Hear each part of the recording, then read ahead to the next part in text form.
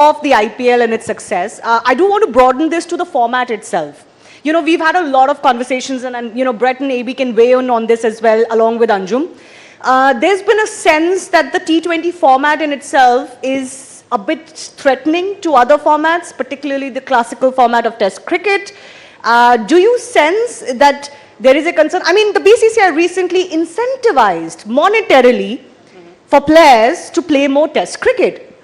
What does that tell you? And is there a concern?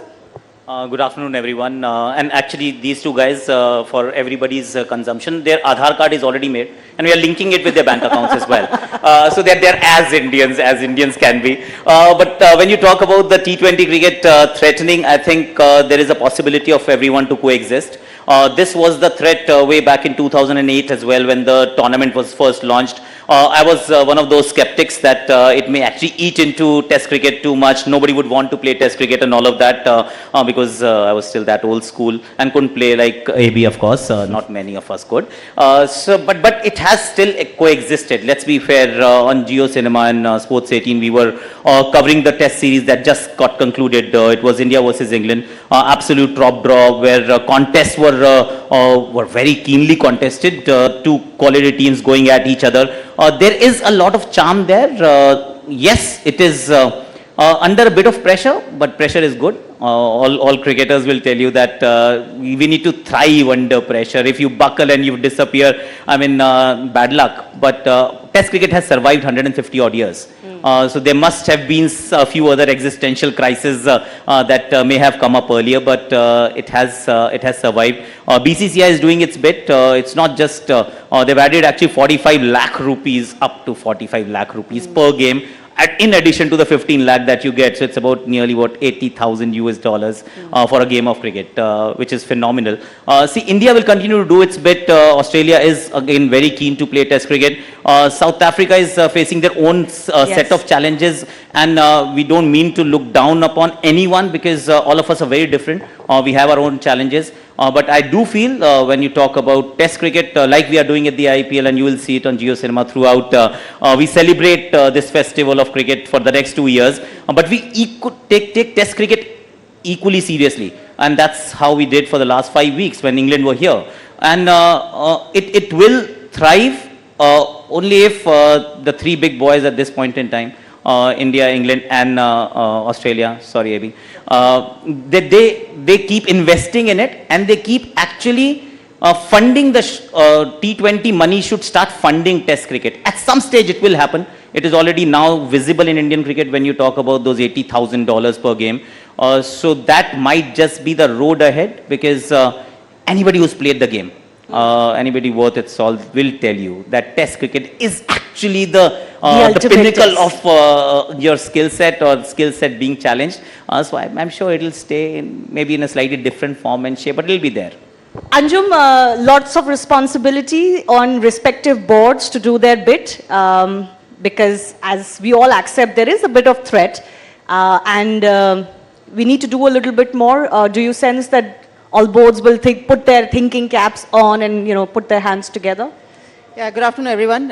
If I didn't say it, then I would have been singled out. So I rather say good afternoon to everyone. So I think, look, for the women cricketers, it's welcoming sign if we can continue to play Test cricket. And since India has won, you know, the good part is that India beat Australia and England at home. So the fillip of hosting more Test matches has come about. We will be hosting South Africa in a couple of months down, just after the IPL. So that's important. But I do feel that Test cricket cannot die. So it's like what Akash said, you know, when T20 came in, no one will play Test cricket. But, you know, it's like a wheel, like this Rising India wheel that we're all a part of at this point of time.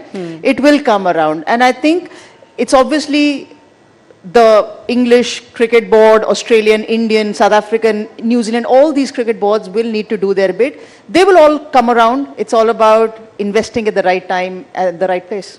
But AB, certainly the modern cricketer, do you sense faces a different dilemma when it comes to choosing their career path they have to make vis-a-vis what you had to make in your days? Yeah, I'm quite thankful I never had to make the decision. I was always motivated just to play for my country, and whatever comes after that is a bonus, you know. If there are any other leagues, which happened during my career. For youngsters these days, it's really not an easy decision, but it should be made easy for them, and that's where I'm coming from. I feel cricket is like music, and Test cricket is like classical music. It almost becomes part of you. It's an art, where T20s is probably more like rock music. It's more entertaining and exciting, but there's room for all genres to exist within music. But it comes from the administrators, the boards, and they really need to take these decisions out of their hands, or at least make it easy for them and say, you know what, it can be entertaining, it can be good for you to go and commit for Test cricket. If you want to play T20s, no problem, there's your route. So I think that's the way forward. Brett, what would you tell modern day cricketer today when it comes to these dilemmas? Well, firstly, have fun. That's the reason why we play cricket. And I'm with AB. You know, I started playing cricket professionally 96, 97, I think it was, a long, long time ago. And you know, the choice and options weren't there. And my dream was to play for Australia, to wear the baggy green cap. So we want to make sure that any kid, any young boy or girl that wants to get the chance to play Test cricket can have that opportunity. I think across the board, though, what would have to happen in order to make it work is to make sure that the players get paid the same amount of money, whichever country that they're playing for. And if we can do that and bring different nations up to speed that aren't getting paid as well as they would in a T20 format, whereas it's the IPL or you know whatever format it might be, that might encourage the young boys and girls then to go back to play, I guess, more cricket. So maybe, yeah, it's up to the boards to get more funding in order to look after their players coming through. I'll just add one small bit, and that's where I think broadcaster can and has played a role. Of course, we've spoken about the players, how can they be incentivized, but this is what we actually did it. Make it accessible to everyone to watch it for free. There are countries where it is not on terrestrial TV, and then you don't get to see it at all. If you don't see it, you're not going to be encouraged to play it. So the last test series, I keep referring to that event, India-England, wonderful test series, but it was also available on everyone's mobile. Go wherever you watch. Bring people into the stadium, don't charge them a penny, just bring them in. Because if they watch their heroes play only in colored clothing for their franchise or for their respective countries, that's what they want to be. And if you want them to play Test cricket, expose them to Test cricket, and suddenly they'll fall in love with it. Yeah. So that's something that responsibility also lies with us from a broadcaster point of view, that make it entertaining, make it innovative, and make it accessible, because that's important.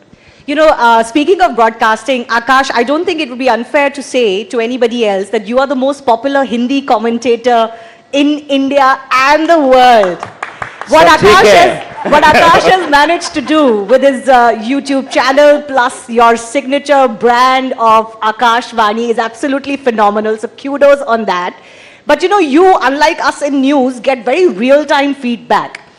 What is the biggest feedback you've received when you do this and interact with audiences? What has been the learning, the biggest learning? Well, firstly, thank you so much. She's been too kind. See, feedback mechanism is a fantastic thing. Where do you get it from? And that's what I think digitalization has actually been a game changer. If you were always been on linear TV, for example, if you're on linear medium, how would you know what works, what doesn't? It is just between a group of people deciding, oh, this is nice, and that is perhaps not nice. But when you are on a digital medium, I think feedback is almost instant. You get to know if people are tuning in, going out, when they actually tend to drop. And now you obviously are deeply ingrained in the digital space as well. So metrics have changed quite a bit. And I also feel actually that digital medium is empowering people. Previously, you didn't have a choice. Now, when you consume any sort of content on digital medium, you have the choice. You're not sitting in a group of people and watching something on linear TV with a remote control being with somebody else. You're not forced to do anything. If it's on your mobile phone, you decide what you want to watch. And if the person who is watching is empowered, then it's our duty to engage him and engage him or her for a significant period of time. Because if we are failing to do so, then there is no hope. And that's where now when we talk about the IPL and what we did at JioCinema, it can only happen in a digital space where you got 17 feed with 12 languages. and only at a click that you decide. So do you modify what you're doing immediately almost, realizing, okay, we need to do something different? You do actually. You take feedback if it's available, if it's there. You watch it and you say, okay, fine. This is clicking. This may not be clicking. Pop culture references, the new age Gen Z things, I may or may not relate to personally because of the age. But my kids do. So you listen to them all the time and you respect them a lot more because they are the ones who are giving you their time. And if you don't value it, I think it's not going to fly. So, and very empowered audience has to be engaged entertainingly enough for them to stay with you. I think the other thing too on GeoCinema and the great thing that we have as broadcasters is that, we do things a little bit differently. When you look at other different channels and stuff, everyone can see the cricket, they can see the ball going to the boundary, they can see the reason why it's gone to the boundary, but what we bring is a different insight from past players, different education, the reasons behind playing that shot, the thought process that goes behind playing that shot, and we've got more time to explain it, I think, between balls, and I've done both. I've done, the live feed where we've done things, and I've done stuff last year with GeoCinema. It's very, very entertaining because we bring a different style of broadcasting to the team, and it's been heaps of fun. Anjum, one of the biggest innovations was different languages. I mean, India is a country of tens of languages that people speak, and the experiences that people have had with so many different languages, commentary now available online, is a huge revolution. What is the difference you noticed in the way the audiences were pulled in because of language alone? A taxi driver was watching IPL on GeoCinema in Bhojpuri language. Yes. So I had to ask him what is the score, because he was consuming that content and he says it's brilliant. Then one fine day I was like, do you only watch cricket in Bhojpuri language? He says, no, friends of mine and actually watch it in Punjabi language also. So there I was in a more comfortable space because I do understand Punjabi. But it's the fact, like what the gentleman have just mentioned about consumption of content, if it's available in a very much relatable language, which is the first language for many people, be it Bhojpuri, be it Bengali or any other language, if it's more relatable and it's also said in a very funny way as well, because it's at the end of the day, it's entertainment. It's not a product which you consume with a lot of seriousness. Seriousness is for the cricketers because we play, but not for the audience. So I think the way that GeoCinema has brought about different languages, it made it more accessible, as Akash mentioned, and the entertainment value, that's why we see the product so successful. Who here would have thought that you would have commentary in Bhojpuri one day for cricket? Raise your hands. Did anyone see this coming? No. In Punjabi? No. Right? That's the difference that has happened today, isn't it? Akash, I mean, it's been a revolution. Well, there is Haryanvi this year because people were asking for it, that, this is far more entertaining. What are the requests that are coming in? Oh, lots actually, I'll tell you. So there's our Punjabi commentator goes by the name of Sunil Taneja. He's very popular. People in Pakistan, and I met them, they said, we are watching him via VPN. I was like, wow, okay. Because it is so Punjabi popular. is spoken very popularly. It is spoken very Pakistan. well. Yeah, it's spoken there. So, see, I'll tell you, sport is a very strange kind of content piece that you can consume on mute. Let's be fair, if it's there, you don't even have to switch on the audio to know what is happening. The audio is based only on your preference. If it is entertaining enough, I want to listen to it. I've got a teammate, he comes from Khurja. So I asked him, अच्छा तुम्हारे गांव में क्या होता है? तुम क्या commentary सुनते हो? कह रहा सर म्यूट पे सुनते थे. हम तो क्रिकेट ही म्यूट पे देखते हैं. We don't watch it with commentary because it's English. They don't understand it. See, there is no disrespect, but if it is the language that I don't relate to, I don't understand, I might as well watch on mute. But the moment I give you the language preference, the language that you speak in, the world opens up. It's far more entertaining and engaging in the end. Yeah, and AB, it's not just about languages. It's also about capturing audiences that maybe were, I wouldn't say neglected, but felt neglected. I mean, you have a YouTube, a YouTube show of your own, and you were seen on a show with Mrs. De Villiers one day. So it's also about getting people involved, people generally that you wouldn't have spoken cricket with, isn't it? Yeah, with the YouTube show, I learned from the best over there. It's not so easy, but I do enjoy it. It's nice to stay in touch with the cricket audience, and that's the idea behind the YouTube show, is to keep sharing what's on my mind about the cricketing world and some other stuff as well. But yes, once again, with our GeoCinema feed, we have the Hangout feed, which is quite different. And I was on that show with my wife, and I also got educated in that show, to be honest. She told me that, no, this one time when KKR played RCB, and I'm obviously an RCB player, she actually supported KKR. And I was like, excuse me, what's that all about? She said, no, Shah Rukh Khan is one of my favorite guys. So I also learned some stuff on there. But I think the audience really relate to that. It's something different. It's something about my personal life and everyone's personal lives, and we get some of the players on there as well. I think Virat's been on, a few of the younger guys get on the show, and we just talk about different things, not only cricket. And yes, there are die-hard cricketing fans out there, but there are also fans that want to know a bit more and not just cricketing stuff. So I think from that point of view, I think GeoCinema has done it incredibly well. There's also Brett 4K, there are hero cams, there's so much technological innovation that is going on. Does that boggle your mind sometimes to see so many different And that's just feeds? up in the commentary box. on the field, it's good as well. Nah, look, it's it's to see cricket in a different light, where it's so close and so realistic now, and the camera angles and the clarity that you can watch with now is fantastic. You mentioned 17 different languages. I reckon there's 18. There's Hinglish as well. We should put Hinglish in there as the 18th. Which And we Brett try will do well in that. Brett can speak a bit of Hindi. Thoda Hindi, Brett, thoda. we are teaching him to be on Hindi feed this year. Hindi, Punjabi, we'll have a crack at everything, right? Sashri Kalji up the back there. Look, it's so exciting. We are on the eve of the Indian Premier League starting. Great to be part of GeoCinema. It's a lot of fun. We want to bring a different product. People are enjoying it, and life is pretty good.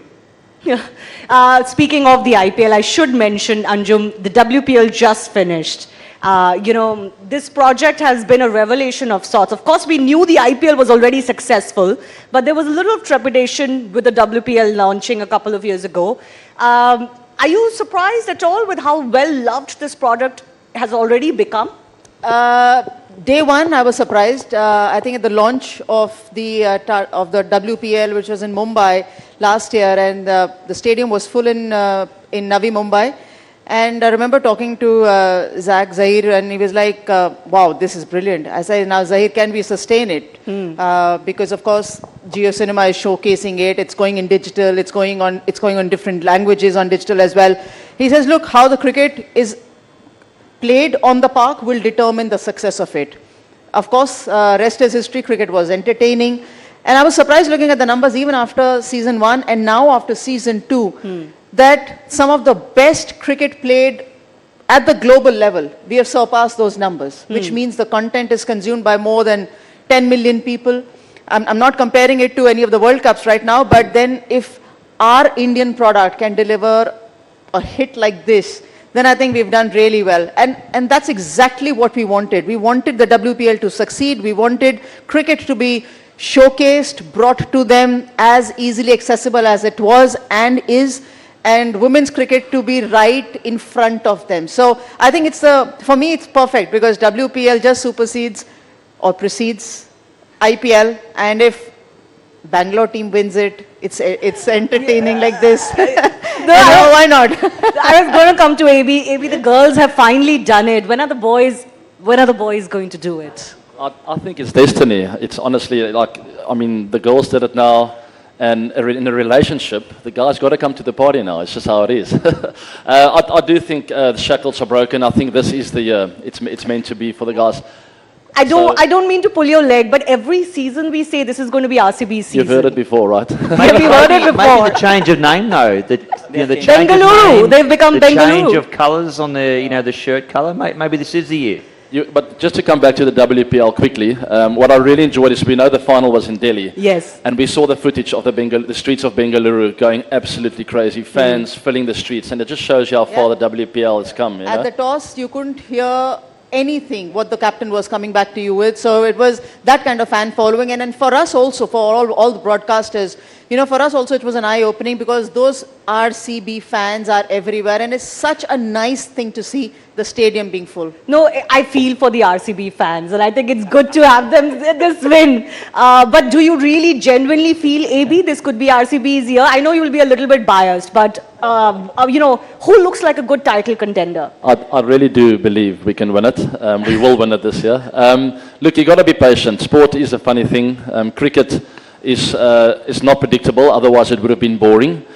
So maybe once the shackles are broken, and I really think the women, sometimes things just happen in a weird way. I think the women have broken the shackles, and once the RCB men's team get one win, I think there's going to be quite a few back-to-back. So yeah, hopefully we go from strength to strength this season. Brett, do you agree? I was actually going through the list of teams, the 10 franchises, and I, not because he's sitting next to me, but I actually think RCB have got a very good chance this year. Yeah, I would not back against them.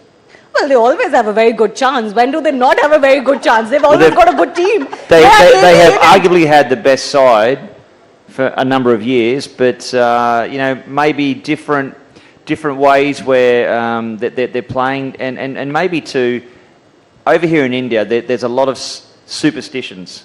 The change of the name, the change of the colour of the clothing. This could be their year. No, but AB, what did hold RCB back? Like, I'm sure there were plenty of discussions around this because it had a superstar team, including yourself, for so many years. There were 9 other star teams as well, you know. It's just, you look at World Cups, I mean, any team can win it. The IPL actually even more so. There are 10 incredibly But good most other teams. teams have won it. Well, there are quite a few that haven't won it too, you know. We are sitting in Delhi, don't forget, huh? Don't remind me about Delhi. Let's not go there. I know Anjum, Akash and I suffer because of the Delhi thing. But was there something, or it's just how it goes sometimes? It's just part of sport. It's not predictable. We gave it our absolute best, lost a couple of times or 3 times in the final. We had our chances here and there, so we got ourselves to blame. But hopefully, and I mentioned it to you before, hopefully the legacy over the last few years that the senior players or the guys who have left already have left behind will carry the team across the line in the years to come. Akash, what is the Akash Tippani and the Akash Vani on this season's title contenders? See, I think firstly Smriti will go to the men's dressing room and give them a pep talk. That's what should happen. She should. They gave her a beautiful guard of honor yesterday. I was seeing, and it was beautiful. On a serious note, I do feel all teams are fairly good, and I agree with AB. There's just a lot more to it than having a good team, which results in lifting the trophy. When I just put all teams together, Mumbai Indians is standing out. They are a very good team. So I'd say it could just be the Mumbai's year once again. Anjum, for you? And also keep Delhi in the mix as well. We do keep Delhi in the mix every Delhi year. in the mix. They're just around, and RCB can jump from there as well. So don't put more pressure on AB. He's not playing. He doesn't have to hit those shots around the ground. But I'm sure as long as IPL is entertaining and we can see all that entertainment in different languages on JioCinema, why not? AB, will you go to the dressing room maybe? Catch up with the old guys and, I don't know, talk to them? Listen, you're asking me a lot of questions now. Eh? She's putting me under big pressure. I would love to. I have been in touch with some of the players. They have a new coach in Andy Flower. Some things have changed over there, so it's maybe a bit of a fresh start for them. So I've decided just to sit back and wait. If I hear from someone, I will very much be open to have a conversation with the guys and give them whatever knowledge I have. But I do feel there's so many world-class players in that team for this season. They're going to be just fine. All right. So, we have on the panel members of the cricket world who've done what they did with the bat and ball. And then, they have other talents. We all know about Brett Lee's musical talent that has been flourishing all through his cricket career, but also, especially post that, we know about your love affair with India as well. We've got YouTube content creators in AB and Akash and commentators par excellence. But you are here, Brett. I do want to ask you. You want to hum something nice in Hindi for us? In Hindi, hame tumhara gun tumhare hi rahunga. Put it in music. What was that? That was a little cheesy love song I wrote in 2006, and I sang it. I had the pleasure to sing with Asha Bhosle. I remember that. And it was funny because I used to go to the ground and I'll be there playing, whether it be in the Indian Premier League, and to think that I'll be out there running in the bowl and they'll be singing the song that I wrote, which was quite fun. I know that AB loves Hindi songs too. You were humming some on your YouTube channel. Hum, please, sing. I'm a shower singer, you know. I keep the stuff in my head. But what is that favorite song of yours? I'm definitely not going to sing on live TV, all right? But I do know a few, but I think... Okay, tell us your favorite song. Well, I performed with Shah Rukh Khan before. Ye dozati hum nahi. Oh, so loud. Brilliant. Excellent. And it sounds so very different when AB has actually sung that song, or in a little few words. It sounds so very different. Hum ye dosti hum nahi todenge and all. Very nice. He's also in Hindi commentary box this year then. He's there. Suraj ki baahon mein? No? Okay, let's leave it. One of my favorite songs. Mukabala. Come on, Akash, let's give him company. You start, I'll follow. I'll have to put it on because I'm bad at it. There are two better singers here.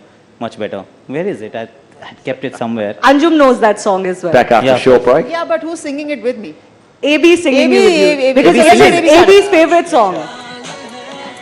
So he was singing a song from the...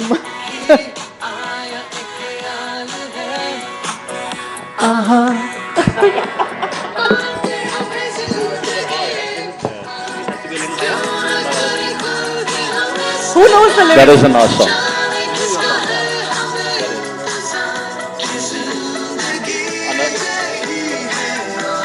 Come on.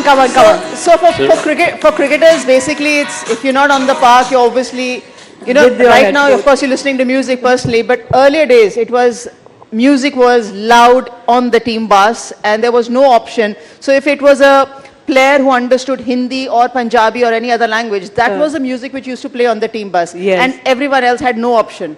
So whether it was a Walkman or whether it was a CD or now with the AirPods or whatever you might call it, nowadays you do have options. Earlier you didn't. So it was one of those, so Zindagi Na Milegi Dobara. Walkman. I've not heard Walkman for about 20 years. That's brilliant. Exactly. There was no option. You had whoever was seated next to the driver, the cassette or the CD or whatever. Yeah, was just get it. The good old plugged in. days.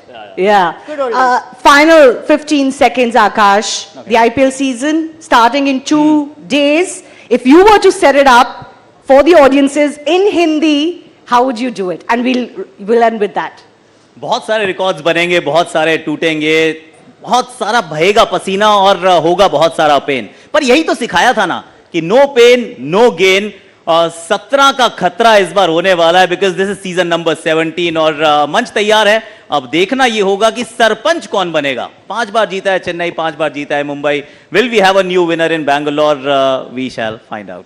All right. On that note, a big round of applause for our cricketers on the panel. Thank you so much, ABG, Breckley, Akash, and Anjum. Thanks a lot.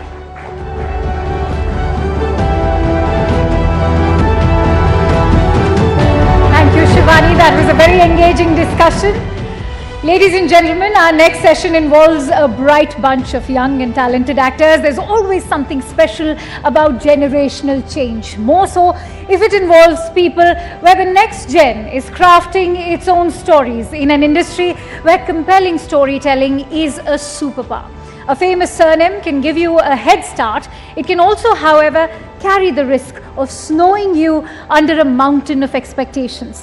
Ladies and gentlemen, please welcome 4 supremely talented actors, Rajveer Deol, Alize, Vedam Raina and Palak Tiwari for a session titled New Gen, New Genres in Conversation with Pankaj Bhargav. Ladies and gentlemen, let's have a huge round of applause for them.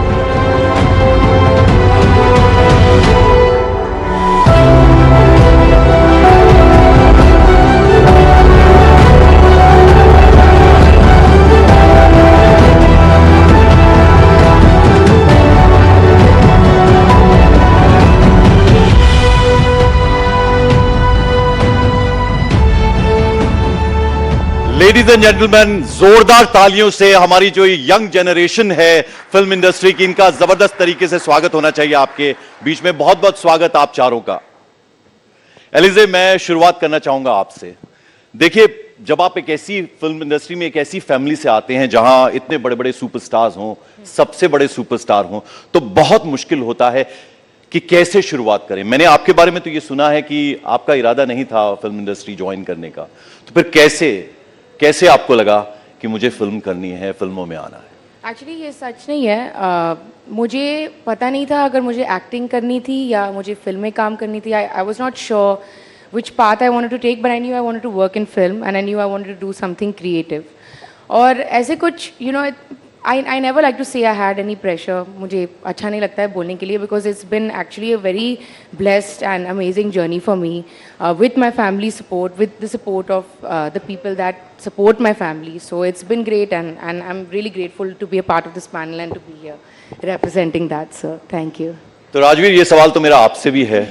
देखिए, जब दादा जो हैं वो superstar हों film industry के, और पिता आपके वो 2.5 किलो का जो मुक्का है, और बॉबी देओल हों, अभय देओल हों, ऐसी फैमिली से जब आप आते हैं तो कितना प्रेशर आपके पास था, और फिर आप तो भाई भी हैं, तो क्या लगा आपको कि मुझे भी इसी चीज को करना है, फिल्म इंडस्ट्री में ही अपने पैर जमाने हैं, कदम जमाने? कितना आपके लिए आसान था और कितना मुश्किल था? I don't think you can escape it when it surrounds you so much.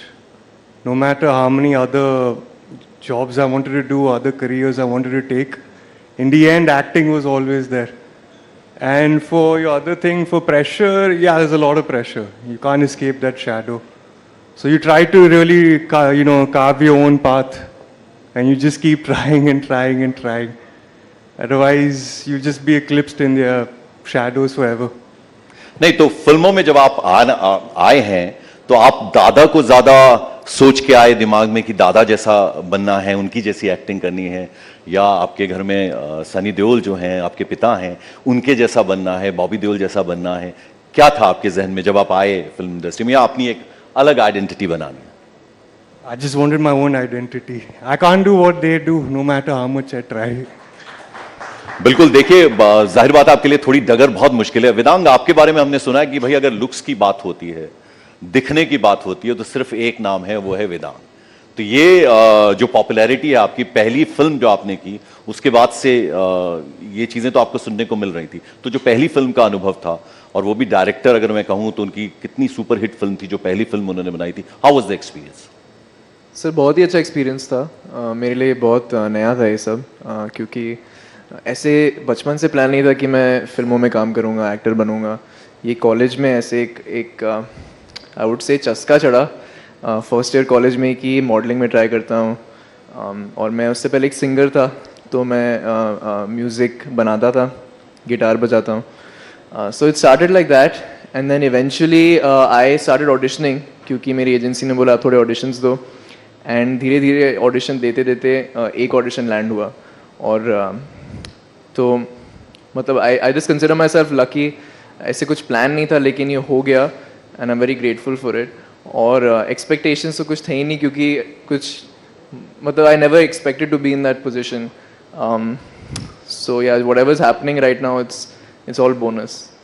बिल्कुल। तो लेडीज एंड जेंटलमैन, आप चाहेंगे, चूंकि गाने का जिक्र किया है, अभी तो नहीं लेकिन थोड़ा सा आगे आप कहेंगे, आपका गला खराब है मुझे मालूम है, वो आप जरूर कहेंगे, लेकिन आप सुनना चाहेंगे जरूर कि ये क्या गाते हैं, कैसा गाते हैं, आप देखना चाहेंगे, सुनना चाहेंगे। एक बार जरा बोल दीजिए आप, ऐसा होगा। तो देखिए, अब आपके ऊपर आपको सोचने का हमने टाइम दिया। जब तक मैं पलक से बात करता हूं, मैं वापस आपके पास आऊंगा। पलक, जरा आप बताएं, आपकी जो पहली फिल्म थी उसमें एक बड़े स्टार आपके साथ थे, और दूसरी फिल्म में तो इतने बड़े स्टार थे, तो वो दोनों फिल्मों का जो आपका शुरुआत हुई वो अलग अलग एक्सपीरियंस रहे होंगे। तो कैसा एक्सपीरियंस था पहली पिक्चर का, और फिर जो दूसरी आपने इतने करोड़ की फिल्म कर डाली? सर, वही मैं बहुत सौभाग्य की बात मानती हूँ कि मेरी पहली फिल्म इतने करोड़ों की थी, पर उसमें आपको पता है ये हो गया कि एक कलाकार के लिए सबसे कठिन चीज़ होती है बॉक्स ऑफिस, और वो हमारा जो सरदर्द था वो सलमान सर ने ले लिया, तो वो एक टेंशन मेरे शोल्डर से कम हो गई। तो उसमें आई थिंक ये एक्सपीरियंस पूरा हंसी मजाक का हो गया, मज़े का हो गया, क्योंकि मैंने अपनी जो पहली फिल्म थी, मैं इतने बड़े लोगों के साथ काम करी थी कि मुझे लगा मैं सिर्फ सीख लेती हूँ, मैं यहाँ पे कुछ दे तो नहीं पाऊँगी, पर मैं सीख लेती हूँ। और वहाँ पे मैंने सिर्फ सब कुछ निचोड़ा है। मैंने आसपास देखा है, मतलब अच्छा ऐसे करते हैं, अच्छा ऐसे करते हैं, मैंने सब सीख लिया वहाँ से, और वो थी मेरी पहली फिल्म। और जो मेरी दूसरी फिल्म है वो अभी तक आई नहीं है, पर वो संजय दत्त सर के साथ है, वो उसमें है। उतना नहीं जितना सलमान सर थे, किसी का भाई किसी की जान में, पर संजय सर प्रोड्यूसर भी हैं। तो इसमें थोड़ी ज़्यादा हैवी लोडिंग है, तो ये मुझे लगता है कि ये पार्ट 2 है। पार्ट 1 में सीखो एक बड़े स्टार से, पार्ट 2 में दूसरे बड़े स्टार के सामने जाके, ये मुझे पता है, हाँ इतना मुझे आता है। तो ये थोड़ी प्रिपेयर होगी मैं सलमान सर की वजह से, तो बस वही लकी होगी वहाँ पे। अच्छा, वो इतने बड़े स्टार हैं, वो आपको बिल्कुल फील नहीं होने दिया होगा उन्होंने, जब आप फिल्म बन रही थी, जब वो शूटिंग चल रही थी, ऐसा तो फील नहीं होने दिया आपको? आई थिंक वो कभी कभी खुद भूल जाते हैं कि वो बहुत बड़े स्टार हैं। उनको बहुत अच्छा लगता है सबको एक जैसा रखने, कि सबको एक जैसा रखें। उनको बहुत, स्पेशली अगर कोई उनको लगता है ना बच्चा है, उनको बहुत प्यार से रखते हैं, बहुत हमेशा सिखाना उनको बहुत पसंद है। उनको नहीं लगता कि हमारी उम्र में कोई गलती कर सकता है। उनको लगता है ठीक है, कोई बात नहीं, अच्छे से करो, ये नहीं ऐसे करो, कोई भी चीज़ बड़ी या छोटी नहीं होती। तो उनसे मैंने बहुत कुछ सीखा है। बिल्कुल, बहुत कुछ सीखा है। एलिजे, देखिए इतने बड़े क्रिटिक अगर घर में ही हो, जब आप फिल्म कर रही थी तो क्या उनकी कुछ गाइडेंस मिलती रहती थी, या पूरा छोड़ा हुआ था उन्होंने कि आप अपना बेस्ट दो, और बाद में जब वो फिल्म लगी, जब उन्होंने देखी, तो वो कॉम्प्लीमेंट या जो भी उन्होंने कुछ कहा, जरा वो शेयर करें हमारे दर्शकों के साथ? आई थिंक सबसे बड़ी चीज़ जो थी वॉज दैट कि उन्होंने मुझ पर इतनी यकीन की that he was okay to support a film with a female protagonist like Farrey, and it was the best thing we could have asked for. क्योंकि आई थिंक एडवाइस तो बहुत लोग देते हैं, but to actually do something for someone physically to make a movie happen, to find investors, to get the script, to get the director, इतना commitment देने के लिए it's very I am really grateful कि उन्होंने मुझे इतना support किया। And more than advice, I think it's that वो जो साइलेंट प्रेजेंस रहता है, एक गार्डियन एंजल जैसा, कि हम देख रहे हैं, हम इन्वॉल्व नहीं हो रहे, you should be independent, you should live your life, लेकिन दूर दूर से वो देखते रहते थे कि I am here for you and I am there. ऐसे कुछ स्पेसिफिक उन्होंने अच्छा, ये बोला बताइए कि नहीं। वो लाड और डांट का मिक्स होता है उनके साथ, या बहुत ज्यादा लाड करते हैं? डांटा कभी किसी बात के लिए उन्होंने?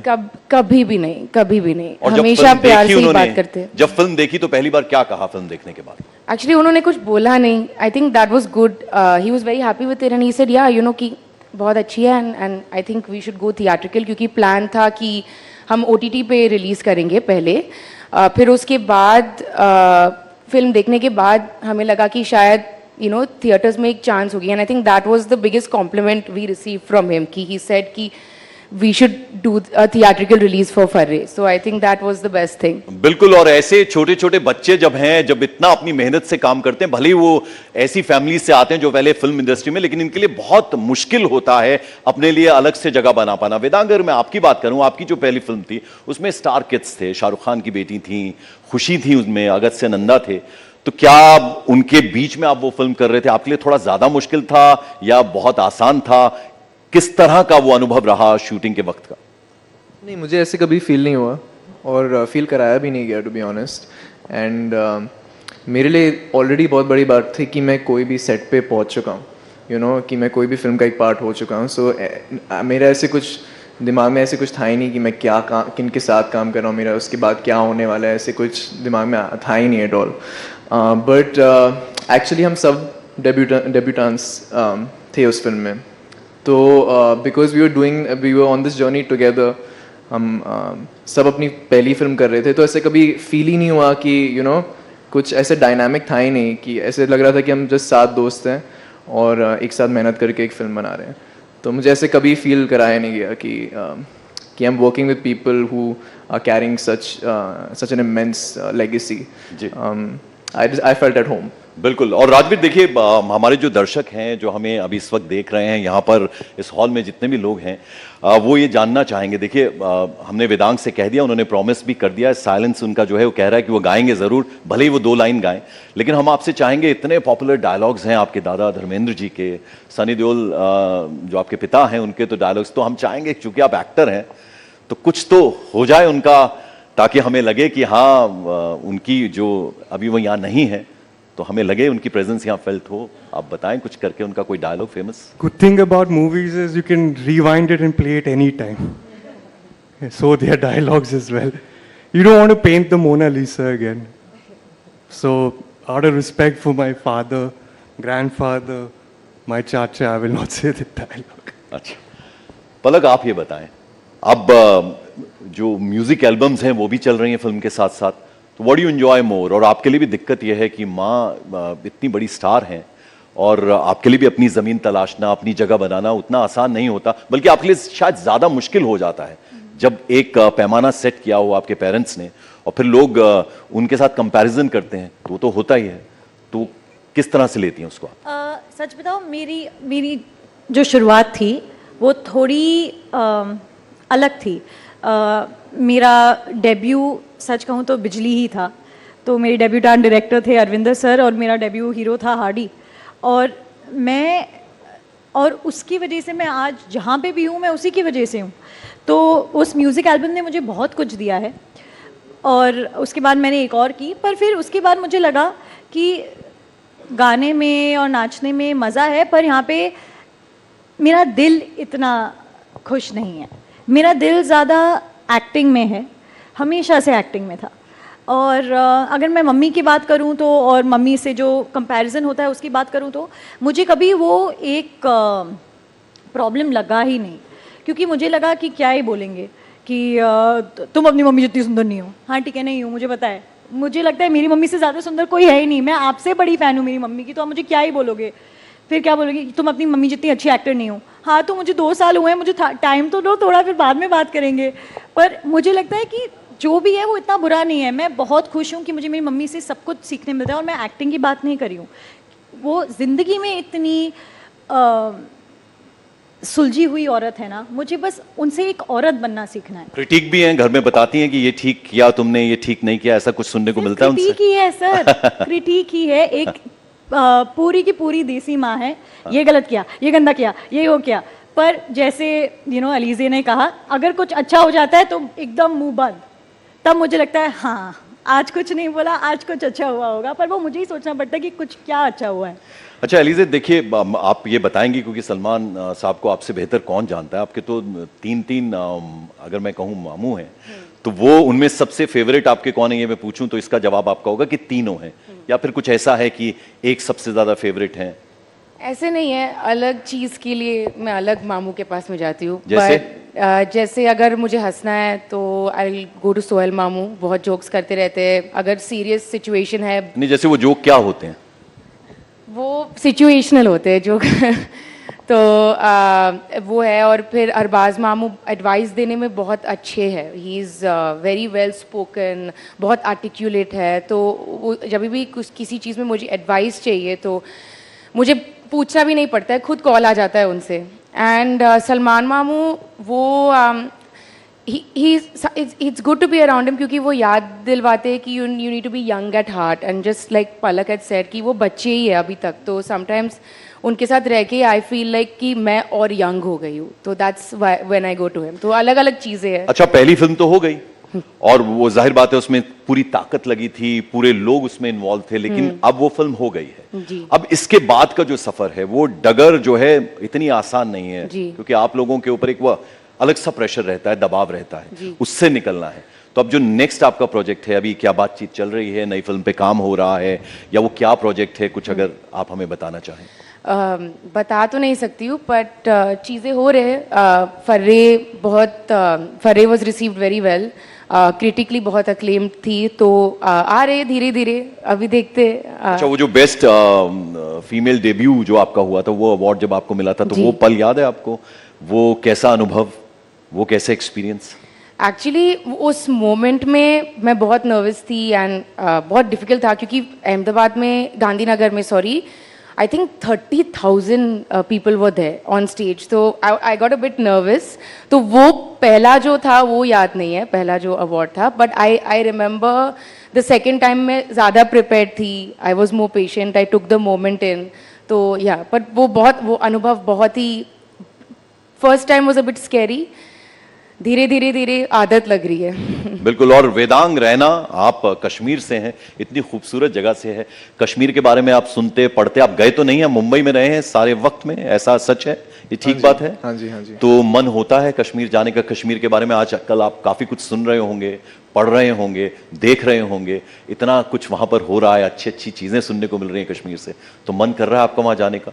कुछ हाँ जी, बिल्कुल। कुछ वो जो सुनते हैं आप कश्मीर के बारे में कुछ कहना चाहें अगर? ऑफ कोर्स मेरे माता पिता तो कश्मीर में वो दिल्ली से हैं एक्चुअली, लेकिन माय ग्रैंड पेरेंट्स उनके एक्सपीरियंसेस मैं सुनता रहता हूँ कश्मीर के। तो मेरा बचपन से बहुत ही मन है जाने का, अपॉर्चुनिटी कभी मिला नहीं अनफॉर्चुनेटली, लेकिन इस साल एक्चुअली प्लान बन रहा था कि some time may be April में you know the whole family will go, but I always hear the best things about it. और हम कश्मीरी लोग काफ़ी पैशनेट है अपने जगह के बारे में, हमारे कल्चर के बारे में, तो आई कीप हियरिंग स्टोरीज। भाषा आती है आपको? बहुत थोड़ी, बहुत कुछ एक अंश उसका अगर सुना पाए, ताकि वो जो कश्मीर में बैठे लोग आपको सुने कि हाँ हमारा लड़का जो है वो इतना शानदार काम कर रहा है फिल्मों में। कैशुकरन Kyachukaran is how are you doing or what are you doing, and Myun Navch Vedang, that's my name is Vedang, and Orzu Dorkut, whoever knows that. तो वाजवान पसंद है आपको खूब? हाँ जी, of course. Biggest fan of Kashmiri foods are Kashmiris. Rajveer मैं आपसे ये जानना चाहूंगा, देखिए धर्मेंद्र साहब का एक बर्थडे था, तो मैंने उनको बड़ा लंबा चौड़ा उनके साथ इंटरव्यू किया था, तो वो जब होते हैं मंच पे तो एक माहौल सा बनता है, इतना लंबा उनका काम रहा है, इतना बेहतरीन उन्होंने काम किया है, इतना प्यार उनको लोगों से मिलता है और उनका एक अंदाज है। लेकिन अगर मैं सनी जी की बात करूं तो बहुत शाय हैं वो, आपके ब्रदर को भी मैंने देखा है और अब आपको भी देख रहा हूं। बॉबी की अगर हम बात करें तो वो आपके चाचू हैं, उनका वो पिता से मिलता मिलता है सब कुछ, लेकिन ये आप तीनों जो हैं वो बिल्कुल अलग लगते हैं दोनों से, इसका क्या कारण है?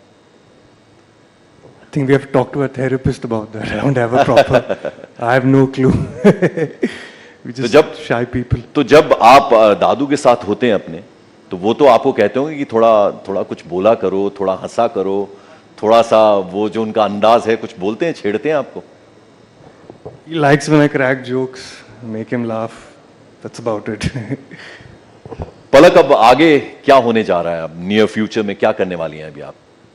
आगे सर मैं बहुत ही ज़्यादा एक्साइटेड हूँ कि जो मेरी फिल्म आ रही है कि वो लोग देखें, क्योंकि मैं चाहती हूँ कि लोगों को देखने मिले कि एक ऐसी चीज़ जिसको लेके मैं बहुत प्राउड हूँ, जिसको लेके मैं जानती हूँ कि हाँ इसमें मुझे लगता है कि मैंने अच्छा काम किया है, जो मैं अपने बारे में बहुत ज़्यादा बोलती नहीं हूँ, पर हाँ तो मैं चाहती हूँ कि लोग उसको देखें, मुझे पता चले कि लोग इसके बारे में क्या सोचते हैं, और उसके बाद फिर तो मुझे बहुत अलग अलग प्रकार की फिल्में करनी हैं, मुझे हर जॉनर ट्राई करना है, और होपफुली मुझे ये मौका भी मिलेगा और मुझे लोगों का बहुत सारा प्यार चोरी करना है, ऐसे छोटू। वो प्यार तो आपको मिल भी रहा है। जल्दी जल्दी से मैं छोटे छोटे आंसर्स चाहूंगा आपसे, और फिर वेदांग हमने आपका गाना भी सुनना है बिल्कुल आखिर में, मैं भूला नहीं हूँ, बिल्कुल याद है मुझे। आप ये बताइए कि अगर आप एक्ट्रेस ना बनती या ना होती आप एक्ट्रेस, तो क्या बनती इसके अलावा? हाँ, डायरेक्टर बनती। तो ये है तमन्ना दिल में कि एक दिन मैं कोई फिल्म डायरेक्ट करूंगी, हीरो सलमान खान होंगे उसमें? जी बिल्कुल। वेदांग? हाँ जी, सिंगर होते आपने तो बता ही दिया। या सिंगर, बिकॉज मेरा I wouldn't say my career, but school और कॉलेज में मैंने बहुत गाना गाया है। हाँ। और गिटार बजाया। ठीक, हम सुनेंगे आपसे। राजवीर आप बताइए, आप तो खैर पूरी फैमिली एक्टिंग में है, तो क्या अगर एक्टर ना बनते कुछ और शौक है आपको, कुछ और भी बन सकते थे आप? Something in the gaming industry, probably. Gaming development or something. पलक आप? मैं आपको बस सच बोल रही हूँ, इसके आगे पूछना मत, क्योंकि आपने छोटा छोटा बोला। कुछ नहीं, मैं कुछ नहीं कर पाती, मैं बोल रही हूँ मुझे और कुछ नहीं आता, हो गया जल्दी से बोलिए। तो बिल्कुल मतलब एक्ट्रेस बस, और कुछ नहीं आता। चलिए अब आखिर में आप चाहेंगे कि वेदांग हमारे लिए कुछ 2 लाइन गा दें? मतलब आपने एक बार जरा जोरदार ताली बजा दीजिए ताकि वो माहौल बने, वो गा दें। वेदांग प्लीज, देखिए अब तो आपको गाना होगा। प्रेशर का माहौल बना दिया आपने। हाँ तो चलिए गाइए। अच्छा ठीक है, 2 लाइनें गाऊंगा। I try. मैंने कुछ, हाँ चलो ठीक है, लेट मी जस्ट। एक गाना है लाल इश्क। तुझे संग बैर लगाया ऐसा रहा ना मैं फिर अपने जैसा। बस। बहुत ही शानदार, जोरदार तालियां आप सबकी एलिजे, वेदांग, राजवीर, पलक, बहुत बहुत सारी शुभकामनाएं आपके ब्राइट फ्यूचर के लिए। आप बहुत अच्छा करें, नाम करें, अपने जो परिवार के लोग हैं उनका खूब नाम बढ़ाएं। बहुत बहुत शुक्रिया यहां हमारे साथ मंच में आने के लिए। Thank you so much. Thank you so much. Very engaging and heartwarming conversation. Ladies and gentlemen, and with that, let's now shift focus to Bharat's economy. There's always something special about generational change. Now, with that, we've of course ended this session, but let's talk about the economy. If sustained economic growth is India's ambition, inclusive growth is Bharat's purpose. Welfare economics, education, health, employability will all have to sink in to cast the net growth to the widest possible range. Please welcome Dr. Shuchin Bajaj, Founder Director, Ujala Cygnus Healthcare.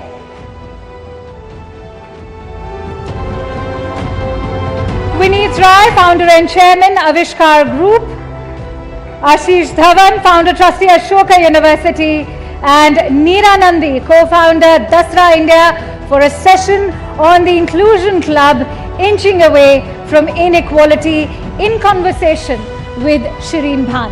Ladies and gentlemen, please welcome our esteemed panelists with a huge round of applause.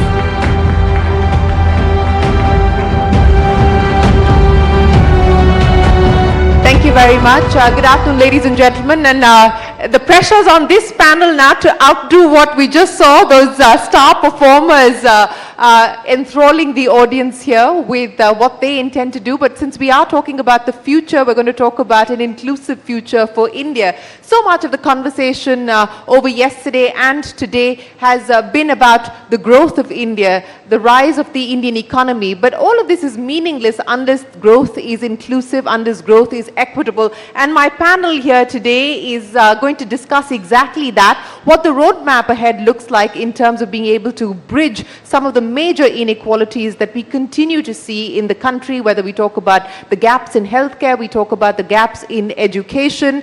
All of those are gaps that require innovative solutions, innovative thinking. Is there a road for private capital and for private enterprise to bridge some of these inequities? Let's just put some numbers on the table before I get my panel to comment. And Neera Nandi is here representing Dasra. Dasra has just put out a report, as it does every year, to talk about what is happening with corporate social responsibility spends. Remember, it is mandatory for companies to allocate 2% of their profit towards corporate social responsibility. So Dasra tracks what's happening on that front and also tracks what's happening as far as the use of philanthropic capital is concerned. But the bulk of the spending on the social sector continues to be done by the government. So if you take a look at the data, approximately 23 lakh crores, that's about 8.3% of GDP, is what the government is spending as far as the social sector is concerned. But it is still well below the asking rate. The Niti Aayog believes that the gap still is almost 5% between where we need to be and where we are today in terms of social sector spending. So what role can the private sector play? Neera, let me come to you with that. You've just put out the Dasra report, and while there has been progress, both in terms of being able to raise philanthropic capital as well as CSR spending, FY23, the number stands at what? CSR 23,000 crores. What more needs to be done? What's the positive change that we've seen, but what you believe needs to be done going forward? So probably we need to do a lot more. If you really look at India, culturally we give a lot, but there isn't much infrastructure to support that giving. So CSR, yes, gives a lot, but what our report also talks about is how powerful family philanthropy is, retail philanthropy is, and in fact that giving can take a lot more risk and can be more innovative. So a big part of what we've been trying to do is, can you take some of that innovation and link it with government systems, because as you rightly said, they're one of the biggest, deepest pockets, and if you can't work through government systems like health and education, a majority of the population isn't going to reach there. So what we saw this year was that more CSR giving, that increase came from companies actually meeting the mandate rather than there actually being growth. But in family philanthropy, interestingly enough, it was the affluent givers, so professionals, folks who have jobs who are giving far more of their net worth than even the ultra high net worth. And first generation wealth creators doing more of the giving. Yes, and they're giving a lot more. Well, they have liquidity events, right? So once these liquidity events happen, we call them the now generation. So the now givers are putting quite a lot of money, like the Kamath brothers, Rain Matter, putting into, or even having Ashish here, really putting money into foundations in climate and other kinds of issues that aren't always the traditional health, but more at an intersection. So you're seeing these now generation givers, you're seeing intergenerational, kind of like the panel we had before, next generation is actually wanting to do a lot more in philanthropy and thinking about how they can be more strategic. And I think what's very exciting, and you'll agree with me, Shireen, is that we're seeing women-led philanthropy actually really move the needle, and if we can really get women to do more and be more of the decision makers. So they don't necessarily create the wealth as much, but they're actually leaning into doing that philanthropy. And our Giving Pie network, which has about 300 families now, collectively giving 1,000 crores to India, 70% of these families are actually women-led, as in they're the ones engaged in the philanthropy. So if I were to ask you, Neera, for one thing that you believe we need to prioritize, both from a private sector perspective, but also from the government's perspective, to create a much more enabling, facilitative environment to encourage more giving. I think we have to have some incentives, right? So I think... Incentives to give more? Yeah, like tax incentives. I think it can help. And I think, you know, we need to be able to do that, and we need to have more visibility and transparency. So if the government can mandate and we know where giving is going, then we're able to enable that. So I think just having more players and strengthening that ecosystem, I think will really help. Okay, Ashish, I want to come to you now. Yes, go ahead. I just wanted to add a small thing on the giving. I think the incentive that would really help is being able to contribute shares. Because often people take their company public. If you donate shares to a foundation or a charity, it has to be liquidated within a year. So I would advocate that, you know, maybe give 5 years for a longer period of time. That will then enable people to sort of tax-free give their equity, which is the way it happens. Does globally. anyone really want to part with equity for foundational purposes or for giving purposes, Ashish? No, you'd rather, I think it's easier sometimes to give away small amounts of equity than to give away money? Cash. Yeah. That's easier, notionally. And two is, if you're getting it pre-tax, you know, giving away your equity before it crystallizes into a capital gain, that makes it easier.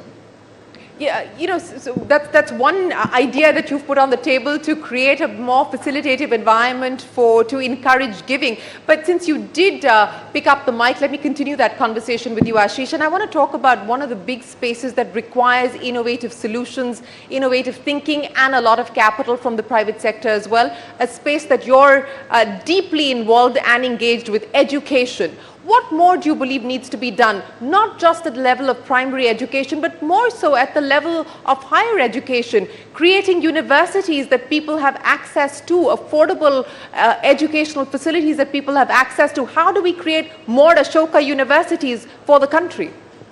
So Ashoka is a non-profit, and I can talk about that model later.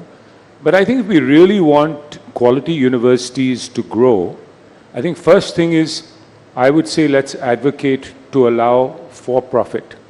You know, right now it's not for profit, and then people find a way to take money out through an infra company, content company, etc. Let's make it legit for universities. So destigmatize the idea of for-profit for education. Absolutely. And especially for higher education, it's a no-brainer. I mean, you've seen it in the case of Brazil. There are higher education companies that have more than 1 million students. You know, they've scaled up the university system. So that's one. Two is, I think we need a better quality marker. NIRF is not enough. I think universities should be forced to disclose their placement data, the acceptance data, you know, all the data about the students they get in and the graduation, the outcomes, because often that's the basis on which parents will make decisions. We've seen it with engineering colleges. The worst ones had to shut down. So for the market to work well, you can't have information asymmetry. So that's a second one. And I think a third one, for more research universities like Ashoka, we just need more collaborative platforms. I don't think anybody can do it alone. Some people can, like the Ambanis or Shiv Nadar. But I think more collaborative platforms come together, and I'm seeing that happen. We'll have 40, 50 Ashoka-type universities in the next decade.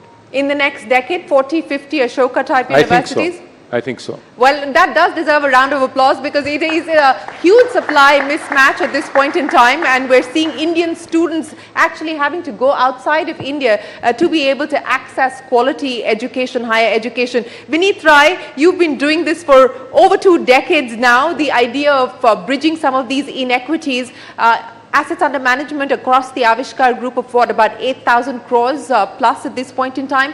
Where do you believe the problem still lies? What do you believe needs to be done to really unleash entrepreneurship for the development sector? So let me actually just phrase, 2030 is just a few years away. Sustainable Development Goals came into being 2015, a world without hunger, poverty, inequity. Brilliant thought process. It's never happened since the time Homo sapiens walking straight. So great vision from the countries. Now, to make it happen, you require $2.5 trillion a year investment for last 15 years. We lost everything during COVID. So India itself requires close to $1 trillion investment. Close to $1 trillion investment in case we have to change. Total impact investing, despite all our struggle, everything impact investing was born in this country. This country remains the model. I think we are talking about few hundred billions. That's where we have reached. Globally, impact investing is close to $1 trillion. I think what we have done very well in impact investing is we have convinced at least the foreigners that there is something called impact investing, and they have started allocating large amounts of capital. We are still struggling to convince Indians to participate in the venture industry. Impact investing is going to be a step from there. The good thing that has happened in India is that venture industry and impact investing has actually come together, partly because some of the largest enterprises are going to happen in agriculture, water, health, education, financial inclusion. And that's exactly where the new ideas and new innovation. I'm coming from Startup Makum, and the amount of people who, the footfall that we saw in agri-tech was seen to be believed actually, where you have AI, SaaS and gaming competing against agri-tech for footfall. So. Well, that certainly is impact. We will have to see how this actually plays itself out. But you're right that we do have startups now focusing on India's specific problems and trying to look for Indian ways of being able to address some of those, including what you've been able to do, Shuchin, with your chain of hospitals. Now, explain to me what you've done differently so that you can make quality private healthcare accessible and affordable, and how do we scale that model? Thank you, Shireen. As we sit here speaking about billions and trillions of dollars, and we were together at an event recently at Davos where the head of a large multinational bank actually mixed up her billions and trillions and said, no, I don't really meant trillion, I meant billion. No, it was trillions. So when we sit here speaking of that, a silent majority seems to slip through all safety nets. And in India, we are speaking about more than 500 million people who have no access to emergency, tertiary, quality healthcare. And in healthcare, the issue is that the inequalities are not just because of the financial reasons that we speak of at these panels, right? The inequalities go way beyond that. Geographical reasons are one of the top reasons, right? Metropolitan cities, the 9 metros of India have a population of what, around 12, 13 crores. If we take the state capitals as well, another 20 crores. So, more than 100 crores are staying out of these cities, and they have less than 5% of all super specialty healthcare available. So even if you are a 100 crore net worth individual in a small town like Sitarganj where we work, if you have a heart attack and we were not there at that moment of time, there's no saving you. Those 100 crores cannot save you.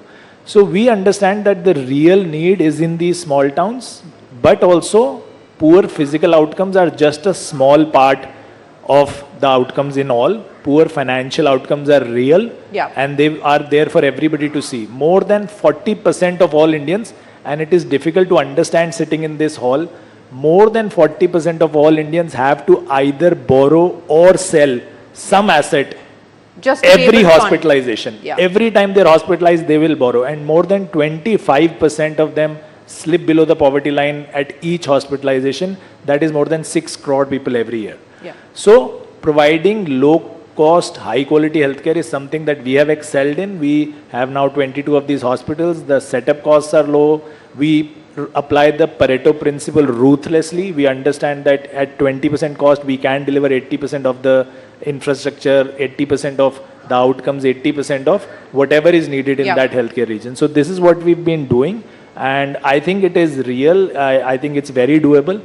We've proved it to the world. We've proven the model. Yes, 22 hospitals up and running across India, across North India. At this point in time, Ashish said 40 to 50 Ashoka universities over the next 10 decades. How many hospitals are you going to be setting up over the next decade? Yeah, we shouldn't be less than Ashish. So 50 is the number we should go with as well. Okay, but you know, we're talking about safety nets. And Neera, I want to get you to come in on that as well. But just a quick point from you, Suchin, before I get Neera back in. Since we're talking about safety nets and we are talking about what the government can do. Ayushman Bharat, for instance, marquee scheme of the government, it is up for review. Vinod Paul committee has been set up by the government to review the Ayushman Bharat scheme. What do you believe needs to be done to recalibrate it, if at all, today? You know, people question the reimbursement rates, for instance. What do you think can be done to make it more robust? Shireen, you know, we've been the champions of Ayushman Bharat ever since it was launched. We did the first cardiac procedure in the country under Ayushman. The first angioplasty was done at our hospitals. Out of the first 10 hospitals recognized and rewarded by the government, 4 were ours. Unfortunately, the issue still remains, as in all PPP partnerships. This is a PPP partnership, right? The government is always wary and suspicious of the private healthcare or the private providers. The private providers are always wary that the government does it really mean what it's saying on the big diocese. Payments are delayed due to those suspicions only. There's lots of issues between the rates that the private healthcare expects and the rates that the government wants to give.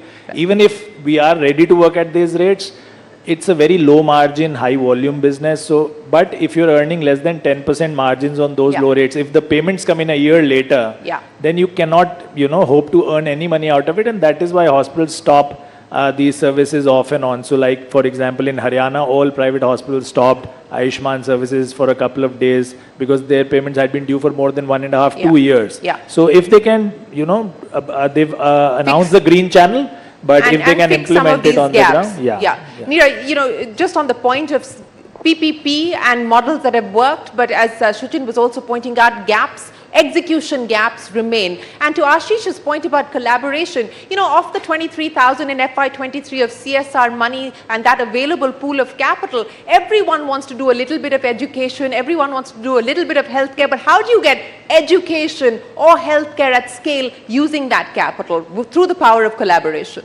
So in fact, in our report, we talk quite a lot about we're seeing an increase in collaboration and having more pooled funds alongside with government could accelerate a little bit more innovation. But the challenge, Shireen, is not about is it education or is it health. For example, 12 years we've been running a collaborative for adolescent girls. You can't just chop her into pieces and be like, here's education, here's health. You have to work on sort of outcomes that might be keeping her in school, making sure she's not getting pregnant, not getting married.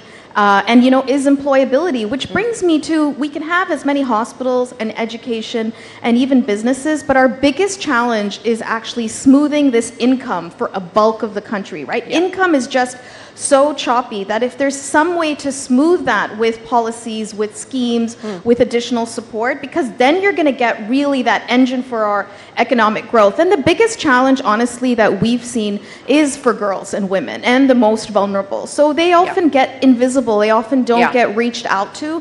And that's where philanthropy plays a role. And that's where collaboratives with philanthropy and pooled capital needs to go to the aspirational districts. It needs to go to the most vulnerable because they need products and services to be subsidized ultimately. Yeah, Ashish, you know, the Niti Aayog and Amitabh Kant set up that 100 aspirational districts with a clear focus of being able to try and address the vulnerable. But outside of that, if I were to ask you to prioritize, and we were just talking about this, prioritizing growth, but more importantly, equitable growth, job creating growth, what is it that you would like to see now in terms of policy changes, policy interventions? Yeah, so I think at the end of the day, whatever philanthropy does will be very small. The state needs to come up with policies and crowd in private capital to make it happen. And we need to focus on labor-intensive growth. We need to prioritize sectors where lots of jobs get created. So I would say a few things. One is the investment to GDP has already gone up, public investment.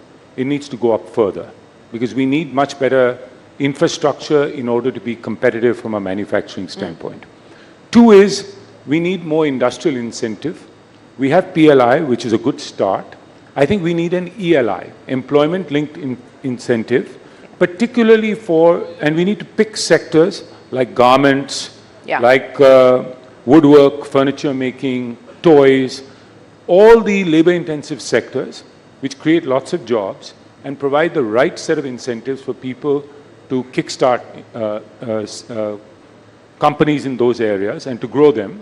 Third is we need an exports mission because China captured anywhere from 30 to 50% global market share in all labor-intensive manufacturing from an export standpoint. This is a golden opportunity for India because China is blacklisted now, and this will yield huge results in terms of job creation. So my focus would be more on how does one accelerate growth, but accelerate growth in a manner that actually creates lots of jobs, because that's ultimately the way out of poverty. It's ultimately the way to reduce the Gini index as well, and so therefore reduce inequity. So not just PLI, but an ELI as well, and that's of course been on the table. Let's see whether the government moves forward. Yeah, Neera. I want to make a plug, Shireen, for the care economy. I think it can create jobs and it can really, really help women. No, you have my vote on that already. We need much more of the care economy, and that will unlock the potential for women to participate in the economy across the formal as well as the informal sector. But Vineet, you know, I want to talk to you about one of the big ideas that you've of course also been involved with, the social stock exchange, and India has seen the first listing on the social stock exchange. You know, take me through what you hope this will do for some of these issues that we've spoken about and for the idea behind impact investors and impact investing. So I think social stock exchange is more on the philanthropy side. So while I was one of the architects, but it's actually worked more for Neera than for me. Having said that, I think what it does is brings the more important parts of transparency and regulation and allowing people or encouraging people to do more philanthropy. I think for social stock exchange, while CSR and other things are already there, maybe we should actually allow temples to invest. And I know there is actually, the amount of money that is lying in the temples is actually worthy to go through social stock exchange into the projects that's listed. So Neera, for you, please do look at it. I am very sure the current government is actually thinking on that line, so do not forget that. Thinking of being able to monetize what's lying with temples? Yeah, and it's actually global. I have actually gone to Vatican and tried to take money out of them. I realize they don't have much money, but so I've tried everything. But Indian temples are very important. So I think we should use the money productively because the amount of hundi that they receive is significant and make a big difference, probably more than what we do on the CSR. But if you have to look on the equalization side, on the commercial side, then like carbon credits, where you are pretty much actually trading the arbitrage for growing trees, I think we need to evolve an impact coin. This is actually to address Suchin's. See, there is no way I will do a startup in Samastipur in Bihar, which I have done, unfortunately. I will generate a 25% dollar IRR and compete with Rajan Anandan of Peak 15. It's not going to happen. Unfortunately, whatever I do, as an impact investor, I'll do all stupid things. But when I go to the LP, they ask the same returns. Yeah. Now, you don't need to be a rocket scientist to understand Samastipur will always be far behind an IIT graduate in Delhi. Or gaming, a guy in gaming will actually win against a warehousing company. So an impact coin could actually work for Suchin, work for me, to push capital to generate returns and then get compensated. And that can come from the government.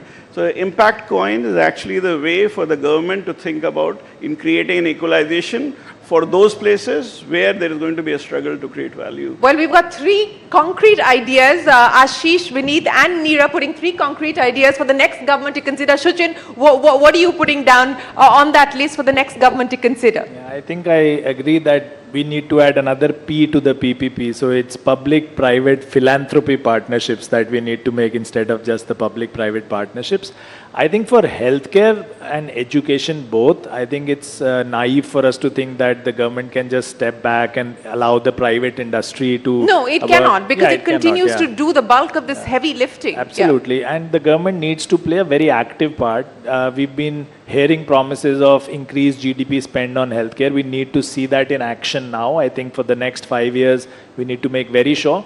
We need to incentivize doctors and providers to go into these aspirational districts, go out of the cosmopolitan cities to set up healthcare facilities. And we need to make sure that we stress on urbanization enough. See, because just having the hospital there does not really cut it. The doctor has reached the super specialist stage. He's a cardiologist because he studied all his life. He did very well in school. So she needs a good school to be there for her children to study. Yeah. She needs a level of urbanization to relax after work. So all of that has to be pushed across all of these districts to make sure that healthcare goes there as well. You know, Ashish, I'm going to start by asking each one of you for your wrap-up comments, and I'll start with you, Ashish.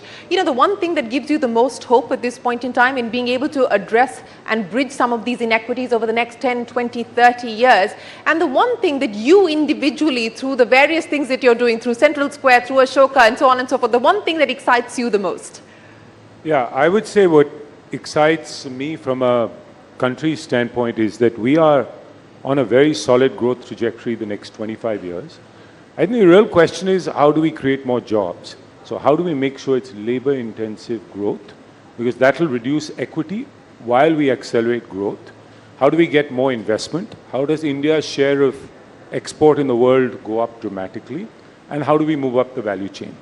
Now, in terms of me personally, my passion really is to build more institutions that really work on these issues alongside government, on policy and policy implementation as well.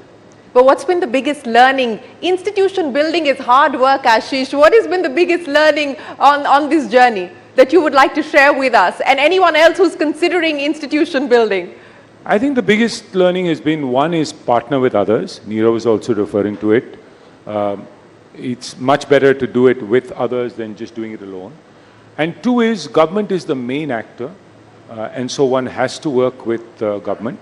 And three is just be innovative. There are new solutions, there are new ways of working. So being innovative, being outcome-oriented is something that we bring from the private sector. Vineet, so, you know, what's the thing that you're most excited about? And what's the future as far as the Avishkar group is concerned? What's driving you today? So we are at around 14,000 crores, hopefully to 1 lakh crores by 2030. I actually didn't take into my calculation the COVID. I went from 5,000 rupees to 100 crores in first 10 years, 150 million, so roughly 1,000 crores in the first 10 years, 1,000 to around 9,000 in the second 10 years. And we said, okay, we'll continue on the same growth, so 1 lakh crore. Then COVID came, so we have slowed down quite. But I think I'm very excited about government thinking differently. I'm very excited about they actually talking about fund of funds. That's a good idea for them to have less control, yet have control.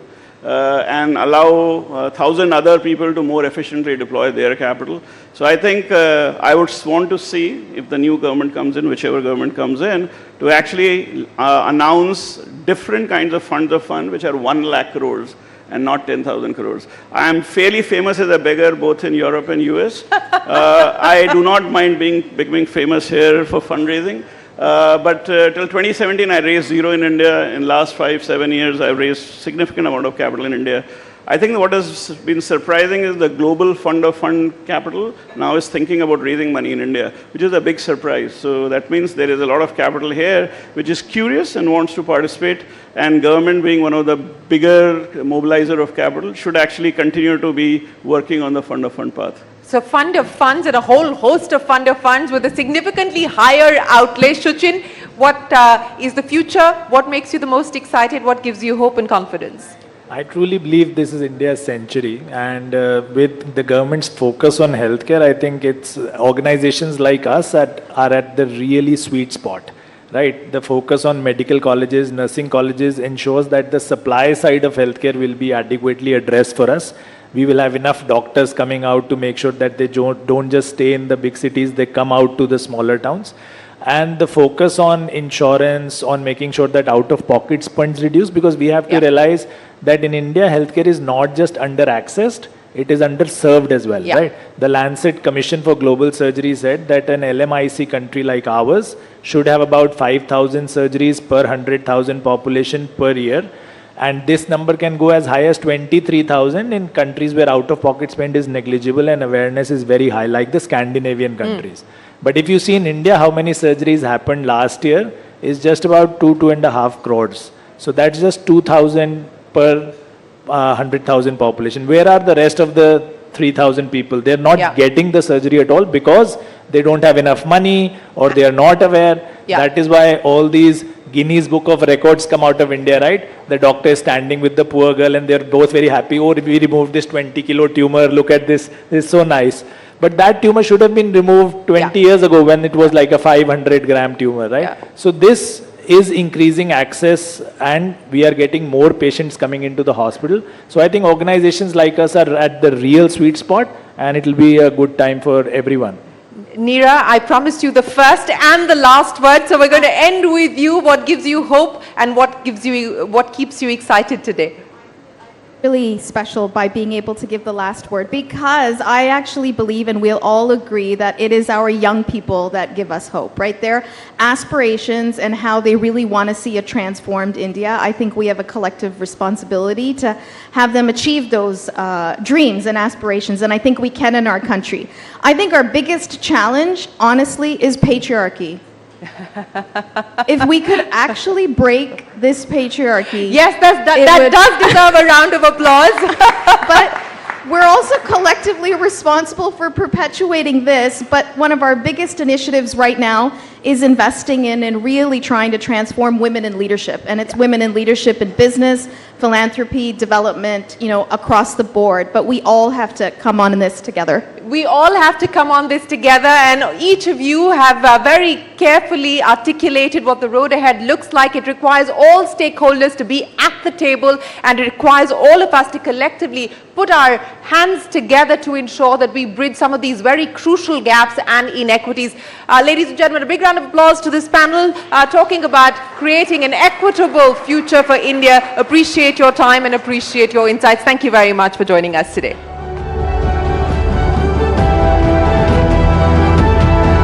Thank you to our esteemed panelists and Shireen for that very insightful discussion. Now, ladies and gentlemen, as you are aware, Honorable Prime Minister Shri Narendra Modi ji will be gracing us with his presence today in the evening. That's why we sincerely request you to please cooperate with the security protocol. As we all know, this is a standard drill, keeping in mind Prime Minister Narendra Modi's security protocol.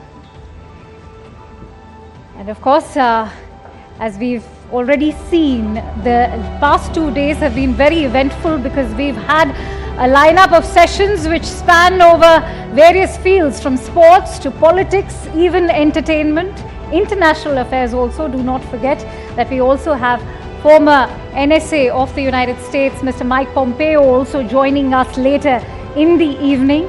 It's been an eventful day today, one that will also culminate with the Honorable Prime Minister's note today. And we do hope that you've been having a good time. There's just one request. Please remain seated, those who are already inside the hall, and do cooperate with the security staff. Now, ladies and gentlemen, our next session is with the quintessential Delhi boy who has made it count in the competitive film world. He began his career as a fashion model, but left it to pursue acting. He took on roles in television before essaying his first lead role in the teen film of 2012, Student of the Year.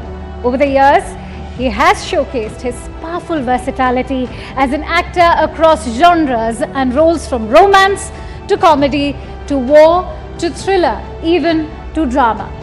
He has starred in such commercially successful films, which are also romantic comedies like Hasi to Fasi, the thriller Ek Villain, and the drama Kapoor and Sons, war movie Sher Shah, and the action thriller series Indian Police Force. Ladies and gentlemen, please welcome Siddharth Malhotra for a session Masala or Offbeat, scripting a new story in conversation with Kishore Rajmani. The stage is all yours.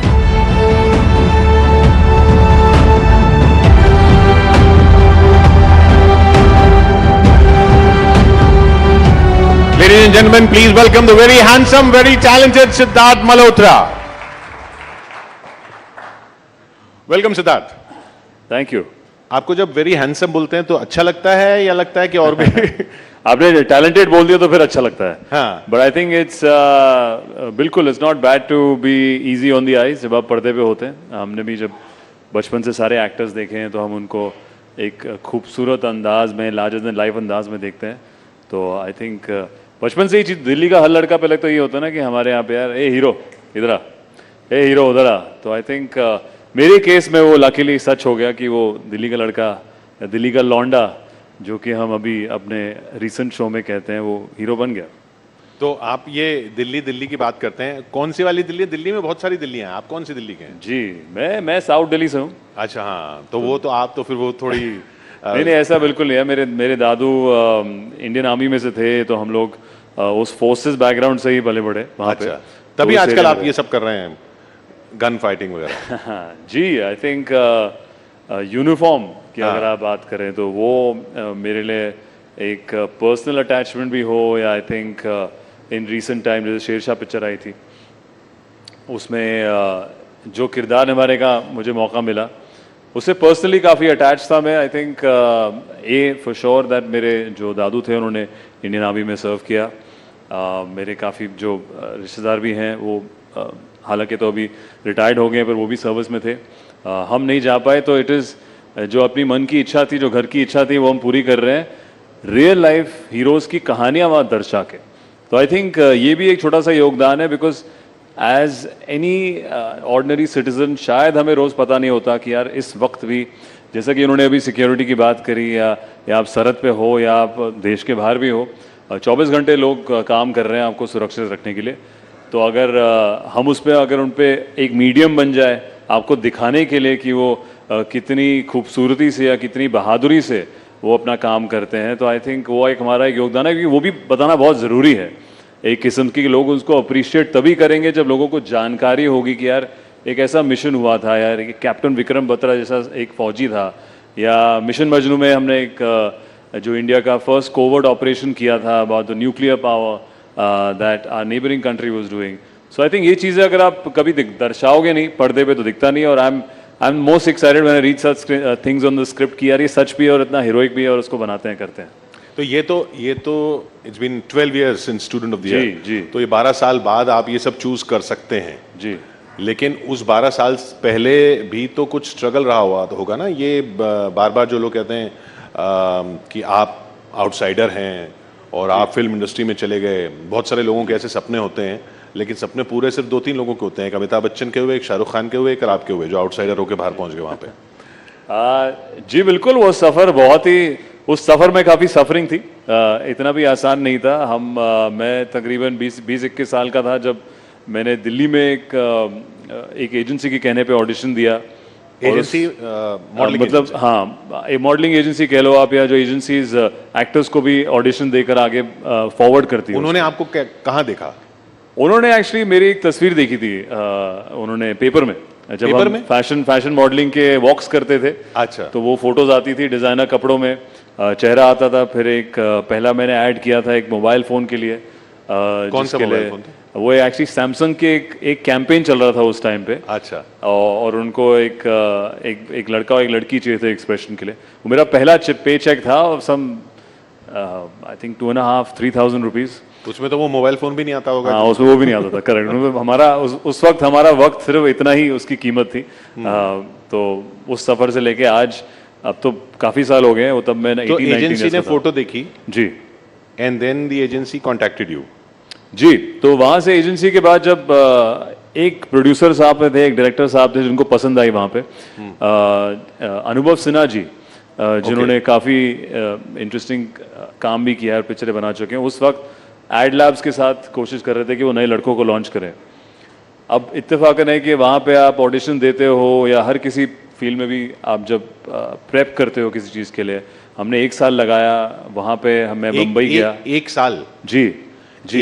आप अनुभव सिन्हा के कहने पर बॉम्बे गए? आप जी बिल्कुल के कहने पे नहीं गए थे? नहीं बिल्कुल नहीं। वो तो बहुत देर आया मेरी जिंदगी में। वहाँ पे मैं उनके तरफ वहाँ पे गया एज एन असिस्टेंट डायरेक्टर। तो अनुभव सिन्हा ने आपको बुलाया और 1 साल आपसे 1 साल हमने ट्रेनिंग करी, ट्रेनिंग कर रहे कि यार एक्शन ट्रेनिंग हो जाए, या आप अपनी लाइंस करते हैं या कैरेक्टर के बारे में बात करते हैं, स्क्रिप्ट के बारे में बातें करते हैं, आप प्रेप करते हैं उसके लिए कि शूटिंग शुरू होने वाली, और अचानक से हमें पता चलता है कि उनके पास एक चीज़ कमिटमेंट है, एक बेहतरीन कमिटमेंट है, जो कि पिक्चर डिले हो गई है या शायद ना हो या कोई और डायरेक्ट करे उसको। मतलब शूटिंग शुरू होने वाली हो ही नहीं। जी, हुई नहीं। तो ऐसी बहुत पिक्चरें होती हैं, तो मैं भी उनमें से था। मैं 21 तब कम से कम मैं 22 साल का हो गया था और बम्बई में था तब। और तब जब आप बॉम्बे में होते हो और आप दिल्ली में बोल के आते हो कि मैं तो हीरो बन गया हूँ और जा रहा हूँ हीरो बनने, तो फिर यहाँ क्या बताया आपने कि शूटिंग? यहाँ पे बस यही बोला कि शूटिंग शुरू हो रही है। घर में एक्चुअली मैं घर वालों को तब कुछ बताता ही नहीं था इतना, कि बस बोल रहा था हाँ बस 6 महीना और उस 6 महीने में जो आई थिंक मेरी बेस्ट ट्रेनिंग रही है पर्सनैलिटी की, क्योंकि जब आप कंप्लीटली लॉस्ट होते हो, when you have genuinely no practical way of moving forward, आप उस डेस्परेशन में कुछ इंटरेस्टिंग करते हो। जैसे मुझे याद है एक रिक्शा राइड थी उस टाइम पे, जब मैं अपने दोस्त के साथ रिक्शा में जा रहा था कि मैंने कहा यार ट्रेनिंग तो कर ली, ये कर ली, अभी काम कहाँ से ढूंढे, कहाँ से ऑडिशन दे। तो उसने कहा यार तेरी तो भाषा भी सही है, बाकी लोगों की भाषा हिंदी में, दिल्ली में हम हिंदी साफ बोलते हैं, तो वो कोई फलाने एक्टर की बात कर रहा था। तो मैंने कहा तुझे कैसे पता? कहता नहीं यार जब मैं एडी था तो तब मैंने नोटिस किया कि ये एक्टर असिस्टेंट डायरेक्टर। हाँ। तो तब मैंने भी ऐसे रिएक्ट किया, मैंने कहा एडी माने? तो इसने कहा असिस्टेंट डायरेक्टर। तो मैंने कहा वो क्या होता है? इसने नहीं हम डायरेक्टर को असिस्ट करते हैं एक बड़ी पिक्चर बनाने में, उसमें पता चलता है कि एक्टर का प्रोसेस क्या है, एक्टर काम कैसे करता है। तो मेरे को वो रिक्शा राइड इतनी स्पेसिफिकली याद है, अंधेरी से हम जूहू सर्कल में जा रहे थे, और कि तब मेरे जहन में कुछ आया कि यार अगर ऐसा मौका मुझे मिले एक फिल्म सेट पे होने का, जहाँ पे मैं चीज़ें देख पाऊँ, ऑब्जर्व कर पाऊँ, तो आई थिंक शायद मैं ज़्यादा कॉन्फिडेंटली समझ पाऊँ कि मूवी बिजनेस चलता कैसे। तो उस महीने से, उसी हफ्ते से मैं स्ट्रेट गया सेम प्रोडक्शन हाउसेस, एजेंसीज सबके पास, ना कि बतौर एज एन एक्टर बट बतौर as an assistant director, trying to be an intern. आपने एक्टर वाली ऑडिशंस नहीं दी? नहीं, फिर उस वक्त से मैंने शिफ्ट कर दिया। वो जो मैंने 3 महीना बिताए, I think that was destined for me to take this path, because उस वक्त मैं मिला ऐसे असिस्टेंट डायरेक्टर्स की टीम से जो कि बड़ी बड़ी पिक्चरें कर रहे हैं, और वहाँ पे भी ऐसे लोग थे कि अगर 5 एडीज होते हैं तो एक 5वां जो होता है वो इंटर्न होता है, मीनिंग कि डजंट पे वेल, डजंट पे एट ऑल एक्चुअली। सो मैं उसके लिए जॉब के लिए वाउच कर रहा था। मतलब एडीज के भी आप इंटर्न हो गए? जी बिल्कुल, मतलब एडीज होते हैं, पैसा कुछ नहीं होता, पहली पिक्चर में नहीं होता है। तो कौन सी पिक्चर थी? फिर मैंने गाना किया था एक पिक्चर का, फिर जो पूरी फुल फ्लेजेड पिक्चर हमने करी वो मुझे तब एंट्री मिली धर्मा प्रोडक्शंस के ऑफिस में, माय नेम इज खान करके। माय नेम इज खान में आप असिस्टेंट डायरेक्टर थे? जी बिल्कुल। मतलब वो बहुत सारी भीड़ जो होती है उसमें से एक थे? जी, हम लोग नहीं, बहुत बड़ी पिक्चर थी, हम 8 असिस्टेंट डायरेक्टर्स थे और 8 में से मैं था, तब मेरी गिनती बीच में आ रही थी 5 या 6। उसमें तो वरुण धवन भी असिस्टेंट डायरेक्टर? उसमें वरुण धवन भी आया था। तो आप दोनों जो असिस्टेंट डायरेक्टर थे वो स्टूडेंट ऑफ द ईयर में ले लिए? वो इत्तेफाकन है, तब नहीं पता था मेरे को। कम से कम उस पिक्चर को मैं प्री प्रोडक्शन में भी था, जो कि पिक्चर से पहले प्रेप होती है। वरुण शूटिंग में भी आए, और वरुण पोस्ट प्रोडक्शन में नहीं था, तो मैं वहाँ तब भी रुका, बिकॉज मेरे लिए वो सबसे कीमती एक्सपीरियंस था कि मुझे यार it felt like the best film school. एक दिल्ली बॉय को जिसको एक्टर बनना है, इतने बड़े सेट पे शाहरुख और काजोल डायलॉग्स बोल रहे हैं यार, आपको उनके डायलॉग्स पढ़ने का मौका मिल रहा है, पहले उनका प्रोसेस देखने का मौका मिल रहा है।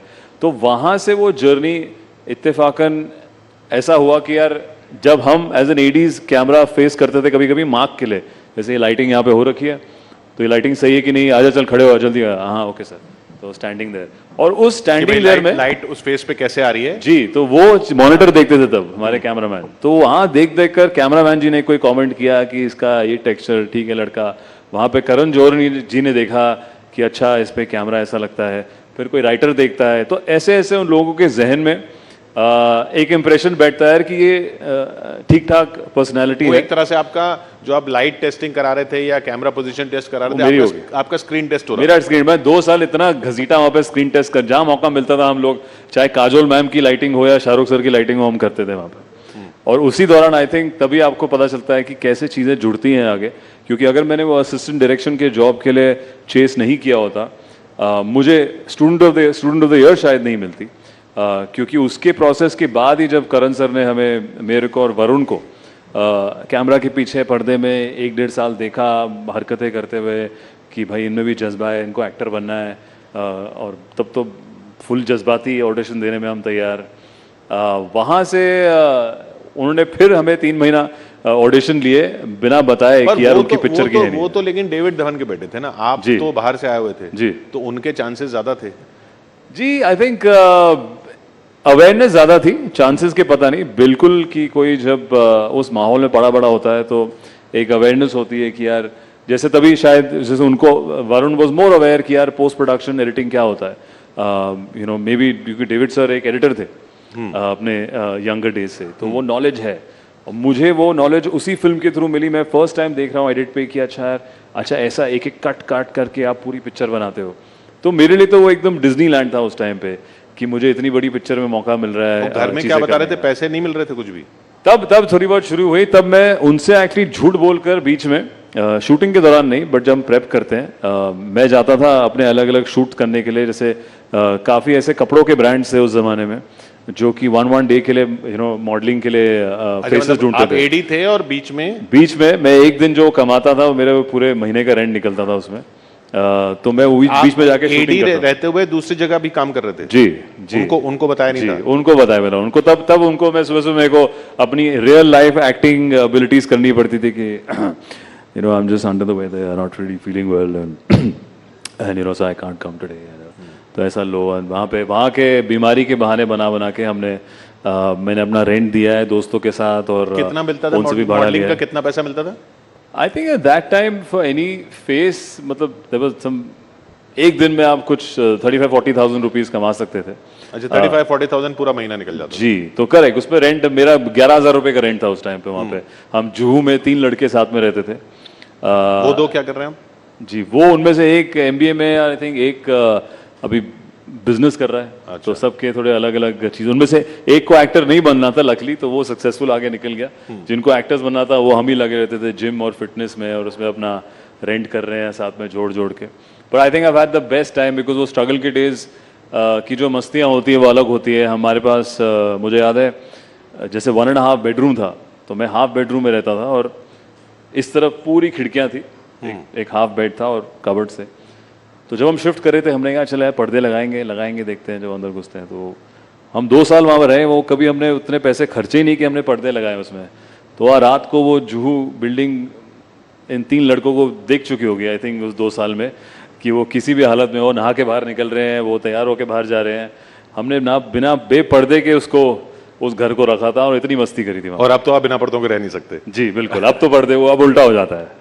तो वो 35-40 हजार उस टाइम मिलते थे, अभी कितने मिलते हैं एक फिल्म अरे देखिए अभी बिजनेस एक्यूमेंट, ये इन्वेस्टमेंट हमने करके अब मेरी टाइम की कीमत बढ़ गई है देखो।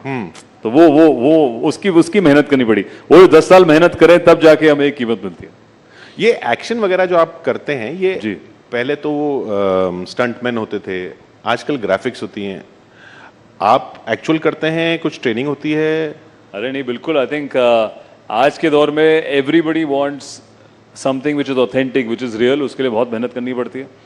हम लोग बाकायदा रियल लाइफ एथलीट्स की तरह ट्रेन करते हैं। जैसे मैंने एक फिल्म करी थी ब्रदर्स अक्षय कुमार जी के साथ, या तो मैंने हाल ही में जो योद्धा करी है, इन दोनों पिक्चरों में हमारे पास इंटरनेशनल ट्रेनर्स आए हैं from the US, south Africa से। उन्होंने आपको ट्रेन किया? उन्होंने बाकायदा हमें ट्रेन किया है एकदम एथलीट्स की तरह। वो हमें इतनी इंटरेस्टिंग ड्रिल्स कराते थे कि रियल लाइफ जैसे एक बॉक्सर कैसे ट्रेन करता है या एक रियल लाइफ कमांडो कैसे ट्रेन करता है। कैसे करता है? बहुत चीजें आपको दिखा सकते हैं हम, ड्रिल्स भी है हमारे पास। आप खुद ट्रेन कर सकते हैं? हम ड्रिल्स दिखा सकते हैं जो हमने यहाँ से ऑडियंस से किसी को बुलाते हैं ये ट्रेन करेंगे। सोनल, अरे वाह, कौन है हमारे फिटनेस? सोनल आएंगी। सोनल, अरे वाह, आइए, ये ट्रेन करेंगे आपको बॉक्सिंग में। Sonal, heels can be a weapon. हाँ, a very good weapon. Nobody's gonna mess with you. You can remove your heels then. Come. We'll try. Acha, okay, already. We're trying to give you a drill in action. How are you? Good to see you. I'm a little scared now. Why? I'm not going to do any action. I'm just going to give you a drill that they taught me. You have to shut your eyes. आंखें बंद करके आप पहले एक point पे यहाँ देखो, and आपको ऐसा 10 बार घूमना है, और फिर जब आप खड़े होकर आंखें खोलती हैं मैं आपको स्पॉट्स दूंगा जहां आपको पंच करना है, बस टच करना है, तो आपको वो टारगेट बनाना है. This is what a boxer goes through in one round of playing that sport, and we learnt it in a film called Brothers, and we've actually done drills over this. एक timer होता है, एक practice होती है, तो आप आंखें बंद करिए, अपनी उंगलियां टच करिए जमीन पर, and आपको 10 चक्कर लगाने पड़े. Magic. I This is don't sounding like black magic. This will come in handy. I want to see your fitness thing. Now you put your fingers there. Now you turn around 10 times. Shut your eyes. तो आपको 10 चक्कर लेने हैं fast. But fast. Bend down a little bit. Squat. Squat down. Okay. Acha, go one more. One more time. 10 times. 1, 2, 3. Faster, faster. Keep going. Oh. Right. Shut your eyes. Okay. And now 2 more. Okay, if I fall, this is... Okay, now you have to punch here. Come on, quickly. Oh. Punch there. Now you have to make the target sound and you have to keep moving forward. Okay. But you're not dizzy at all. You're not done it properly. I am. I'm just good at it. You're too good at it. Now she's the actual Yodha here and she's fit, guys. These are drills that हम लोग नहीं कर पाए थे first time पे जब हमें उन्होंने घुमा के खड़ा किया था. And you have to punch. Okay, now you're a bit dizzy. Okay, so then this is the trick. But you performed really well. मेरा हाथ अभी भी दुख रहा है. चलिए, थैंक यू सोनू. तो मतलब ये एक्चुअल जो आपको ट्रेनिंग करनी पड़ती है जी, ये आप यूनिफॉर्म की आपने बात की, आपको इस तरह की इमेज बना रहे हैं जैसे 60s 70s में मनोज कुमार ने भारत कुमार की बनाई थी. अरे वाह. अब आप यहाँ राइजिंग भारत में बता दीजिए कि आपकी 21st सेंचुरी भारत कुमार आप बन रहे हैं. नहीं, मैं नया भारत की इमेज बना रहा हूँ, which is जो फुर्तीला है, फास्ट है. I think this is also Bharat जो मैंने 10 सालों में चेंज देखा है. अच्छा. जेन्युइनली कि जब हम लोग बचपन में जब बाहर किसी देश में जाते थे तो हमेशा लगता था कि वाह यार क्या ज़िंदगी है, क्या सोसाइटी है, क्या चीज़ें हैं, क्या सड़कें हैं, क्या बिल्डिंग्स हैं. और अब जब मैं देखता हूँ तो I think we have gone far more inwards and we have so much to be proud of and we have every technology, every facility जो बाहर है. तो तभी हम एक अपनी पिक्चरों में भी जब भी दिखाते हैं अपने फौजी, या जैसे मैंने हाल ही में पिक्चर करी योद्धा, जब उसके हम कमांडोज भी दिखाते हैं, उसकी ट्रेनिंग भी दिखाते हैं या उसकी काबिलियत भी दिखाते हैं. I think it's at par with any other military agency और military force of any other country. I think हमारे जो जितना मैंने भी देखा है शेरशाह मूवी के दौरान जो ट्रेनिंग होती है, जो उनकी वेपनरी है, वो पिछले 10 सालों में जो बढ़ोतरी हुई है, वो खुद फौजी बोलते हैं यार कि सर आज we're at par with anybody else in the country, anywhere else in the world. And I think वो चीज़ हमारी कोशिश रहती है कि नया भारत, एक यंगर भारत, एक फुर्तीला भारत, एक थोड़ा शार्प और खूबसूरत भारत दिखाने की कोशिश रहती है. ये आप अपने आप को डिस्क्राइब कर रहे थे या भारत को डिस्क्राइब कर रहे थे? भारत को भी. मैं और भारत साथ में चल रहे हैं. सिद्धार्थ, फाइनली ये बताइए कि अब ये OTT की लोग बातें करते हैं कि अब ये OTT स्टार हैं, ये सुपरस्टार हैं. आपके ज़माने में भी आपने भी जब फिल्में देखी होंगी तो शाहरुख खान के नाम पे लोग आते थे जी, उससे पहले अमिताभ बच्चन के नाम पे लोग आते थे. ऐसी इच्छा होती है कि आपका पोस्टर लगे और बस भीड़ लग जाए? अरे वाह. आई थिंक आज का दौर बदल गया है. हमारे पास टेक्नोलॉजी के हिसाब से इतनी सारी ऑप्शंस हैं एंटरटेन होने के लिए. आज लोग हमें भी इधर इस स्टेज पे नहीं, कोई कहीं और अपने मोबाइल फोन पे देख रहा है, कोई अपने टीवी पे देख रहा है, कोई अपने दूसरे ऐप से देख रहा है. अंडरस्टैंडिंग बढ़ी है पूरे मीडियम की इन 12 साल? एब्सोल्युटली. आई थिंक जब हम लोग आए थे अपनी पहली पिक्चर पे तब सोशल मीडिया नहीं था ऐसा जो कि आज है. पिछले 6-7 सालों में लोगों के पास बहुत ऑप्शन हैं एंटरटेन होने के लिए. मूवी तभी हम जैसे इंडियन पुलिस फोर्स जो हमने शो किया था अमेजोन के साथ, मैंने और मिस्टर रोहित शेट्टी जी ने, उसका इंटेंट वही था कि हम वो ऑडियंस को भी लेकर आए जो कि आजकल OTT पे है, घर बैठ के शो देखना चाहता है. हम थिएटर में भी आ रहे हैं कि वो ऑडियंस को भी एंटरटेन करे. कल अगर कोई और नया मीडियम शुरू होगा तो हम एक्टर्स वहाँ भी पहुँच जाएंगे. आई थिंक एक्टर को सिर्फ एक्टर से मतलब है, एक्टिंग से मतलब है कि हम हर मीडियम में ऑडियंस से कनेक्ट करें, अलग अलग कहानियाँ दर्शाएं. मुझे पर्सनली रियल लाइफ स्टोरीज बहुत पसंद आती हैं, इसीलिए मैं भारत की कहानियाँ चुनता हूँ जहाँ पे यार मुझे पता है कि असली में हुआ है और इससे हम रियल लाइफ हीरोज़ को इंस्पिरेशन तरीके से दर्शा सकते हैं. चाहे वो OTT मीडियम हो, चाहे वो थिएट्रिकल हो, या चाहे कोई नया मीडियम कल आ जाए, पता नहीं. But the attempt is to keep entertaining and showcasing India's brave stories and hopefully apart from this also be a part of some interesting campaigns that We are planning very soon. Personally also as a citizen would want to contribute to many causes, but बहुत जल्द उसका कुछ announcement करेंगे और plan करेंगे. तो finally आप अपने जैसे और जो सिद्धार्थ मल्होत्रा बनना चाह रहे हो जी, उनको कैसे इंस्पायर करेंगे? क्या एक लाइन बोलेंगे कि ये जरूर ध्यान रखना? आई थिंक उसके लिए एक योद्धा एटीट्यूड जो कि मैं अपनी पिक्चर में बात कर रहा था होना बहुत ज़रूरी है. हमें कभी भी सफलता या सक्सेस आपको पहले वर्ड गो से नहीं मिलती है, और अगर आप मिल जाती है शायद आप उसकी कदर नहीं करेंगे, स्पेशली भी किसी क्रिएटिव फील्ड में. तो एक योद्धा एटीट्यूड होना बहुत ज़रूरी है जहाँ पे आप रिजिलियंट रहे, अपने सेल्फ कॉन्फिडेंस को ना खोएं. दुनिया चाहे आपको जो भी उस बोले पर दुनिया चाहे उस वक्त आपके टैलेंट को ना देखें, पर वक्त जरूर आएगा और उस कॉन्फिडेंस से डटे रहें. कीप द योद्धा एटीट्यूड ऑन. और वक्त आता है जैसा सिद्धार्थ मल्होत्रा का आ चुका है. बहुत बहुत शुक्रिया सिद्धार्थ हमारे साथ यहाँ जुड़ने के लिए राइजिंग भारत में. Thank you Siddharth Malhotra. Thank you, Siddharth and Kishore, for a very entertaining discussion. Thank you to Sonal also for being a true sport over there. That was also very entertaining to see you give it a shot. All right, so as we've been talking about how diverse our panel discussions have been, it's not just entertainment, sports or even politics. As we all know, Prime Minister Shri Narendra Modi ji will also be gracing the event in the evening, which will be the grand culmination of a 2-day Rising Bharat Summit. But having said that, let's now shift focus also over to international affairs, because we told you we have a very special guest all the way from United States. What is common between the United States and India this year? Well, we are both headed into general election. While there's talk about who will be India's next Prime Minister, there's talk about who will be the United States' next President. Will it be Joe Biden or will it be Donald Trump? On that note, our next speaker is a person who has spearheaded some of the US government's most significant foreign policy breakthroughs. As the only 4-year national security member of President Donald Trump's cabinet, he worked to impose crushing pressure on the Islamic Republic of Iran, avert a nuclear crisis with North Korea, even deliver unmatched support for Israel and bring peace to the Middle East. His efforts to promote religious freedom around the world were unequaled in American diplomatic history. He even helped the Trump administration craft the America First approach that appended Washington's wisdom and made him America's enemy's worst nightmare. Please welcome Mr. Mike Pompeo, former United States Secretary of State, for a session Never Give an Inch, in conversation with Bodhisattva Ganguly and Zaka Jacob. Ladies and gentlemen, let's have a huge round of applause for these gentlemen.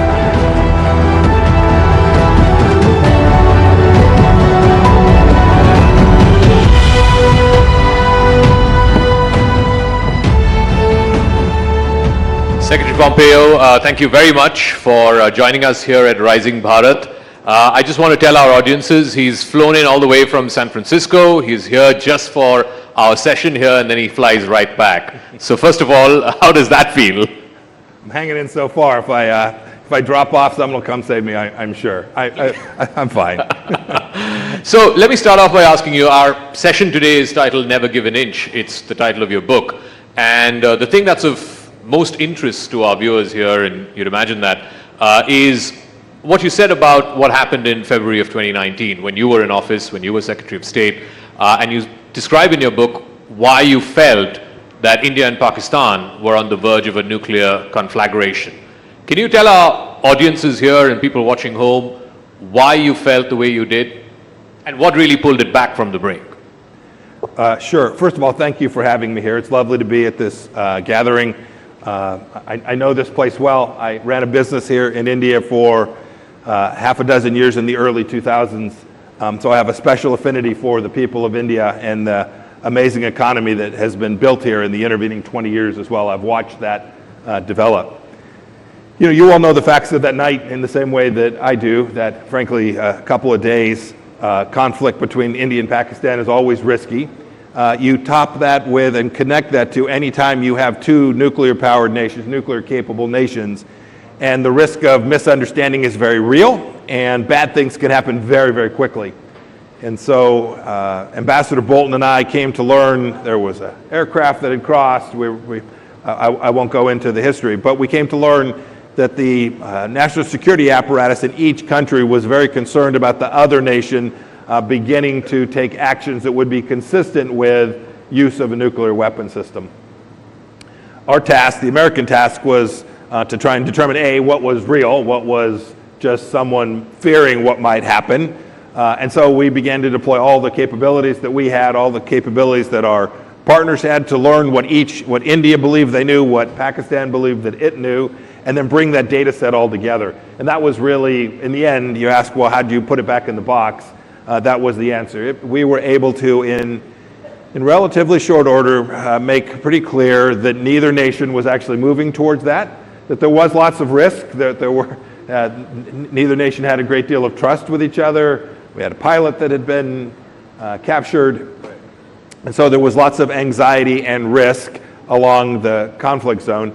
But it became pretty clear, and we were able to effectively demonstrate that the risk that the other side was moving towards using a nuclear weapon was very, very low, and we were able to take that tension down over the course of just a handful of hours. But nonetheless, you know, there's no issue when you're the Secretary of State for the United States of America. There is no issue that you worry about more than the proliferation of nuclear weapons and their potential use. And one of the things you worry about most is not that they will be used by someone who's doing so in a rational, intentional way, define rational however one might like, but rather based on a set of facts that isn't real, that there's a mistake, false release, some kind of storyline, some propaganda, some deep fake.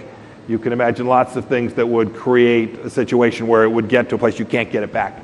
And we wanted to do everything we could that day and night to make sure that that moment didn't arise, and in this case it did not. I just want to talk a little bit. By the way, last thing I'll say is really good professional leadership on all sides. The team that worked for me, the teams that were both in India and Pakistan did a very nice job that evening of managing a very heated moment. You know what, when you were Secretary of State and in the Trump administration, the Pakistan policy was much more hardline than what we've seen in the last 4 years under the Biden administration. If you were, and now we all have the benefit of hindsight, if you were to assess the changes that's been made in the Biden policy towards Pakistan, how would you assess it? Because there's been significant changes. The military deals have come back, some of the aid has come back, maybe not so much the importance, but it seems like Pakistan's not in the doghouse anymore. Without adopting that analogy, we came to believe that the policy that had been before us under President Obama, and frankly under Republicans before that as well, that engagement policy had not successfully delivered an outcome that was good for the United States. So it took us a little bit, took us 6 or 8 months, but we reversed course with respect to Pakistan in material ways, providing lots of things that Pakistan wanted.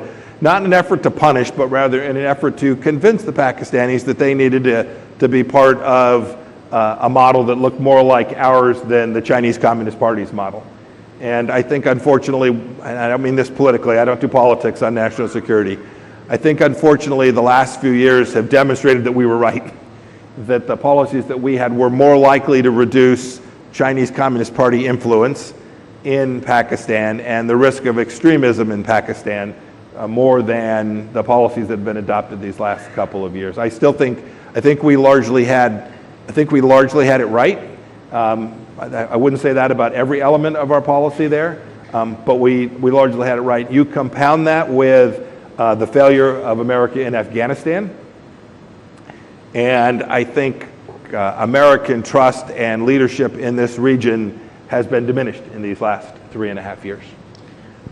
Just to ask you a variant on that question, one of India's strategic goals of this administration, even the administration before that, is to what we call the de-hyphening the India-Pakistan relationship. That India is a rising power, it's now the world's 5th largest economy, in 5 or 6 years it'll be the 3rd largest, and therefore India and Pakistan should not be clubbed together, which it may have been if you go back 15 or 20 years. From your vantage point, you've held the Secretary of State position for 4 years and 3 years that has followed. Do you think India has succeeded in doing that? Yes. So, yeah, it has. Yes. Yeah, I think it's succeeded. More needs to be done. But there's no doubt these two countries have taken fundamentally different directions, and I think you have economies to prove it.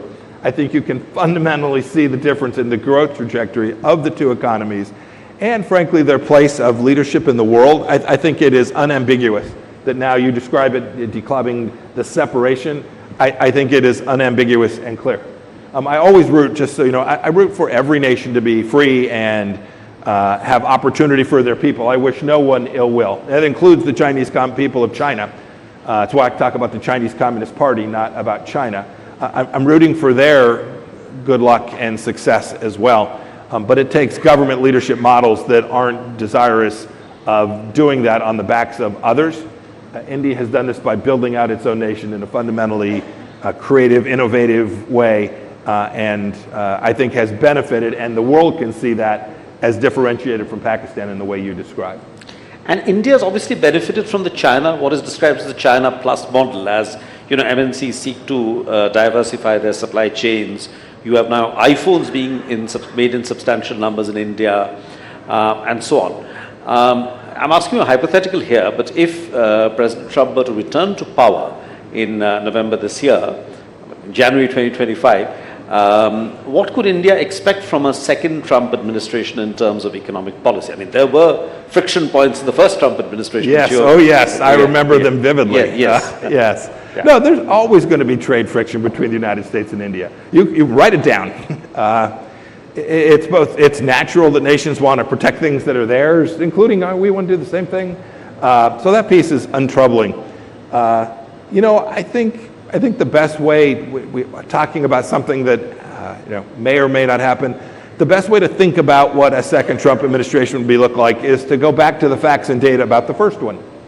By the time you get to be my age, right, things don't change. Your worldviews are pretty set. And so when I think about the work that we did alongside India in the national security space, in the economic space, on the global stage as well, I suspect that the second Trump administration would adopt a set of policies that aren't dissimilar from that. That includes, if you read a book by a fellow named Robert Lighthizer, talks about tariffs and their economic benefit to the United States of America. I have a somewhat different view of that, but it is something that President Trump used in his first term, and I have every expectation he will continue to use that tool in his second term as well. Maybe different, it'll certainly be different for different countries, but the idea of developing a deepening bilateral trade relationship with India was something that was central to our effort for our 4 years. I suspect if President Trump were to be reelected, that would continue to be the case. And will he have a second term? Oh goodness, you all see the same data I do.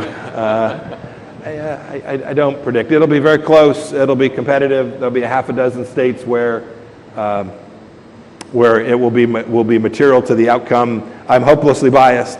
I think that the American people are radically better off with a President Trump than they would be in a second term of President Biden. It probably doesn't surprise anybody that I think that. So I'm hopeful. I'm hopeful the American people will elect President Trump, and we will begin to build America's place, its leadership in the world in the same way we did, and that the American economy will continue to accelerate in the way that it was before COVID was unleashed in the beginning of 2020. A Trump second term may be viewed favorably here in India from New Delhi's point of view, but how may it be viewed from Beijing, from Riyadh, from Tel Aviv, from Kiev, and of course from Moscow? Oh my goodness, they gave me half a dozen. They'd be very different answers. Where do you want me to start? No, will the world be worried, especially given what we saw in the first 4 years of Trump? Should the world be worried how his presidency, if at all there is a second term, his presidency may shape these relationships? Yeah. No, the world should be thrilled. I mean, how many wars started for those 4 years? Anybody got an idea? Zero. Yeah, zero. We now have a major conflagration in Europe, continuing now 2 years on. We have the most horrific act that I have seen in my adult lifetime.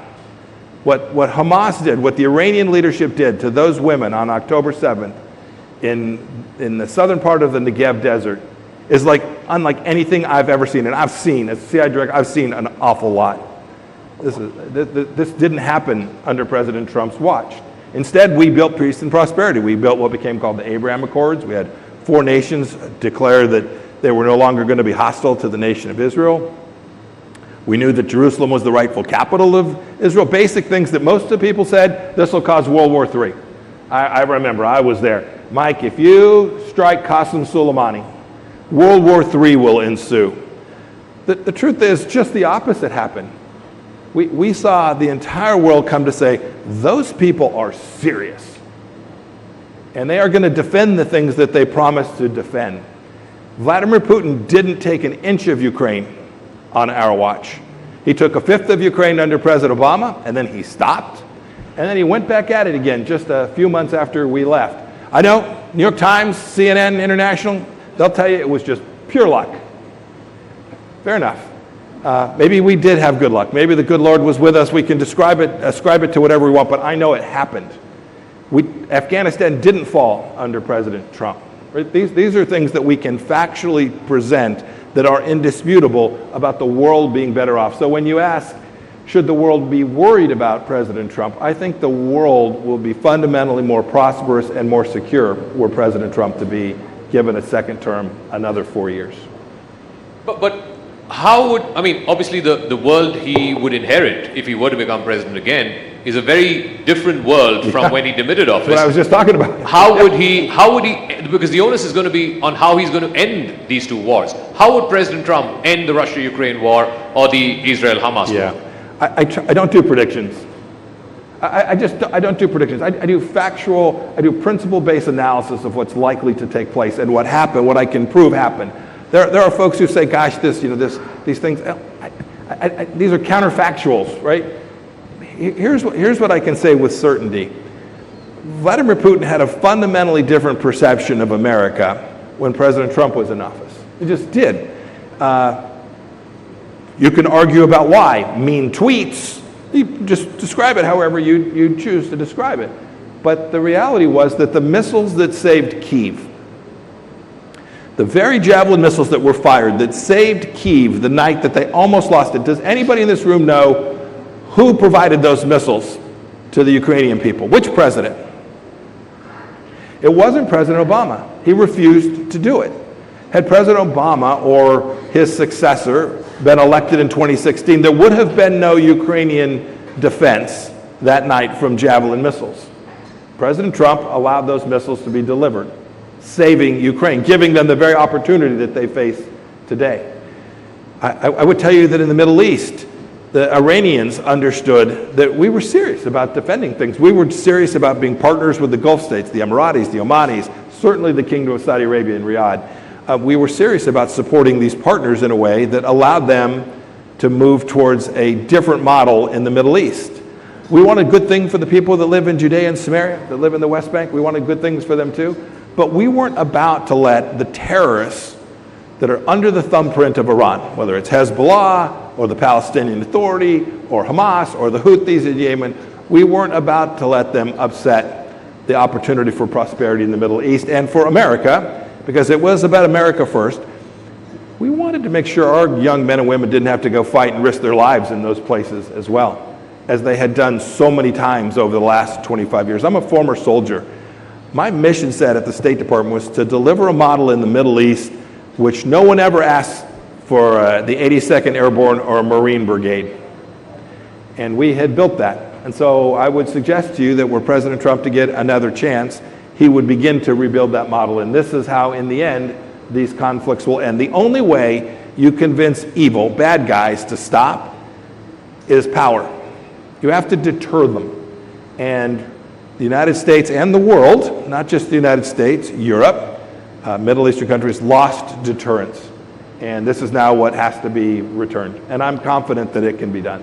But regardless of what happens in November, will Ukraine be able to, will Ukraine be able to stave off a possible Russian offensive in the summer, given the deadlock in the US Congress in terms of supply of weapons? They'll get what they need. Sorry? They'll get what they need. They'll get. So you think it'll go through eventually? It will go through. The Ukrainians will get what they need. I'm convinced that they will get the tools that they need. But I'll be honest. The fact that we've provided these weapon systems to them for now 2 years plus, we collectively, the Europeans, others as well, the Koreans, many nations, not just the United States, we haven't let them win. You have to win. In the end, you have to convince your adversary that the cost of continuing conflict exceeds the benefit. This is deterrence 101. This is economic 101. This is what you teach your children.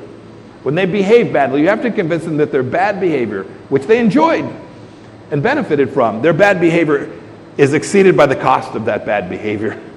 And that's what we lost. And we have to allow the Ukrainians to do that, and we didn't. I'm afraid we're not doing it in Israel either. Today, the President of the United States and many countries, the United Nations, I think India voted that way as well, is trying to constrain the one actor that has a chance of actually creating peace in the region. Right? The leaders of Hamas to this day, tomorrow there will be a ceasefire, everything shuts down. What's Hamas going to do tomorrow? What would Iran do tomorrow?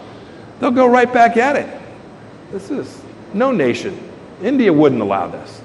India would not sit still for having their women raped and murdered at the level that happened that day. You'd go take care of whoever did it too. And by the way, the United States should support you in doing that. And if you had Indians held hostage, we should support your effort to go back and get those hostages. Today there are not only Israeli hostages, but American hostages being held by Iran.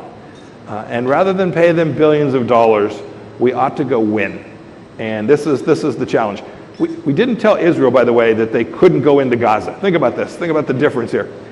Israel is invaded by marauders, has hundreds of their people taken and held hostage, human shields being used to protect them. And we didn't tell Israel, no, you can't go get them. We told the Ukrainians, you can't do that. We told the Ukrainians, you can't go hold anything Russian at risk. If you're sitting in Russian leadership, not just Putin, but Russian leadership more broadly, and your mothers put their children to bed peacefully every night in Moscow and St. Petersburg, versus the Ukrainian mother who puts her child to bed and prays that the missile won't come through the building that night, this is asymmetric, and this is the thing that will continue to drag this European conflict out. We have to hold something that matters to Russia at risk, or at least convince them that we will. I just wanted to stay with Ukraine for a moment. So you don't subscribe to, sort of an intellectual theory of the present day right in America, or parts of the present day right, is that Ukraine is a distraction, and actually the US should focus more on Taiwan and so on. You don't subscribe to that. And one strand of the theory is that the whole expansion of NATO eastwards was some kind of a provocation to Russia. I mean, the same set of people usually say about these things. What are your views? No, this is Russian propaganda. NATO no more threatened St. Petersburg than a man in the moon. I mean, come on. Like, can we just all, you don't have to tell your kids, but like, can we just all agree here today? Does anybody think Vladimir Putin really feared that NATO was going to roll into Russia? Maybe. I don't think there's any evidence to support that. By the way, the United States made a promise to Ukraine in 1994 in the Budapest Memorandum. We said, give up your nuclear weapons, Soviet-era weapons, and in exchange for that, if you come under threat, we will support you in your defense. The world knows that America made that promise. If we walk away from that, good luck getting Chairman Kim in North Korea to give up his nuclear weapons. Good luck getting any nation to give up anything that matters to them based on an American guarantee. So I would argue there is a deep, important commitment there. Second, to your point, this is a European conflict. I was a soldier now decades ago. My first assignment as a young lieutenant was patrolling the then East German border. It was a great job. Drive up and down, M1 tank, put the tank away, go drink beer. Great job. European kids were sitting at the bar when I got there. Europe has to do the work, just as India needs to do the work in this region, Japan, South Korea, Australia, the list goes on. Regional nations need to do the job in the first instance to secure their own sovereignty and their own freedom. That's true in Europe. But America has a deep interest in Europeans' continued integrity and success as well. Yes, the bigger challenge is from the Chinese Communist Party. The long-term threat, the chance that my son, and if we are blessed, our grandchildren, will live in an America that is very different than the one we live in today, comes largely from Xi Jinping and his like in the Chinese Communist Party, not from Russia. That much is true.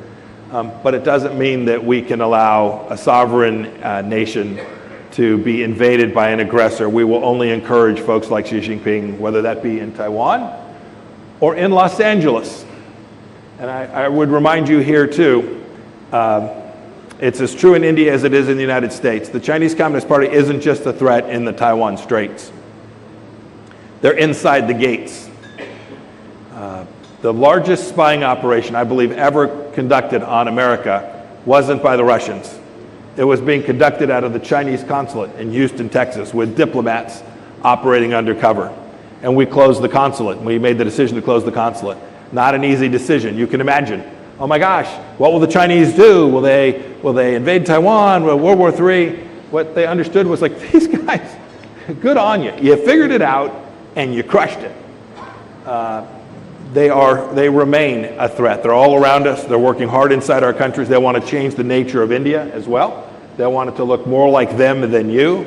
And we can't let that happen inside our own countries either. It's complicated. I get it. Deep trade relationships for India. Deep trade relationships, economic interests for the United States of America as well. I know them very, very well. We have to find a model that delivers security and prosperity for ourselves, protects our own trading bloc, and the rules that have delivered India to the place that it is today. And if we do that well, I'm convinced China will end up having to follow suit. I want to talk a little bit about China in the context of India, particularly because of the changed situation in the last 3 years since the Galwan incident at the border happened in 2020. There is a perception, there is a school of thought here in India which says the Chinese are poking and testing, and the more India is moving in the American orbit or becomes closer to America strategically, then it just incentivizes them to try and do that more, to be more militarily adventurous. What would you say to that? If you choose to adopt the model of appeasement, you'll have more Chinese aggression. What does Xi Jinping respect? Does he respect someone who shows up and pays a tithe, an offering, bends the knee? Or does he respect someone who stands up and says, no, I'm the leader of Latvia. I'm the leader of Bangladesh. I'm the leader of America or India. And I'm going to damn well do the things I need to do to make sure that my people are served well. That's the place with which you can have conversations with Chinese leadership. You can't have relations with the Chinese leadership when you tell the Chinese leadership, no, it turns out we just want to talk more. And yeah, we're happy to let you run vessels into the Philippines. We're happy to let you make cockamamie statements about the South China Sea. I mean, just ludicrous statements about the South China Sea. More ludicrous than thinking that NATO was going to invade Russia. Right? These are propaganda campaigns intended to do what Chinese Communist Party intends. This isn't about military power.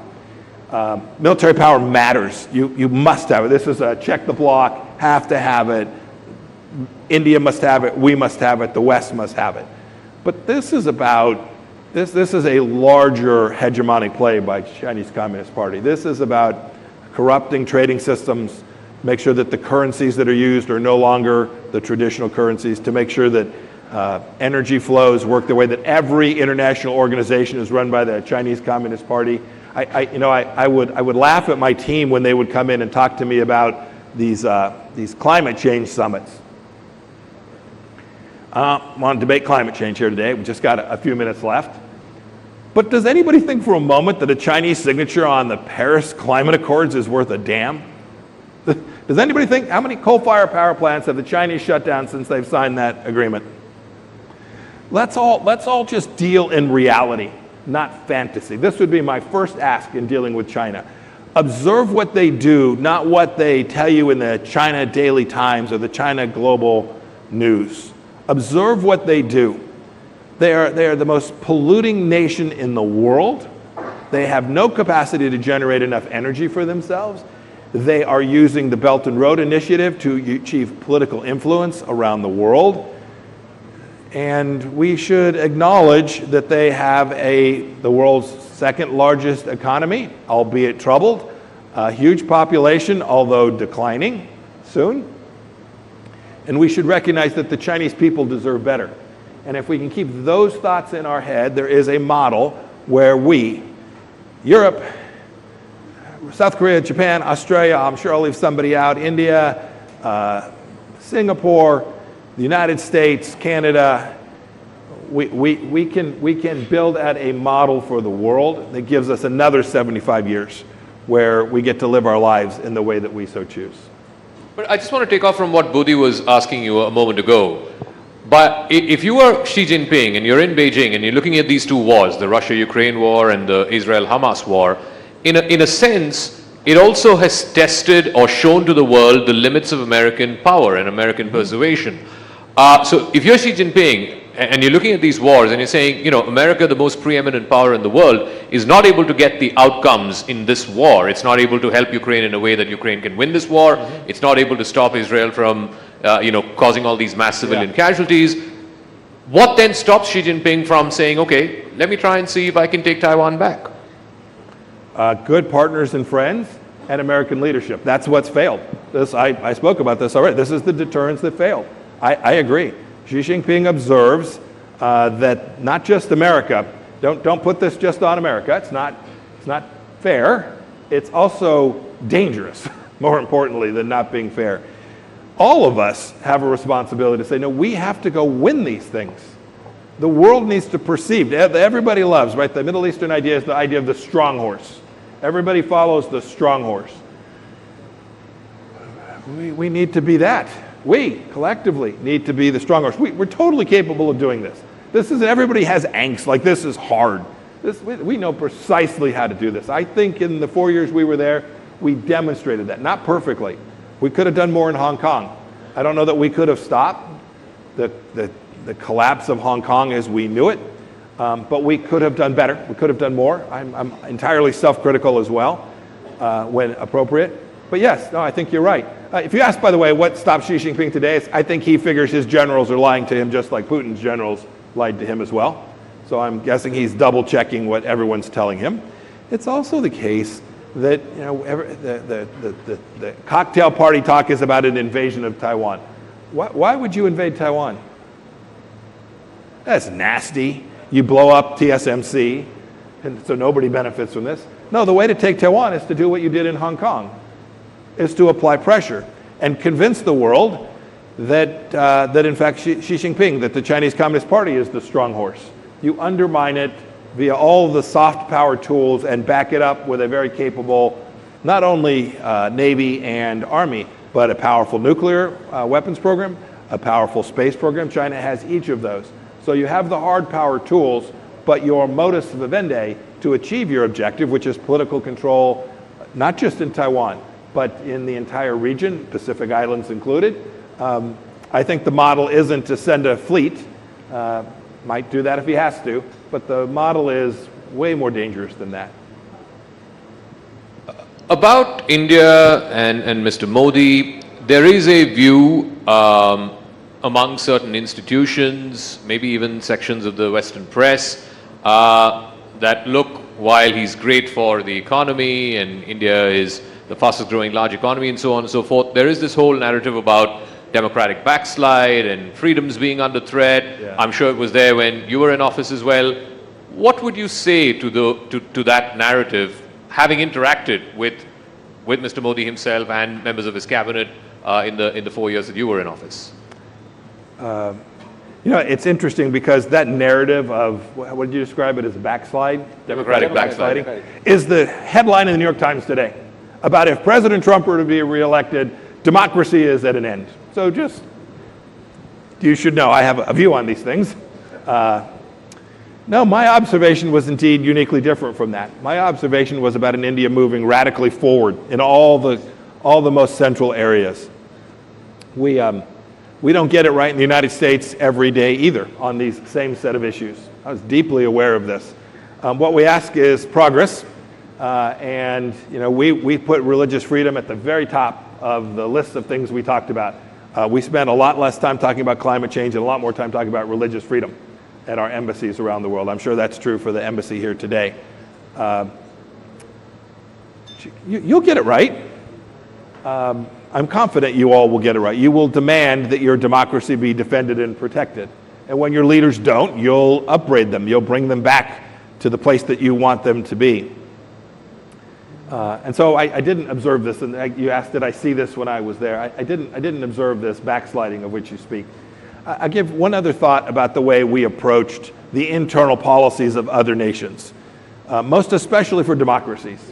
Less true for authoritarian regimes. But for democracies, we acknowledge that this is tough stuff, that the political fighting that takes place amongst political parties, amongst political actors inside of political parties. As a congressman, I'm perfectly attuned to that. We should welcome that. This is to be encouraged. This exchange of ideas, this political space to express one's view is vitally important. So when I see that take place in India, and I see one party saying, oh, and another, I think, this is the best of our tradition. And I certainly experienced that when I observed it from my time in office as well.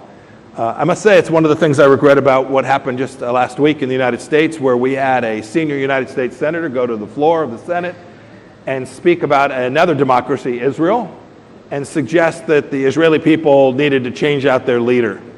Wow.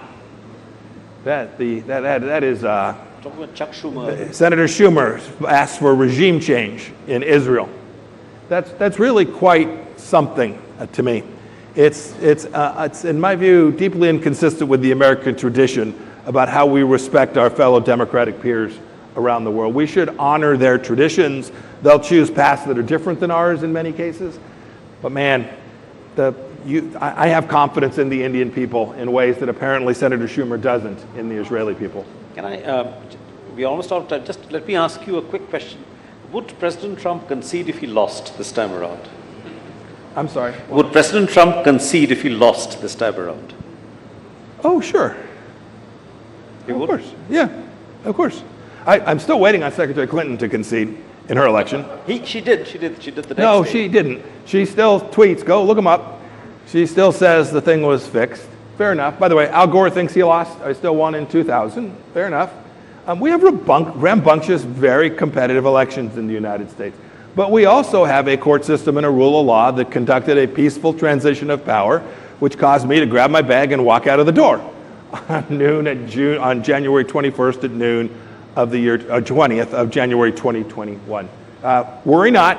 Whatever CNN International tells you, we will have an election. The election will proceed, and we will have a president duly elected. He'll give an inaugural address starting right at noon that day. It will happen. You can write it down. You heard it here first. All right, ladies and gentlemen, Secretary Michael Pompeo of the United States. Thank you very much for joining us.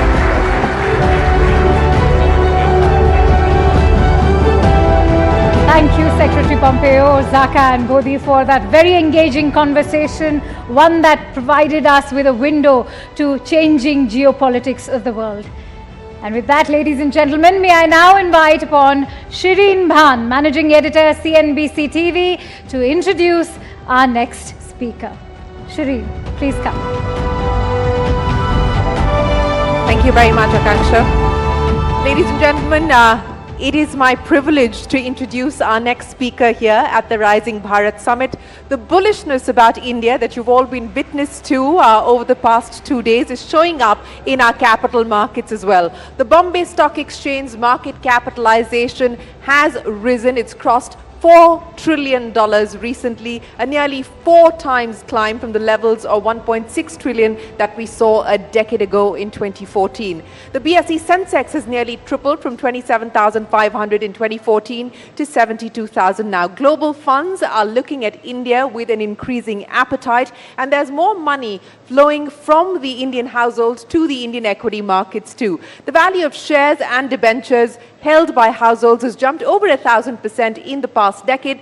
Mutual funds assets under management have also vaulted 500% in this decade. The Indian equity market has added 31 million investors in 2023. Digitization of financial systems and deeper bank penetration is transforming people's savings behavior, mirroring preference towards more return-yielding financial assets. To talk to us here on the Rising Bharat platform about the phenomenal transformation and democratization of the Indian capital markets, it is my absolute pleasure and privilege to welcome here on the stage Madhavi Puri Butt, Chairperson of the Securities Exchange Board of India, the Chairperson of our market regulator, SEBI.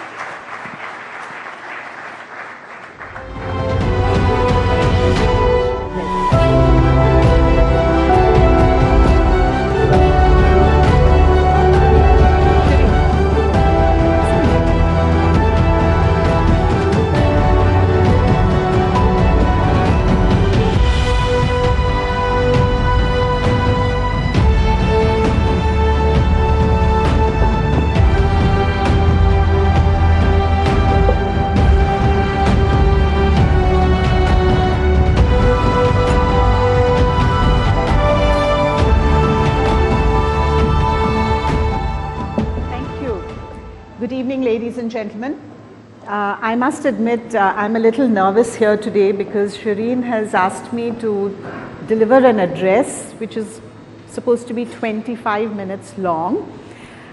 And I'm really worried because at the best of times, 5 minutes, 10 minutes is good. But to the best and brightest minds in the country sitting here today, I can't think how I can keep you engaged for 25 minutes, but I shall try. So the strategy is to share with you some stories along the way in terms of what is happening in our capital markets.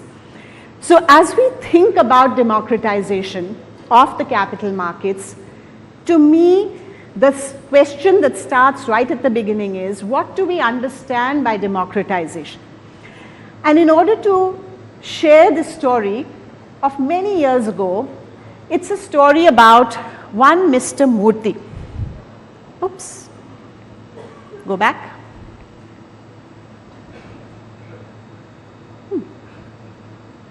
Okay, here's Mr. Murthy. He was a real person, Mr. Murthy, in Hyderabad, looked pretty much like this. This was the early days of online share trading. And when I met this gentleman, he was a small trader sitting in Hyderabad. We spoke partly in English, partly in Telugu. And he said that he was extremely delighted with online share trading. And when I asked him why was this the case, he had two very simple things to say. He said, I like to trade, but I trade very small amounts. So the sub-broker doesn't really care much about me, and I have to keep pestering him and following up again and again, and he just often doesn't even take my phone call. And if it's a really volatile day, though there's no chance of my being able to get through to him, and all the volatile days I miss the activity in the market because the sub-broker simply won't pick up my phone.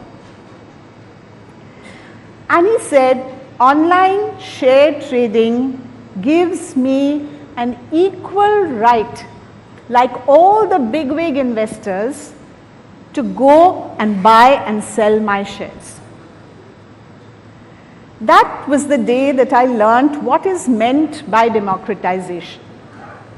We often think only of entry, access to come in. What he taught me was access to get out as well. Because in a large part of any industry, any product or service, there are many people who encourage you to come in. But do you have equal access and as much service from them when you want to go out? So to me, democratization needs to encapsulate not just ease of coming in, but ease of being served right through the life cycle of being an investor, and indeed the ease of going out. So what is it that has really happened in our markets? I will take you to another story. This story is about Mr. Kamath. Many of you know him. I've taken his permission to narrate this story. It's not a professional story. It's about Mr. Kamath, the man. Mr. Kamath has household help, and he was really keen that they should participate in the growth of the country, the growth of the markets, and really create wealth for their children and their families. So he wanted to pay them bonuses and part of their salary, invest on their behalf, but he always worried. He said, I'll make the investment on their behalf, but tomorrow when I am not here and they need to be served and they need to exit, who will be there to serve them? They will be lost in this world. Right? His domestic help, his driver, his maid at home, his sweeper, his cleaner. And then one day, we showed him a demo of MF Central. Those of you who are familiar with it, this is unprecedented anywhere in the world. And when I speak at IOSCO, which is our global forum for market regulators, they simply cannot believe that an entire industry, 50 different mutual funds, have come together to say that here is the one place where you will be served through a single window. It's not just about buying through a single window. That everybody does because of their own commercial interest. But to be served through a single window. So if you say, I want to change my address, and you are holding units in 5 or 6 different mutual funds, you upload it once, it automatically goes to all 5 or 6. Whenever you have any service request, you say, I want my account statement, I want my tax statement, I need to give it to somebody. You upload once, it goes to everybody. Single window to be served during your entire life cycle of holding that. Now, this is truly phenomenal. It's not just about the fact that technology enables it. It's about the fact that the entire industry chose to come together and offer this and say, this is not a space where we need to compete, this is a space where we need to collaborate. And that's what creates the democratization. Third story, this is Shakti Amma. Many of you may be aware, I am a Unilever wife, so I'm very aware of who Shakti Amma is. So this is the local Kirana wala lady who is in every village of the country.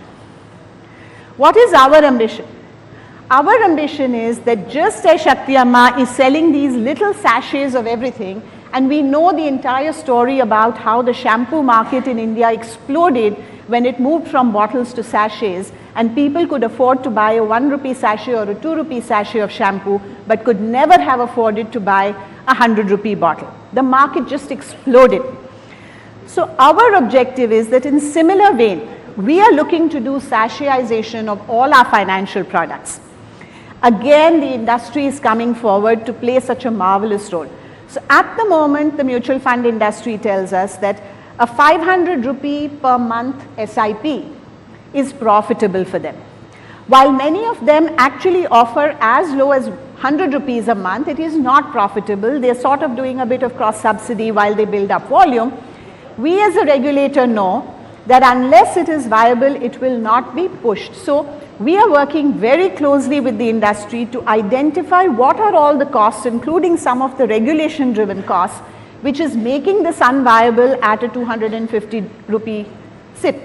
So again, it's something world over people cannot understand how a $3.50 per month investment can be made viable, but it is the magic of digitization. So for me, the journey of democratization is all about the journey of digitization.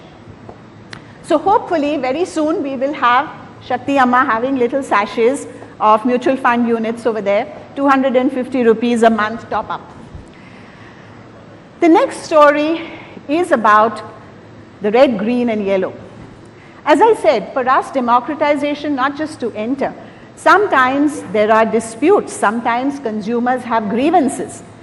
if you don't have inclusion and democratization of that, you are again letting down your investor.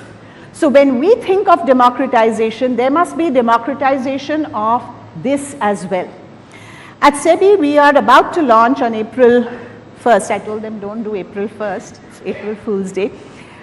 We are about to launch, Scores 2.0. It's a new version.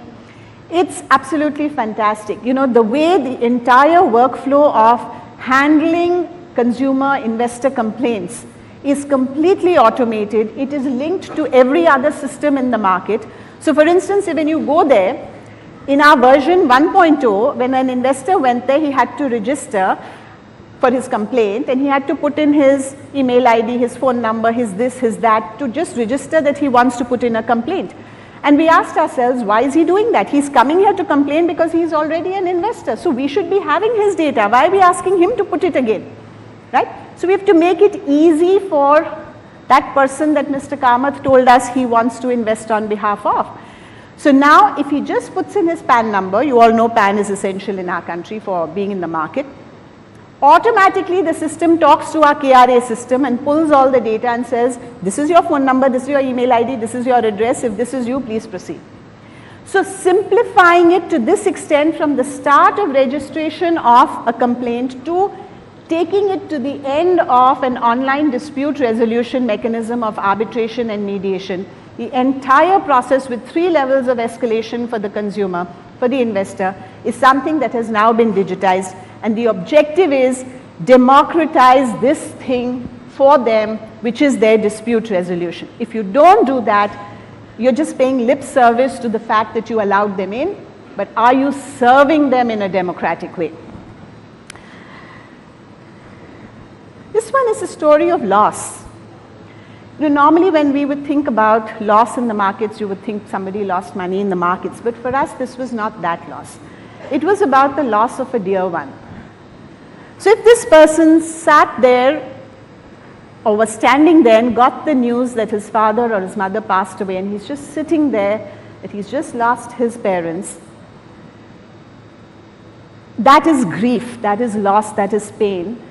And what we said is, at a time like that, for us to give this investor the runaround and that he cannot claim the assets of his parents is just the most appalling thing possible. So what have we done about it?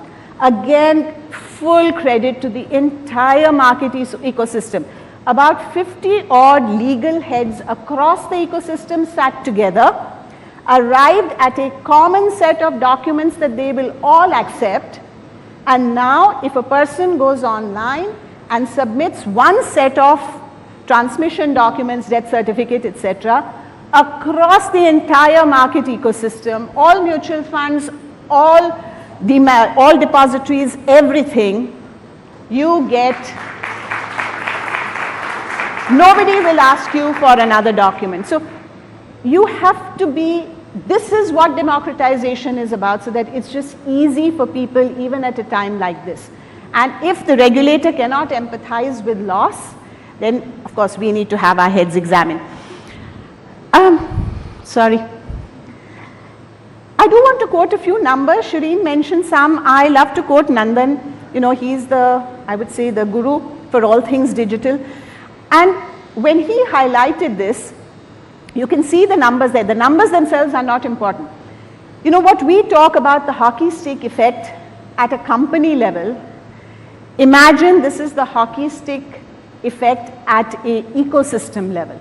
So the entire Indian ecosystem is one. It's not one company outperforming to deliver the hockey stick. It is the entire ecosystem that is able to deliver this, and therefore the whole SEBI eases the know your client process by enabling online KYC, use of Aadhaar, etc. And look at the way in which that hockey stick effect is now achieved. And of course the numbers show up that between 10 years ago, Nandan presented this last year. So what is the ratio of physical to digital forms? And on the back of this, the monthly systematic investment plans have multiplied by 6x.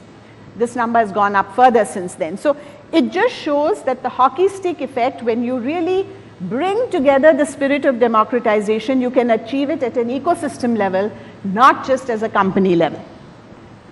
Mutual fund story is well known, and this is our favorite product for financial inclusion. So if you see the blue line, which is number of unique mutual fund investors, so deduped for PANs. So 10 years ago, we started with 1 crore, we're now at 4.4 crore. And the actual asset under management was 8 lakh crore, and we're now at 55 lakh crore. So it's just been a huge amount of growth again on the back of this whole democratization. This is my favorite slide. I use it quite often. When we think of the markets, invariably we all think of the share bazaar, let us say. But we have actually a very vibrant bond market. Now, people do not know this. People do not know this. So, two things I would like to say. Number one, some statistics. While the secondary market in bonds is not very active, and we're doing a bunch of stuff to try and improve that, in terms of the primary market issuance, okay, if you look at the total bonds outstanding today and compare it to the total banking loans to the corporate sector, it amounts to 60%, which means for every 100 rupees that the banking system gives to corporate India, the bond market gives 60 rupees. Most people are not aware as how large that number is. Now, specifically in this slide, what I like to talk about is we are expecting this to grow much more, because with the inclusion of the Government of India securities in the global indices, right, that's already happened, JP Morgan, Bloomberg indices, we can expect to see a large amount of foreign interest in our Government of India securities. And once the Government of India yield curve is established, investors automatically tend to come into our corporate bonds as well, because then you just benchmark off the Government of India yield and add the credit spread. So until you have that yield, people don't have that much interest in corporate bonds. So we should see a good amount of inflow in the corporate bond market. And that's when, as people tell me, now you won't need to have an Indian hero there. So I said, we'll definitely put Akshay Kumar there in the same natty suit. So that's our bond market. Some of the things that we are doing, and this is really important again from a democratization point of view, one of the things that people used to worry about every time the markets were dislocated, the bond markets, they would say liquidity dries up and people are stuck. Now you remember what I said about democratizing not just entry but also exit.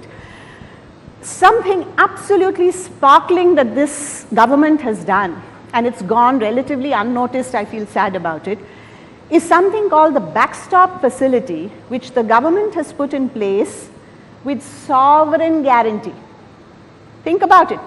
The government has said 30,000 crores of asset purchase program guaranteed by the Government of India in the event that there is a stress in the market and the mutual funds, the debt mutual funds are stuck and they don't want to sell at distressed prices in a dislocated market.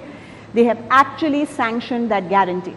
And what that means is that the fear that some people have, that because the markets are not so liquid, tomorrow if there's a crisis and the market freezes up, what will happen? Well, the government has stepped forward and actually said, well, we will stand behind the bond market. So this was a very, very important step taken by the government to really facilitate the growth of the bond market and to protect the investors.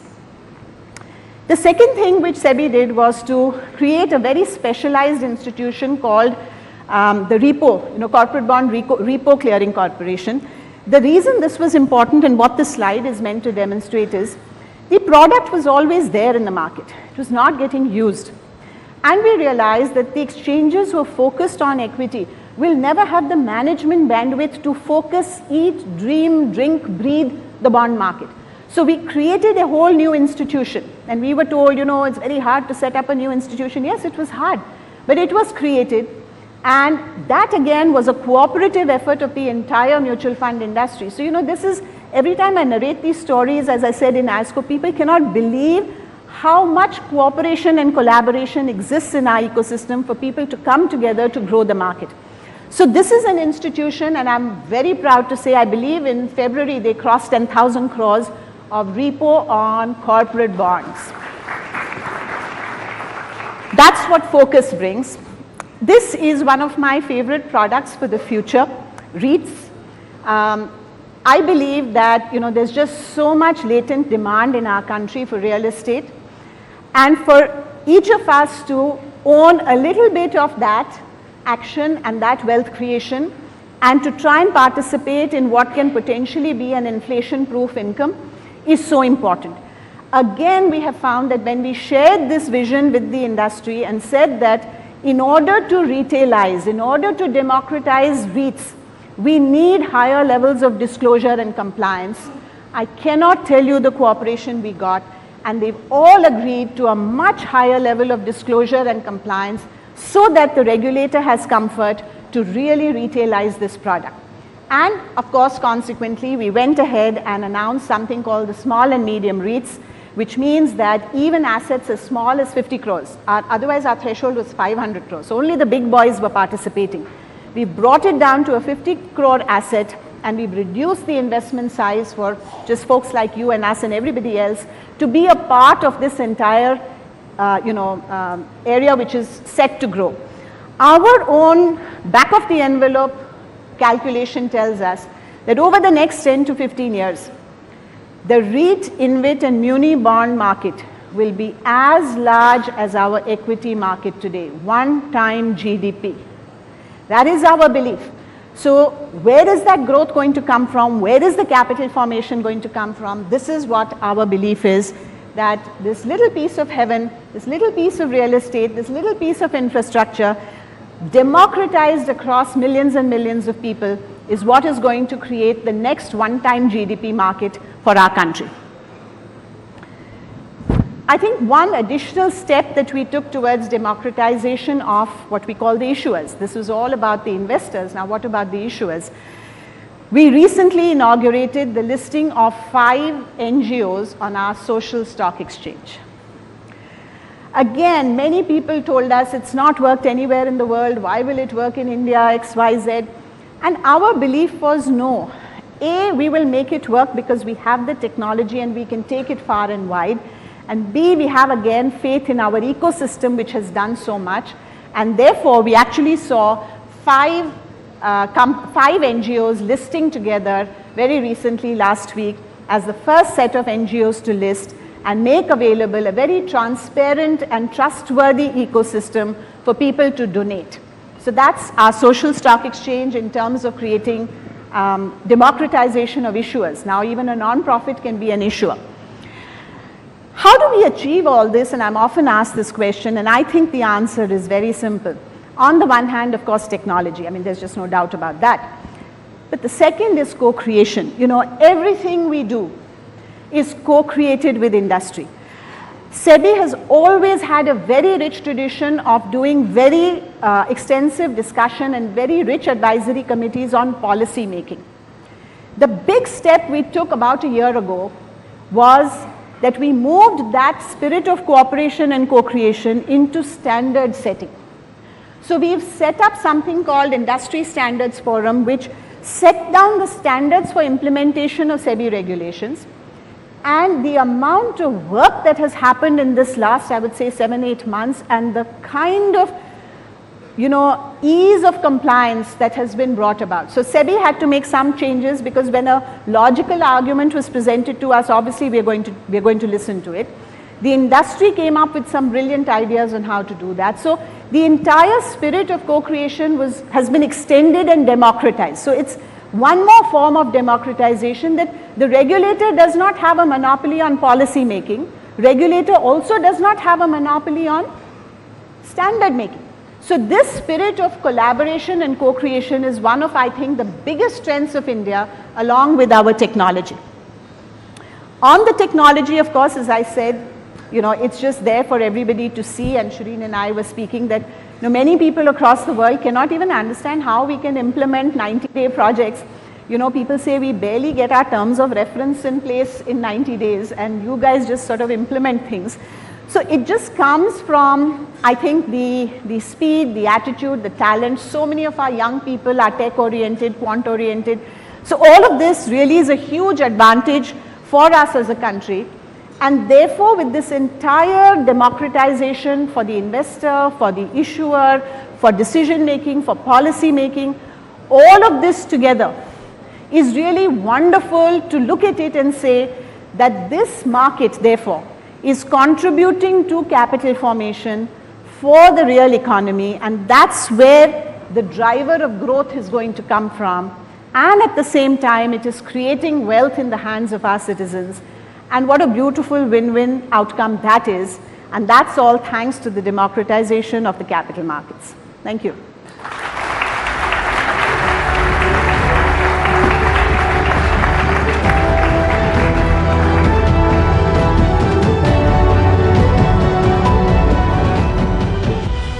Thank you, Madhviji. Fantastic as ever. And such a pleasure to have you here with us. And thank you for making the time. Really appreciate it. Ladies and gentlemen, you can be a little more generous with your applause, please. Thank you very much. Thank you. And now I have to request all of you to cooperate with us, and very humbly so, because we now have to follow the SPG security protocols ahead of the Prime Minister gracing this Rising Bharat Summit, ladies and gentlemen. In exactly about 90 minutes from now, Prime Minister Narendra Modi will be here with us to address this gathering. Leading for Global Good is the theme. Rising Bharat Summit concludes with that grand finale with the address of Prime Minister Narendra Modi, the most popular leader in current times. Now here's what we'll have to do. We'll have to make our way out, and we have to clear the Darbar Hall for now. And I request all of you to please cooperate, because there will be yet another round of checking and frisking. Please try and avoid carrying battery packs or electronic gadgets with you on your way back in. Around 7 p.m. we will start letting people in as soon as we get the thumbs up from the SPG.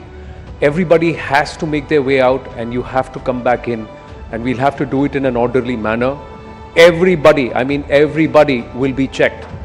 So there's nobody who can come out and say, "Meri checking ki zarurat nahi hai, sabke checking ki zarurat hai." Everybody's going to get checked. I request you to please be orderly. Allow the ladies to make their way out last.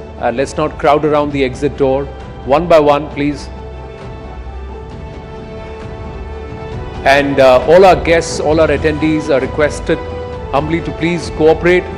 And there will be some specific seating in some areas that will be marked out for some specific guests, and also to adhere to the SPG protocols. Kindly cooperate and help us put up a fantastic evening. Thank you.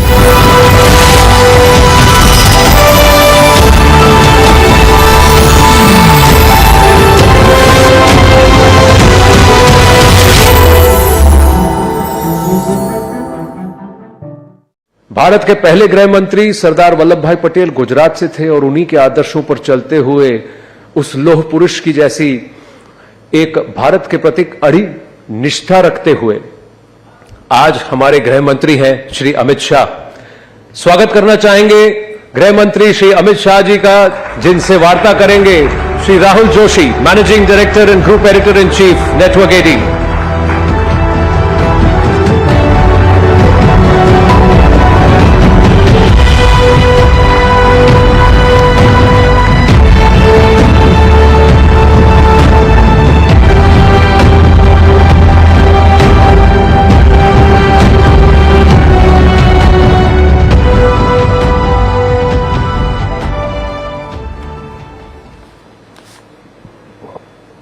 Amit ji, आपका हमें समय देने के लिए आपका बहुत बहुत धन्यवाद। मैंने सुना है कि कल सुबह 4 बजे तक मीटिंग चल रही थी, कल आप हमारे साथ नहीं जुड़ सके, आज आप आए हैं। तो स्वाभाविक है कि बहुत सारे सवाल हमारे पास हैं और आपके ही पास सारे जवाब भी हैं। तो सबसे पहला सवाल जो मैं आपसे पूछना चाहूंगा कि इस बार का जो माहौल है, 2014 में मोदी जी की एक बड़ी वेव थी, लोग सीट प्रेडिक्ट कर रहे थे कि जीतेंगे, कितने से जीतेंगे। 2019 में भी बालाकोट हुआ, उसके बाद माहौल बदला और एक लोगों ने फिर प्रेडिक्ट करना एक मिनट, बालाकोट के पहले से ही माहौल भाजपा के पक्ष में था और हम जीतने वाले। पर इस बार अमित जी, इस बार तो कुछ अलग ही नंबर और आंकड़े आ रहे हैं। 370 एक बहुत बोल्ड आपने टारगेट लिया है, 400 पार एनडीए के लिए। तो इस बार वेव इलेक्शन देखते हैं आप, इसको क्या कारण है कि आपको कॉन्फिडेंस है कि 370 सीटें मिलेंगी बीजेपी को? देखिए, ये 10 साल है 2014 से 24 के। आजादी के बाद के 75 साल में जब भी देश का इतिहास लिखा जाएगा, मोदी जी के शासन के 10 साल स्वर्णिम अक्षरों से अंकित होने वाले हैं। ये 10 साल में भारत की जनता अनुभव कर रही है, एक देश की नई पहचान समग्र विश्व के सामने खड़ी हुई है। देश का हर नागरिक सम्मान के साथ कहता है कि हां मैं भारतीय हूं, गर्व के साथ कहता है हां मैं भारतीय हूं, और दुनिया में जहां जहां भी भारतीय पासपोर्ट के साथ जो कोई भी जाता है, इसका बड़ा सम्मान होता है। ये 10 साल में विकास की प्रक्रिया से पूर्णतया कटे हुए 60 करोड़ गरीब, जिनको 70 साल की आजादी के बाद भी बैंक अकाउंट नसीब नहीं हुआ था, घर में टॉयलेट नहीं था, घर में गैस नहीं था, घर में बिजली नहीं मिली थी, नल से पानी नहीं मिला था, खाने के लिए बड़ी मशक्कत करनी पड़ती थी, स्वास्थ्य की सुविधाएं नहीं थी। ये 10 साल के अंदर ही, सिर्फ 10 साल के अंदर हर एक को बैंक अकाउंट, हर एक घर में नल से जल, हर एक घर में शौचालय, हर एक घर में गैस, और 60 करोड़ लोगों को 5 लाख तक की स्वास्थ्य की सारी सुविधाएं पूरी की है, और हर गरीब को प्रति व्यक्ति प्रति माह 5 किलो अनाज आज फ्री ऑफ कॉस्ट मिल रहा है। एक प्रकार से ये 60 करोड़ लोगों को भारत के अर्थतंत्र के साथ जोड़ने का काम नरेंद्र मोदी जी ने किया। ये 10 साल के अंदर ही देश जिसकी बड़े समय से राह देखता था कि भारत अपने अर्थतंत्र को दुनिया की तालिका में बहुत आगे पहुंचाए। अटल जी 11वें नंबर पर छोड़कर गए थे।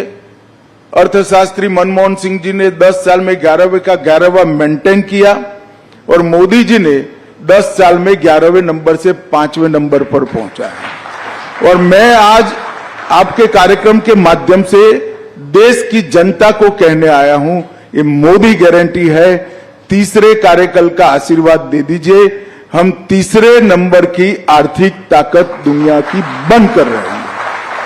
ये 10 साल में भारत मैन्युफैक्चरिंग का हब बना है। ये 10 साल में डिजिटल क्रांति सब्जी वाली से लेकर बड़े बड़े कॉरपोरेट तक ट्रांसलेट कर गई है।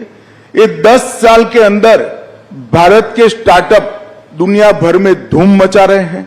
ये 10 साल के अंदर ही एक सर्वग्राही, सर्वस्पर्शीय और सर्वसमावेशी शिक्षा नीति का आगाज हुआ है, जो अपनी भाषाओं पर तो गौरव करता है, दुनिया भर की आधुनिक से आधुनिक चीजों को समाहित करते हुए विश्व के मंच पर भारत के युवा को खड़ा रहने की ताकत देता है। ये 10 साल के अंदर भारत सुरक्षित हुआ है। आए दिन बम धमाके कर जाने वाले पड़ोसियों को मैसेज दिया है, सर्जिकल स्ट्राइक और एयर स्ट्राइक कर कर घर में घुसकर आतंकवाद का सफाया करने का दम भारत में है। ये 10 साल के अंदर सालों पुराने मसले जैसे धारा 370 हटाना, 35 से हटाना, राम मंदिर का निर्माण करना, बाबा विश्वनाथ का कॉरिडोर बनाना, ट्रिपल तलाक समाप्त करना, सीएए लाना, ढेर सारे यूसीसी लाना, ढेर सारे मसले जिसको छूने की कोई हिम्मत नहीं करता था, मोदी जी ने हिम्मत के साथ उसको निरस्त किया है और सुचारू रूप से शांतिपूर्ण तरीके से जमीन पर उतारने का काम किया है। 10 साल भारत की आंतरिक सुरक्षा के लिए भी स्वर्णिम अक्षर से लिखे जाएंगे।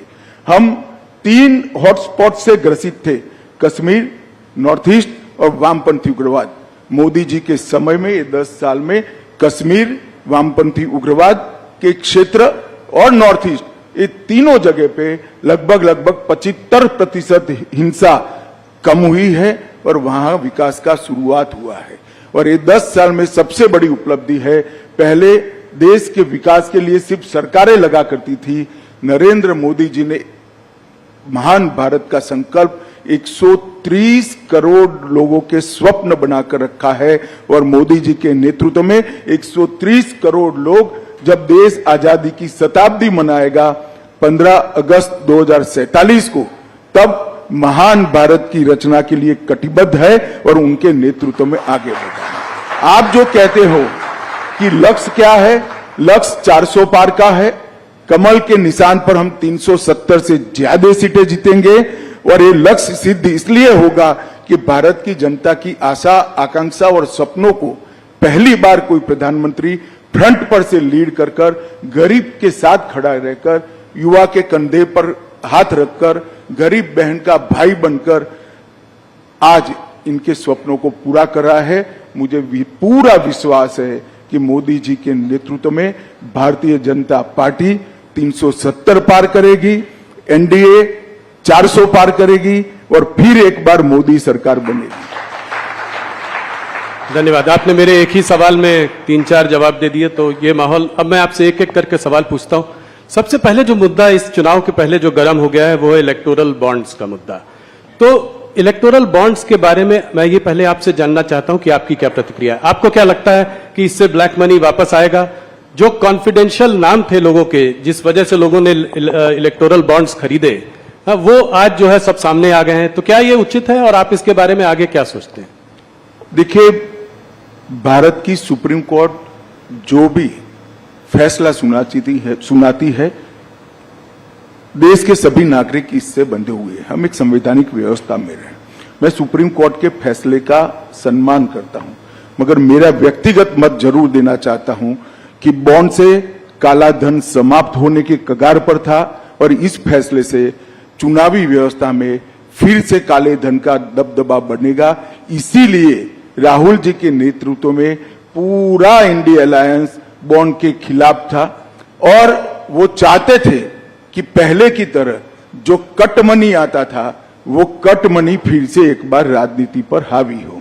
पहले क्या होता था, चंदा कैश में आता था और चंदा कैश में आता था तो क्या होता था, कोई व्यक्ति मानो 1500 रुपया चंदा जमा कराता था, 100 रुपया वो पार्टी में जमा कराते थे, 1400 रुपया अपने घर ले जाते थे और स्विस बैंक के अंदर या कहीं और जहां टैक्स डिस्क्लोज नहीं होता है, चंदे डिस्क्लोज नहीं होते हैं, धन डिस्क्लोज नहीं होता है, ऐसे देश में ले जाते थे।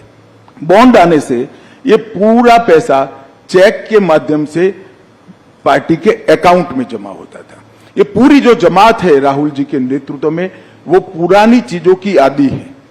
उनको यही चाहिए कि पार्टी को चंदा मिले न मिले, चुनाव के लिए खर्च हो न हो, अपनी पीढ़ियां बहुत अच्छे तरीके से जी पाएं। और इस चीज को मोदी जी ने बॉन्ड लाकर इस पर कुठाराघात किया था। मैं आपको बताना चाहता हूं, मेरी पार्टी की बात बताता हूं। 2014 में मेरी पार्टी में जो चंदा आता था, इसमें से 81% चंदा कैश से आता था, जिसमें किसी का नाम नहीं होता था।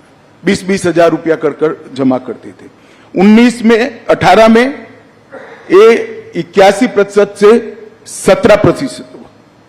18 में एंड पे भी ये 17% पर रहा और 2023 पर कम होकर 3% पर आ गया था।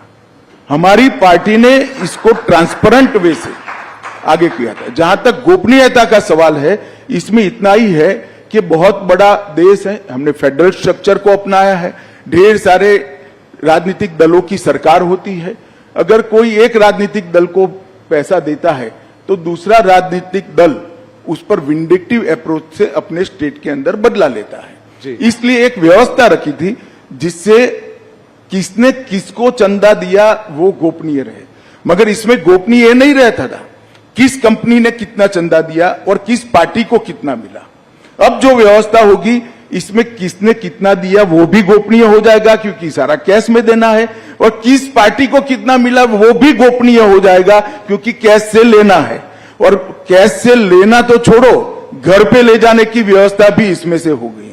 और हम पर एक आरोप लगता है राहुल जी कि हमें बहुत सारा चंदा मिला है, ये मिथ्या है। 6,900 करोड़ 6,200 करोड़ हमें मिला है। इसके सामने 6,200 करोड़ राहुल बाबा के नेतृत्व में चलने वाले इंडिया अलायंस को मिला है, जबकि हमारी 3 सीटें हैं, उनकी लोकसभा में कितनी सीटें हैं? हमारी 17 सरकारें हैं, हमारी हर राज्य में पार्टी चल रही है। और एक काम के सामने चंदे का जो सवाल है वो भी गलत है, क्योंकि 2019 लोकसभा में हमें जो 6,000 करोड़ मिला, इसमें से 2019 लोकसभा के समय पर जो बॉन्ड खुले हैं इसमें 3,071 करोड़ चंदा मिला है। तो आप जाहिर है जब आचार संहिता कोड ऑफ कंडक्ट आ जाता है तो कोई काम के सामने चंदा नहीं होता है। और विधानसभा के चुनाव के कोड ऑफ कंडक्ट लगने के बाद हमें 2640 करोड़ रुपया मिला है। उस वक्त भी कोड ऑफ कंडक्ट होता है, कोई काम नहीं होता है। तो 90% से ज्यादा चंदा बॉन्ड से हमें कोड ऑफ कंडक्ट लगने के बाद मिला है। तो ये जो आर्ग्यूमेंट कर रहे हैं बड़े बड़े धाराशास्त्री, जो ये पूरी सिस्टम के फायदा उठाने वाले हैं, क्योंकि वो भी राजनेता ही है ज्यादातर, चंदे वाली कैश चंदे वाली व्यवस्था का फायदा उठाने वाले, वो उनका आर्ग्यूमेंट था कि इससे सरकारी नीतियां प्रभावित होती है। उनको ये मालूम नहीं है कोड ऑफ कंडक्ट बनने के बाद कोई नीति आ नहीं सकती। तो ज्यादातर चंदा तो कोड ऑफ कंडक्ट के समय में हमारा आया है 90% चंदा। राहुल जी इसको हफ्ता वसूली कहते हैं, खुद भी 1400 करोड़ उनको मिला उनकी पार्टी। ठीक है, तो फिर उन्होंने 1600 करोड़ का हफ्ता क्यों वसूला, वो उसका हिसाब देना चाहिए। 1600 करोड़ उनको भी मिला है, हमें 6,000 करोड़ मिला है, तो सामने सारे इंडी अलायंस घमंडिया गठबंधन को भी 6,000 करोड़ मिला है, एक पैसा कम नहीं मिला है। राहुल जी ने सबसे पहले वो चंदा कहां से वसूल लाए, हफ्ता कहां से वसूल लाए, इसका हिसाब। हम तो कहते हैं इसमें एक पैसा हफ्ता नहीं है, ये शुद्ध रूप से पारदर्शी तरीके से लाया गया चंदा है। मगर वो खुद स्वीकार कर रहे हैं बॉन्ड की व्यवस्था हफ्ता वसूली है, तो उन्होंने 6,000 करोड़ का हिसाब देना चाहिए कि तृणमूल कांग्रेस कहां से लाई, वो कहां से लाए हैं, एनसीपी कहां से लाई है। अमित जी, कुछ पार्टीज ने अपनी जो है लिस्ट ऑफ डोनर्स को घोषित किया है, क्या आप कोई भारतीय जनता पार्टी भी ऐसा करेगी? भाई क्या घोषित करे हो, कल सारा घोषित हो जाने वाला है। मैं आपको बताने वाला हूं, बताने जा रहा हूं, घोषित कल होगा। ये मुंह नहीं दिखा पाएंगे, इंडी अलायंस मुंह नहीं दिखा पाएगा। जब पता चलेगा कि कहां से जब पता चलेगा चंदा कहां से आए। ये समझे बगैर कुछ लोगों के दिए हुए चीट पढ़ पढ़कर भाषण करते हैं राहुल गांधी, उनको मालूम नहीं है कि उन्होंने अपने पैर पर कुल्हाड़ी मारी। एक चीज जो और इलेक्टोरल बॉन्ड्स के बारे में बोला जा रहा है वो ये कहा जा रहा है कि काफी सारा करीब 14 कंपनियों का पैसा जो है करीब 4,000 करोड़ वो इलेक्टोरल बॉन्ड्स उन्होंने तब खरीदे हैं जब उनके वहां कोई किसी प्रकार की इंटेलिजेंस एजेंसी की रेड हुई है, जैसे कि ईडी या सीबीआई। मैंने आपको बताया कि वो हो सकता है वो 6,000 करोड़ में हुआ हो जो घमंडिया गठबंधन को मिला है। हमारा जहां तक सवाल है चुनाव के 40 दिन में हुआ है, ऐसा कैसे हो सकता है? तो आप ये कह रहे हैं कि जिनमें रेड हुई है वो जरूरी नहीं कि उन्होंने बीजेपी को पैसा दिया। हाँ, अभी आएगा ना, मैं कह रहा हूं। अच्छा, कल आप कह रहे हैं जब आएगा तो सारा आएगा, दूध पानी का पानी हो जाएगा। चलिए उसका इंतजार करेंगे, वापस आपसे फिर उससे सवाल करेंगे। एक इससे लगा हुआ सवाल है तो पूछकर इस मुद्दे से आगे बढ़ते हैं कि ऑपोजिशन का कहना है कि ईडी की रेड हो, इनकम टैक्स की रेड हो, सीबीआई की रेड हो, वो हर बार ऑपोजिशन लीडर्स पर ही क्यों पड़ती है? भारतीय जनता पार्टी के लीडर क्या सब साफ सुथरे? ये एकदम सफेद झूठ है। मैं देश की जनता के सामने कहना चाहता हूं, मोदी जी के प्रधानमंत्री बनने के बाद काले धन पर कठोर कार्यवाही हुई है, ईडी काले धन पर कार्यवाही कर रही है, और ईडी ने जितनी भी संपत्तियां कुर्क की है उसमें से 5% ही राजनीतिक दलों से जुड़े हुए लोगों की है, 95% काले धन वाले की। ये भी काला ही धन है, मगर वो ऐसा चाहते हैं व्यवस्था जिसमें राजनेता पर कोई कार्यवाही ही न हो। मैं आपको स्पष्टता से बताना चाहता हूं कि 95% कार्यवाही ऐसे लोगों पर हुई है जो राजनीति से जुड़े हुए ही नहीं, और ये बिल्कुल सरासर। और ममता जी के मंत्री के घर से 51 करोड़ रुपया मिलता है, कांग्रेस के सांसद के घर से 355 करोड़ मिलता है। 10 मशीन एसबीआई की गिनते गिनते थक जाती है, गर्म हो जाती है, और ये कहते हैं कार्यवाही ना हो। भैया कार्यवाही का सवाल मत उठाओ, तेरे सांसद के घर से 350 करोड़ कहां से आया वो सबसे बड़ा सवाल है। ममता के मिनिस्टर के घर से 55 करोड़ कहां से आया वो बड़ा सवाल है। क्या समझते हो, जनता कुछ देखती नहीं है? तो क्या नोटों की गड्डियां भरने के लिए मेटाडोर लाने पड़ते, एक मेटाडोर छोटा पड़ गया, दूसरा मेटाडोर रात को 4 बजे लाना पड़ा। ये कहां जाने वाला था पैसा? राहुल बाबा बता सकते हैं देश की जनता को, ये 355 करोड़ जो कांग्रेस के सांसद के घर से पकड़े किसके? इसका जवाब देना चाहिए उनको। और बाद में ईडी कार्यवाही नहीं करे, ऐसा नहीं होगा। जो करप्शन करेगा उस पर कठोर कार्यवाही होगी और जेल की सलाखों के पीछे भी जाएंगे। और जहां तक सवाल है बीजेपी के नेताओं का सवाल है, इस देश में कोर्ट है। जब हम ऑपोजिशन में थे ढेर सारे पीआईएल लगाए थे आपके खिलाफ, आपकी सरकार के खिलाफ 12 लाख करोड़ के घपले घोटाले भ्रष्टाचार किए थे। 42 पीआईएल हुए थे, 42 पीआईएल में से 35 में ऑर्डर हुए थे और आपकी ही सरकार ने आपके खिलाफ एफआईआर रजिस्टर करनी पड़ी। अगर हिम्मत है तो जाए कोर्ट में। और मैं कहता हूं ये 12 लाख करोड़ के घपले घोटाले भ्रष्टाचार करने वाला इंडिया अलायंस एक कांग्रेस पार्टी लोगों की आंख में धूल झोंकने के लिए, भ्रमित करने के लिए कह रही है। वास्तविकता है 23 साल से नरेंद्र मोदी जी मुख्यमंत्री और प्रधानमंत्री रहे हैं, उन पर 25 पैसे का आरोप देश में आज तक कोई नहीं लगा सकता। तो वास्तविकता। तो अमित जी, क्या आप देश की जनता को आश्वस्त करेंगे कि अगर इस तरह के कोई नेता जिन पर कार्यवाही चल रही है वो पलटकर बीजेपी भी ज्वाइन करते हैं? भाई आश्वस्त करने की जरूर नहीं भैया। राहुल तुम भी पत्रकार हो, तुम चले जाओ कोर्ट में कि फला नेता का ये काला भ्रष्टाचार है, आप इस पर कार्यवाही। कोर्ट सबको ऑर्डर देती है, तुम ही चले जाओ ना, छोड़ो इंडिया अलायंस। मैं सिर्फ सवाल पूछने तक ही सीमित रखता हूं अपने रोल को। अगला सवाल अमित जी, जैसे जैसे चुनाव पास आता जा रहा है पॉलिटिकल डिस्कोर्स गिरता जा रहा है। हमने पहले भी देखा है, पहले जो भी चुनाव हुए हैं शुरू में तो लोग बात बड़ी बड़ी करते हैं, ऑपोजिशन भी बड़े मुद्दों पर अटैक करता है, पर जैसे जैसे पास आता जाता है स्तर गिरता जाता है। अब लोग कह रहे हैं कि मोदी को गोली मार देंगे, टुकड़े टुकड़े कर देंगे। इस तरह का जो डिस्कोर्स और वरिष्ठ नेताओं से आ रहा है, इसको आप कैसे देखते हैं? देखिए, किसी भी पार्टी के कार्यकर्ता ने जो सार्वजनिक जीवन में जीते हैं इस प्रकार की भाषा का प्रयोग नहीं करना चाहिए। मगर मैं आपसे पूर्णतः सहमत इसलिए नहीं हूं। ढेर सारी बातें होती हैं, अच्छी बातें होती है, जायज विरोध भी किया जाता है, विकास की बातें होती है, एजेंडे की बातें होती है, भारत के विकास की भी बातें होती है। मगर आप लोगों का ध्यान वो कंट्रोवर्शियल 1-1.5 मिनट पर ही टिका हुआ होता है, क्योंकि आपकी टीआरपी इससे जुड़ी हुई है। मेरे इंटरव्यू में से भारत का अच्छा क्या हुआ वो नहीं निकालोगे आप। सीए निकालोगे, 370 निकालोगे, ईडी निकालोगे, ये आपका काम है। खैर मुझे इसमें कोई तकलीफ नहीं है, मगर मुझे जनता को भी बताना चाहिए। बात को पूरी सुनिए, सब अच्छी बातें भी होती है, ऑपोजिशन भी अच्छे विरोध के मुद्दे लेकर हमारा विरोध करता है। ऐसा नहीं है कि देश में गाली गलौज की राजनीति हुई है, ये बात सही है आपकी।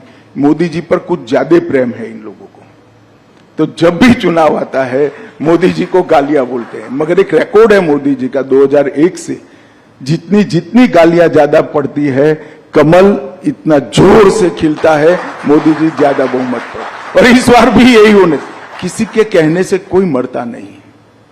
मोदी जी के साथ इस देश की करोड़ों माताओं का आशीर्वाद है, जिसको गैस मिला है, घर मिला है, सुरक्षा मिली है, खाना मिला है, दवाइयां मिली है।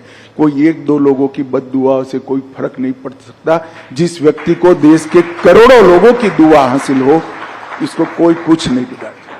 थोड़ा बड़े मुद्दे की ओर जाते हैं। ऑपोजिशन राहुल गांधी जी ने कास्ट सेंसस की बात करी है। कास्ट सेंसस के बारे में आपका क्या मत है, और जितनी आबादी उतना हक, उस बारे में आप क्या बोलना चाहेंगे?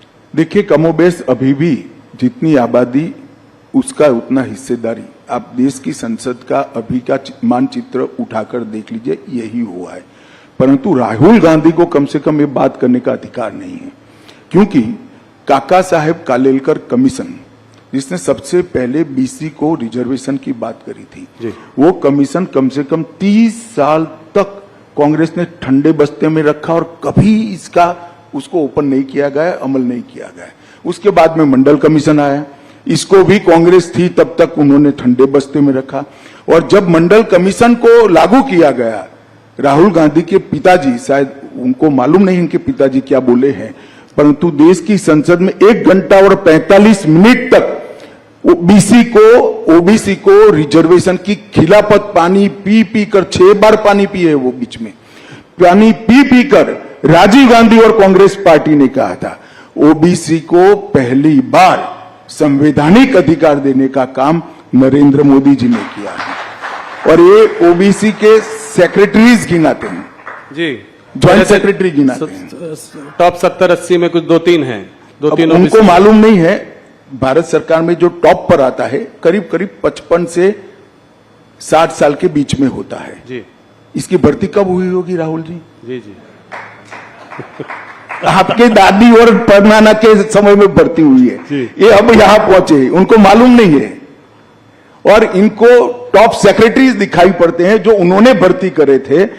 मोदी जी की कैबिनेट में 27 ओबीसी मंत्री हुए और देश का प्रधानमंत्री भी ओबीसी है, उनको ये नहीं दिखाई पड़ता। एक्चुअल में इनकी प्रॉब्लम है कि वो स्टडी ही नहीं करते हैं, जो उनको पकड़ा देते हैं अंग्रेजी में लिखा हुआ वो सीधा पड़ जाते हैं दुनिया के सामने, इसलिए वो फंसते हैं।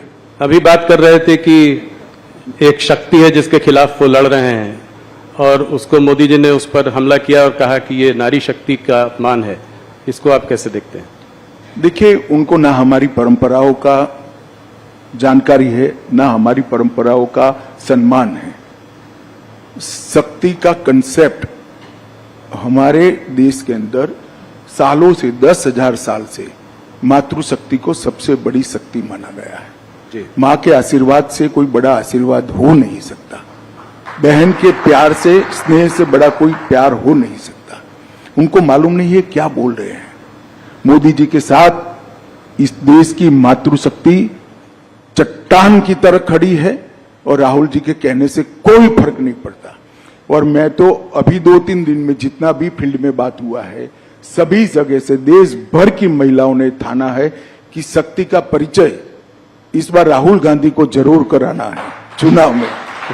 ये मैंने सब जगह से पाया है और मैं देश की मातृशक्ति का भी आह्वान करना चाहता हूं कि नरेंद्र मोदी जी ने आजादी के बाद देश की महिलाओं के कब से आकांक्षा थी कि नीति विषय निर्णय करने में और देश के कानून बनाने में देश की माताओं बहनों की हिस्सेदारी हो, और वो मांग कोई पूरी नहीं कर पाया।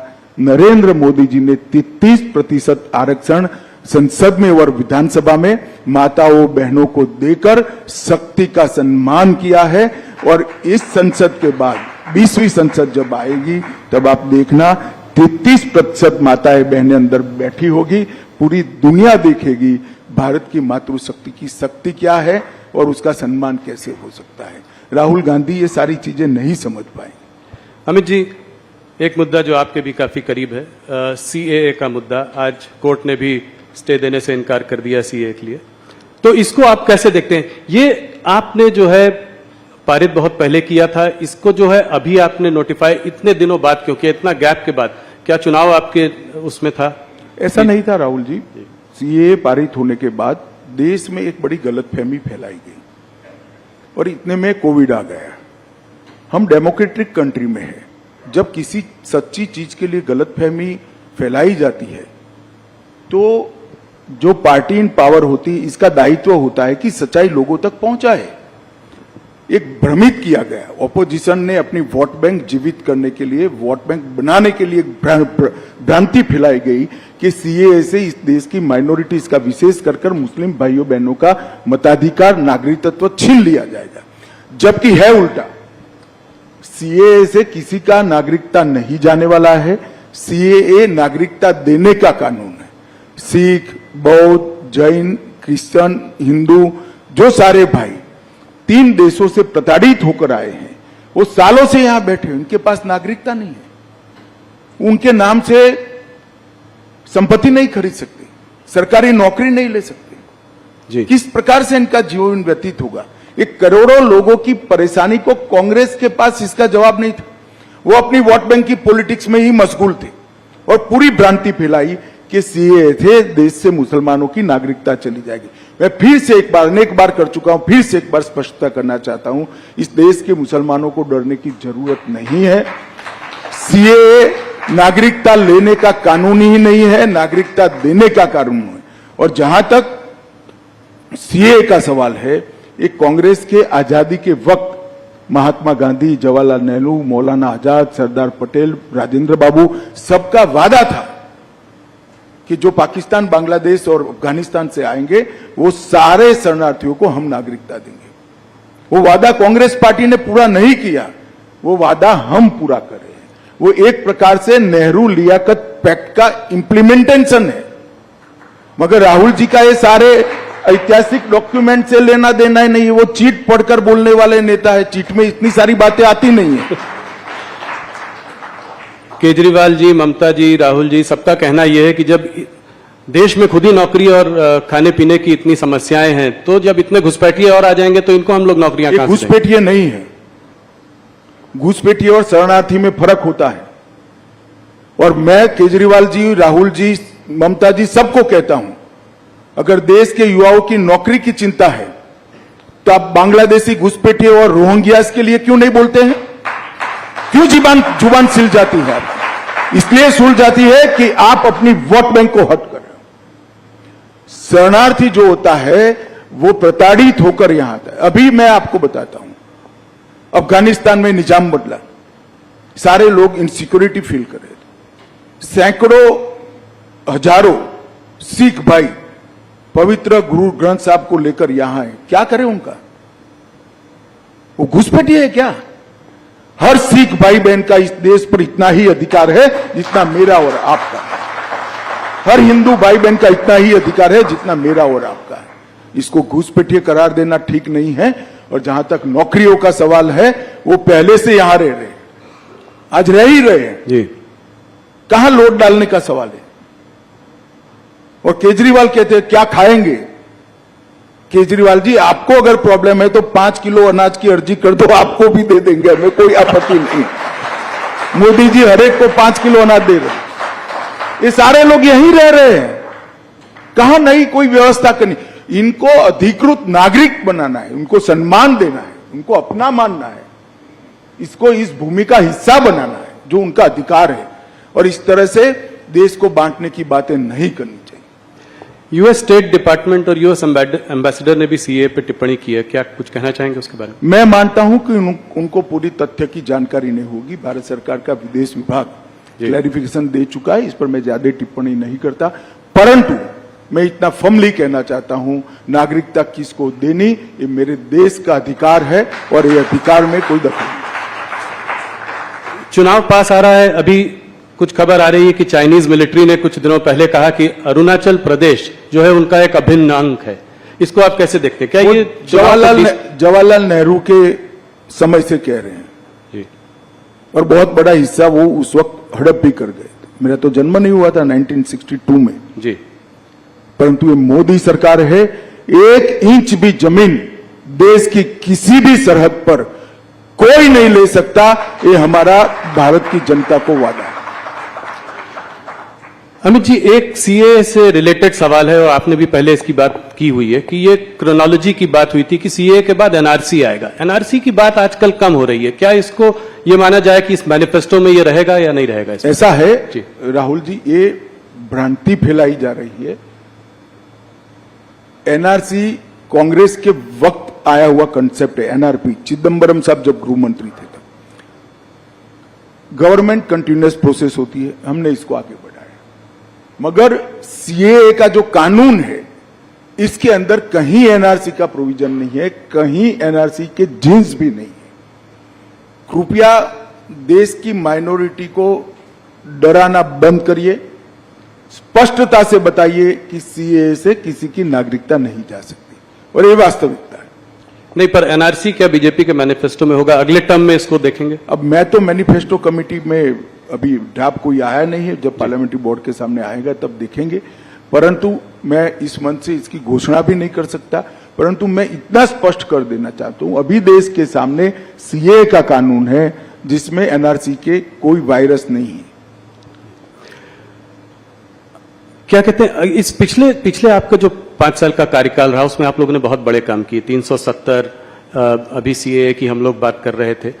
एक यूनिफॉर्म सिविल कोड की भी बात हुई है और इसको आपने जो है उत्तराखंड के गवर्नमेंट के उसके माध्यम से शुरुआत भी की है। तो क्या अगले 5 साल में ये एक बड़ा मुद्दा रहेगा भारतीय जनता पार्टी का? आपके मैनिफेस्टो आपने कहा कि अभी आप नहीं बता सकते, मगर आप राहुल जी, यूसीसी लोकभोग्य भाषा में कॉमन सिविल कोड, ये आज से हमारा मुद्दा नहीं है जी। 1950 से हमारा मुद्दा है। इसके लिए मेरी पार्टी ने आंदोलन किया है, जनसंघ था तब से करा है। और हम इससे हट नहीं सकते हैं। हम मानते हैं कि पंथ निरपेक्ष देश में सभी के लिए एक कानून होना चाहिए, इसमें किसी से कोई मतभेद। और हम इस बात को जनता के सामने मुखरता के साथ रखेंगे। उत्तराखंड सरकार यूसीसी लेकर आई है और इस यूसीसी पर इसकी अब सोशल, लीगल, जुडिशियल सभी प्रकार की स्क्रूटिनी होगी और उसके बाद में कोई एक कॉमन मत भी बनेगा देश का। परंतु यूसीसी भारतीय जनता पार्टी का देश की जनता को वादा है। हिंदू हो, मुस्लिम हो, सिख हो, ईसाई हो, बौद्ध हो, ये सभी ने एक कानून से जीना चाहिए। धार्मिक स्वतंत्रता में कोई दखल नहीं करनी चाहिए। लग्न की पद्धति क्या हो, अपने अपने धर्म के हिसाब से हो, परंतु कानून एक होना चाहिए। ये हमारे संविधान निर्माताओं ने तय की हुई बात है, ये कोई भारतीय जनता पार्टी का एजेंडा नहीं है। हमने यूसीसी को हमारे गाइडिंग प्रिंसिपल्स में एक्सेप्ट किया था, जिसको अंबेडकर जी, सरदार पटेल, जवाहरलाल जी, राजेंद्र बाबू सबने स्वीकारा था। ये सारे कांग्रेस के नेता थे जी, और सबने स्वीकारा था कि उचित समय पर देश के विधानमंडल और देश की संसद इस देश के अंदर यूनिफॉर्म सिविल कोड लेकर आएगी। एक आदर्श हमारे सामने रखा था, जो पूरी करने की दिशा में भारतीय जनता पार्टी की उत्तराखंड सरकार ने, हमारे मुख्यमंत्री धामी जी ने इसको आगे बढ़ाया। डीएमके ने आज जो है अपने मैनिफेस्टो में कहा है कि अगर वो सरकार, उनकी सरकार आती है इंडिया अलायंस की, तो इन सबको रिपील करेगी, सीएए को रिपील करेगी। किसने कहा है? डीएमके। डीएमके कहां पावर में आनी है भाई जी? डीएमके का सवाल ही नहीं है, वो तो इसीलिए ऐसा। ऑपोजिशन पार्टीज का कहना है कि क्या मुसलमानों को शरिया और हदीस के हिसाब से रहने का हक नहीं है? देखिए, ये भी एक प्रकार की भ्रांति है। शरिया और हदीस के हिसाब से 1937 से नहीं रह रहा है इस देश का मुसलमान। 1937 अंग्रेजों ने जब मुस्लिम पर्सनल लॉ बनाया तो उसमें क्रिमिनल एलिमेंट क्यों निकाल दिया भाई? फिर तो चोरी करने वाले के हाथ काट दो, बलात्कार करने वालों को रोड पर पत्थर मारकर मार दो। कोई मुसलमान सेविंग्स अकाउंट नहीं खोल सकता, सूद नहीं ले सकता, लोन नहीं ले सकता। शरिया और हदीस से अगर जीना है तो पूरा जीना चाहिए। सिर्फ 4 शादी करने के लिए शरिया और हदीस क्यों आता है? ऐसा नहीं होना चाहिए। ये इस देश का मुसलमान शरिया और हदीस की सारी चीजों से अंग्रेजों के समय से कटा हुआ है जी। और देश ढेर सारे इस्लामिक कंट्रीज भी ये छोड़ चुके हैं। ये कांग्रेस की एपीसमेंट की पॉलिसी है, वोट बैंक की पॉलिसी है। इस देश के माइनॉरिटी इससे बाहर आए, और ये सालों से नहीं है, आज से नहीं है, ऐसा नहीं है, सालों से नहीं है। आज भी सिविल सूट होता है तो देश के संविधान के हिसाब से मुस्लिम भाइयों का सिविल सूट होता है जी। शरिया और हदीस के हिसाब से नहीं होता। काजी के पास कोई नहीं जाता है। तो क्या वो सब राहुल जी लागू करना चाहते हैं? चोरी करने वाले के हाथ काट दो, बलात्कार करने वालों को पत्थर मारकर मार दो, देश का जो द्रोह करेगा उसको फांसी पर, चौराहे पर लटकाओ, ये सारा लाना है क्या? अमित जी, थोड़ी सी बात करते हैं साउथ इंडिया की, जहां पे कि मोदी जी का बहुत बड़ा फोकस रहा है। पिछले 2-3 महीनों से वहां बहुत बार गए हैं। आप लोगों को भी उम्मीद है कि इस बार साउथ इंडिया में भारतीय जनता पार्टी की परफॉर्मेंस बहुत अच्छी होगी। सबसे पहला सवाल तो यह है कि कांग्रेस के वरिष्ठ नेता, ये उनमें से मतलब वाकई एक बड़े वरिष्ठ नेता ने कहा कि साउथ इंडिया जो है दक्षिण भारत को एक अलग देश होना चाहिए। पहले तो मैं जानना चाहता हूं कि आप इसके बारे में क्या कहना चाहेंगे? देखिए, इसका जवाब तो सच में राहुल जी को देना चाहिए। आज तक कांग्रेस ने उस नेता के बयान से कन्नी नहीं काटी। देश की जनता तो मान रही है, कांग्रेस का पॉलिसी है कि इस देश का 2 टुकड़ा होना चाहिए, साउथ इंडिया और नॉर्थ इंडिया जी। मगर राहुल बाबा, आप चिंता मत करो। अब भारतीय जनता पार्टी इतनी ताकतवर है, कांग्रेस दूसरी बार इस देश का विभाजन नहीं कर पाएगी। कभी ये देश के टुकड़े हम नहीं, ये नहीं हो सकता। क्या कर रहे हैं आप? चुनाव जीतने के लिए 2 देश बनाने की बात कर रहे हैं। और क्या होगा इस पार्टी को? इतनी पुरानी पार्टी, आजादी का आंदोलन करने वाली पार्टी, वो इस बयान से कन्नी नहीं काटती है, इनको नोटिस नहीं देती है, और फिर से टिकट दे दिया। क्या कहना चाहते हैं आप? उसका जवाब तो कांग्रेस पार्टी ने देना पड़ेगा चुनावों में।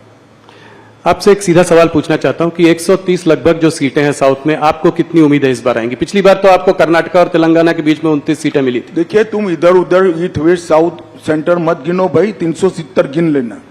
नहीं, 370 में नॉर्थ में तो बहुत सारे प्रदेशों में आपकी करीब करीब पूरी सीटें हैं। तो मैं कह रहा हूं कि एडिशनल 70 सीटें कहां से आएंगी? ऐसा है भाई, जब मैं 300 कहता था तब भी तुमने, राहुल जी, मुझे ये सवाल 2019 में पूछा था कि तुम लाओगे कहां से। मैंने कहा काउंटिंग के दिन दोपहर को बता दूंगा, और हमारी 300 पार हो गई। इस बार भी मैं कहता हूं, काउंटिंग को 12 बजे मुस्कुराते हुए चेहरे पर कहना, मोदी का वादा पूरा हुआ, लक्ष्य पूरा हुआ, भाजपा 370 पार।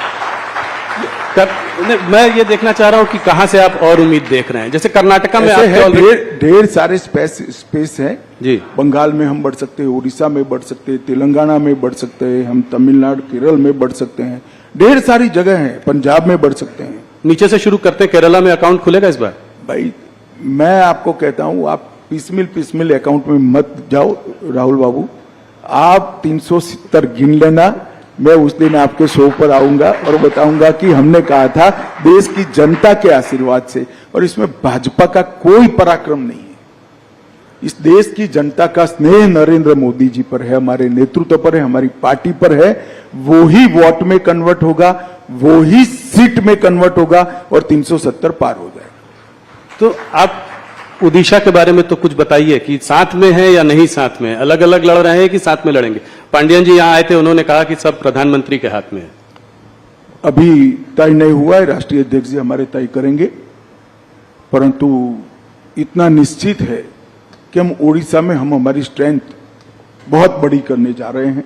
ओडिशा की जनता का मोदी जी के प्रति जो प्यार है, वो हमारे कार्यकर्ता बिल्कुल उष्मा के साथ और विनम्रता के साथ उसका स्वीकार भी करते हैं, इसको फील भी करते हैं। सीटें बढ़ेंगी पिछली बार से लोकसभा चुनाव में, और विधानसभा में क्या होगा? निश्चित रूप से विधानसभा लोकसभा दोनों में बड़ी बढ़ोतरी होगी, और चुनावी पंडितों की गिनती से कई गुना ज्यादा सीटें भारतीय जनता पार्टी की। उड़ीसा में सरकार बनाने की हालत में हैं आप लोग?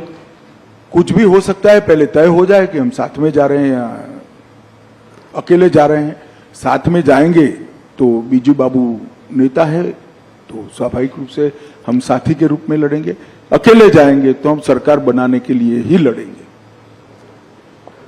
पांडियन जी ने एक अच्छी अजीब सी बात कही, उन्होंने कहा कि देखिए, सेंटर में बीजेपी को बीजेडी की जरूरत नहीं है और स्टेट में बीजेडी को बीजेपी की जरूरत नहीं है। क्या इस बात से आप सहमत?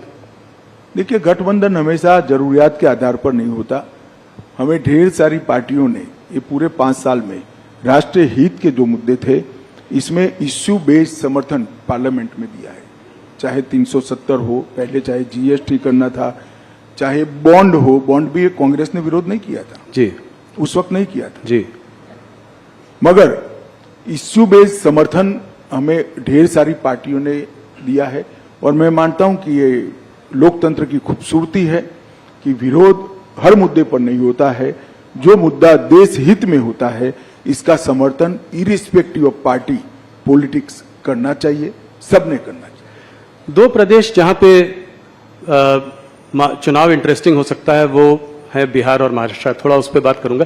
बिहार पे आपने फिर एक बार, पलटू राम जी तो पलटी मारते रहते हैं, इस बार आपने भी पलटी मारी और उनको आपने 16 सीटें दे दी। देखो भैया, हमने नहीं मारा है पलटी, नीतीश बाबू हमारे साथ ज्वाइन हुए। हम तो जहां थे वहां ही थे जी, हम गंगा किनारे पलट के वापस फिर हम गंगा किनारे ही थे, गंगा किनारे ही रहे, कोई हमारे साथ आकर मिला। पर 16 सीटें उनको दे दी आपने। नहीं, वो तो बिहार यूनिट का नेगोशिएशन का जो नतीजा है वो आपके सामने है। हम पहली बार नीतीश कुमार जी से ज्यादा सीटें लड़ रहे हैं जी। बड़े भाई की भूमिका में आए हैं, वो हमारे लिए बड़ी बात है। और मुझे विश्वास है कि हम बहुत अच्छी तरह से बिहार में विजयी होंगे। 5 सीट चिराग पासवान जी को दी, पर पशुपति पारस को आपने डंप कर दिया। कोई उनके संग भी समझौता हो सकता है? अभी उन्होंने रिजाइन भी कर दिया आपकी मंत्रालय मिनिस्ट्री। अब समझौते की गुंजाइश नहीं रही, कम रह गई है, लगभग नहीवत है। अच्छा था अगर परिवार पूरा साथ में आता, मगर ठीक है भाई। अभी आप बड़े भाई के रूप में यहाँ आए हैं, तो क्या विधानसभा में भी बड़े भाई के रूप में ही आएंगे और मुख्यमंत्री का चेहरा भारतीय जनता पार्टी का होगा? अभी कुछ नहीं तय नहीं, हमें लोकसभा का चुनाव है, 370 और 400 के लक्ष्य के लिए सब लोग लगे हैं। विजयी होने के बाद आगे का रणनीति हम बनाएंगे। इस बार देखा है बिहार में आपने और छोटी पार्टियों को भी साथ में ले लिया, यही रुख जो है महाराष्ट्र में भी देख रहे हैं। अगर महाराष्ट्र में देखें तो आप पहले आप शिंदे जी को लाए, उसके बाद अजीत पवार आए, आज कल आपसे राज ठाकरे भी मिलकर गए हैं। तो कितनी सीटों का आपको, पिछली बार 41 सीटें थी आपकी 48 में, क्या उससे ऊपर? हम 41 से ज्यादा सीटें महाराष्ट्र में जीतेंगे। और ये जो घमंडिया गठबंधन प्रचार कर रहा है, पार्टियां तोड़ी, पार्टियां हमने नहीं तोड़ी है।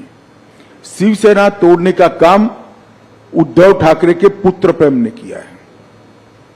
अगर वो एकनाथ शिंदे को उनका उचित सम्मान देते तो शिवसेना न तोड़ती। और एनसीपी तोड़ने का काम शरद पवार जी की पुत्री प्रेम ने किया है। अगर वो अजीत पवार को उनका उचित सम्मान देते तो आज वो उनके साथ ही होते, हमारे साथ थोड़ी ना आते। वो तो सरकार में थे सब।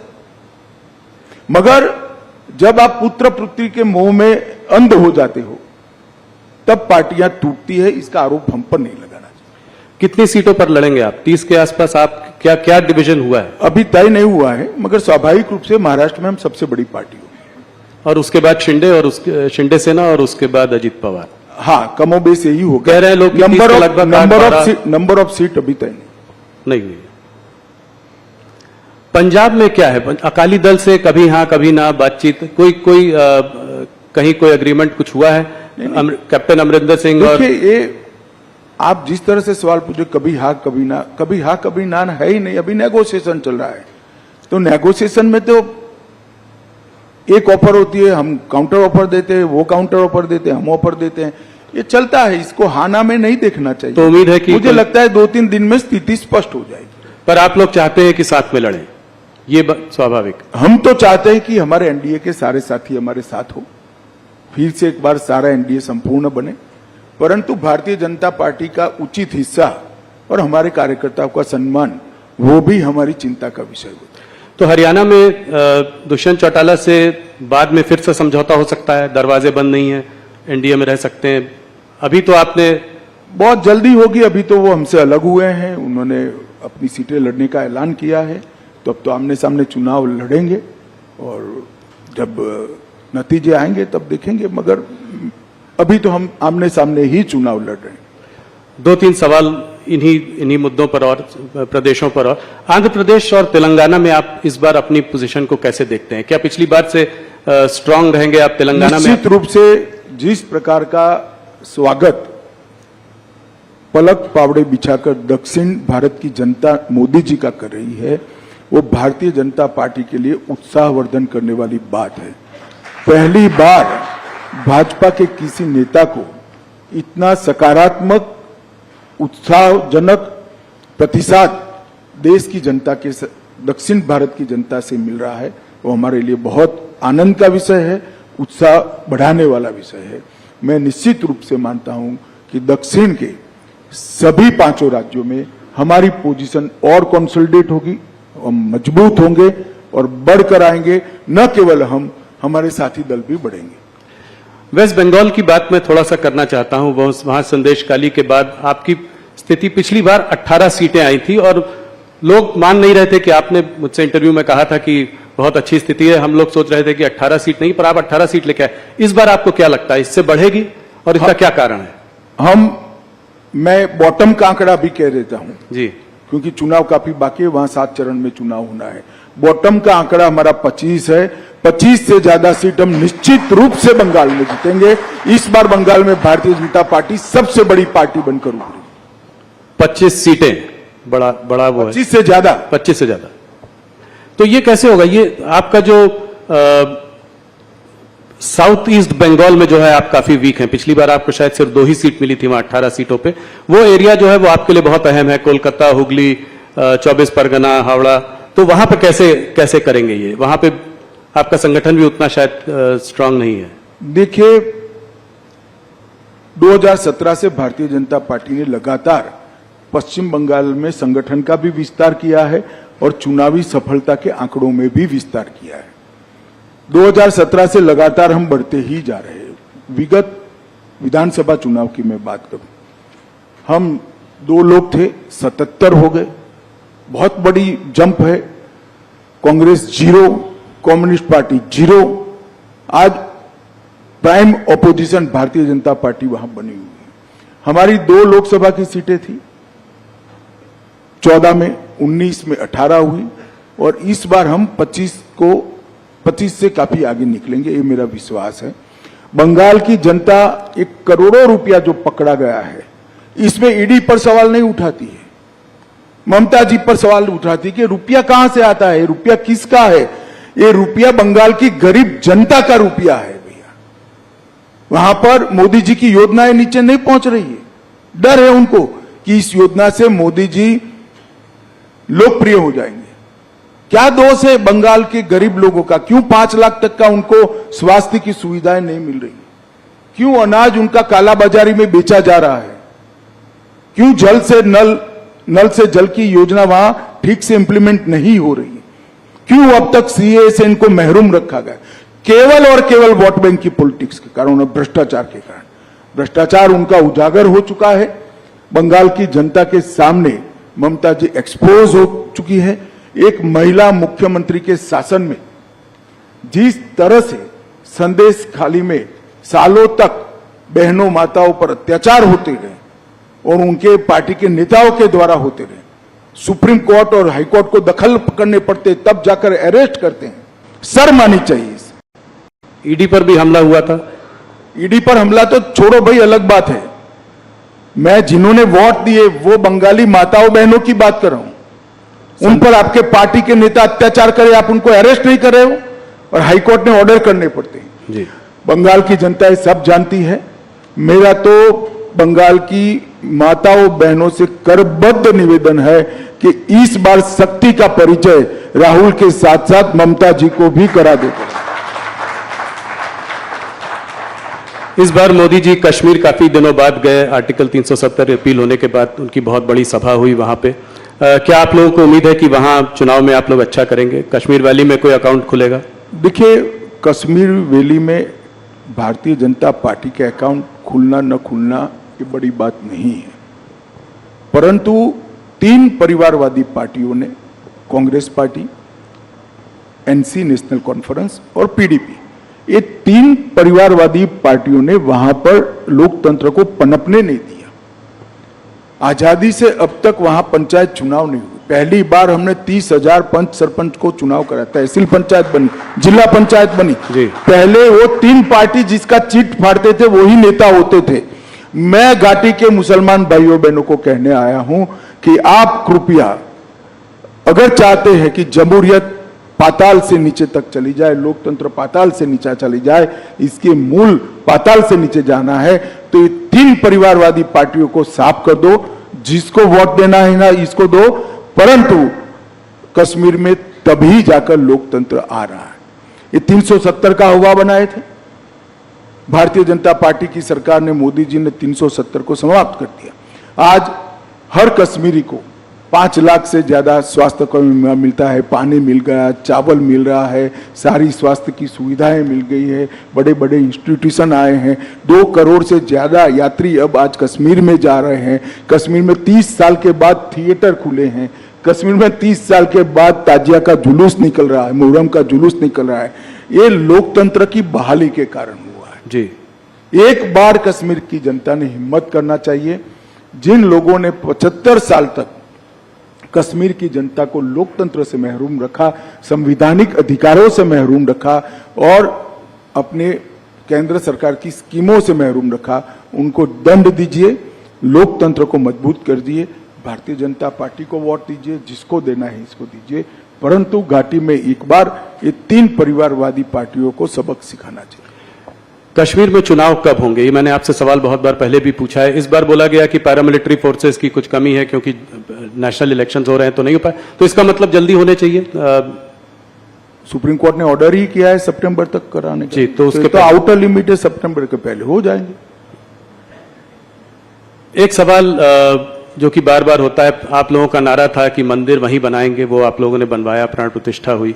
एक और नारा है जो है अभी तो ये झांकी है, काशी मथुरा बाकी है, तो क्या ये अगले उसमें 5 साल में देखने को मिलेगा? देखिए, ये सारे मसले कोर्ट में लंबित थे, इस पर मेरा अभी कुछ भी कहना उचित नहीं है, परंतु मैं एक बात जरूर कहना चाहता हूं।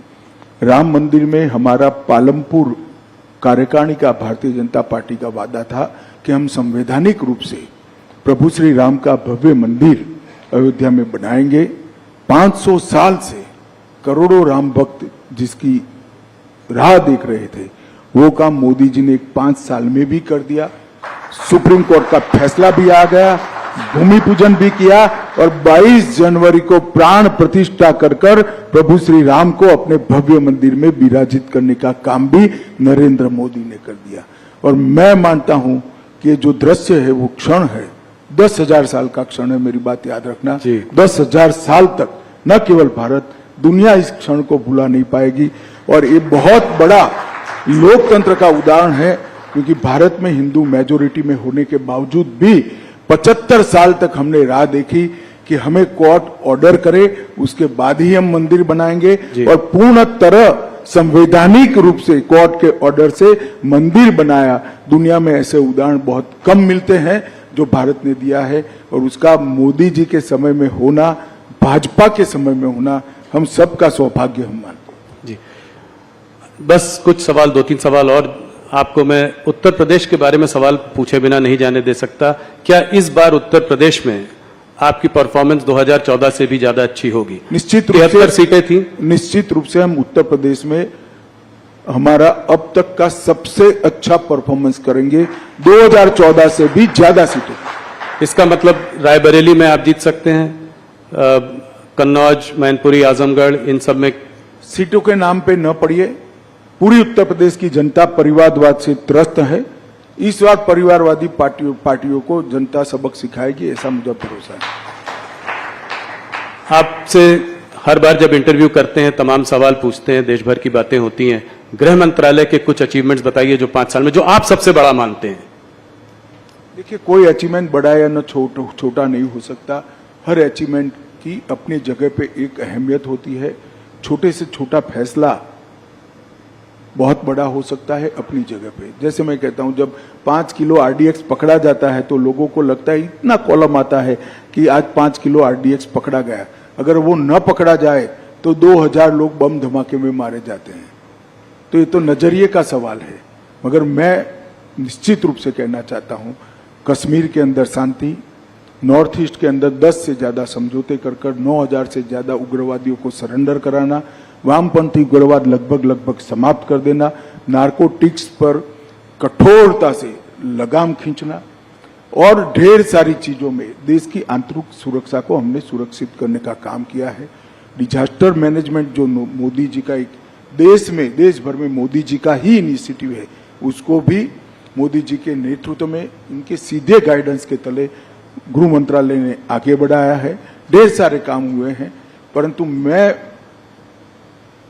देश की जनता को एक ही बात कहना चाहता हूं, चाहे समाज कल्याण विभाग हो, चाहे रक्षा मंत्रालय हो, चाहे गृह मंत्रालय हो, चाहे वित्त मंत्रालय, हर मंत्रालय में आजादी के 75 साल में अगर सबसे अच्छा परफॉर्मेंस हुआ है तो ये 10 साल में हुआ है। और 10 साल में देश की सूरत और सीरत दोनों बदली। देश को दुनिया में सम्मान मिलने लगा है। आज भारत क्या बोलता है वो मैटर करता है। भारत का पासपोर्ट लेकर कोई जाता है तो सम्मान के साथ उसको देखा जाता है। और भारत के भविष्य पर न केवल भारतीय, पूरी दुनिया को विश्वास है कि आने वाले 25 साल भारत के 25 साल है। मोदी जी जब देश की जनता का आशीर्वाद लेने आए हैं, तब हमारे पास 10 साल का ट्रैक रिकॉर्ड भी है और 25 साल का एजेंडा भी है। विपक्ष के पास ना ट्रैक रिकॉर्ड है, ना एजेंडा है, ना नेता है, ना नीति है। भारतीय जनता पार्टी एक कॉन्क्रीट एजेंडे के साथ महान भारत की रचना की कल्पना लेकर आप सबके सामने आ रही है।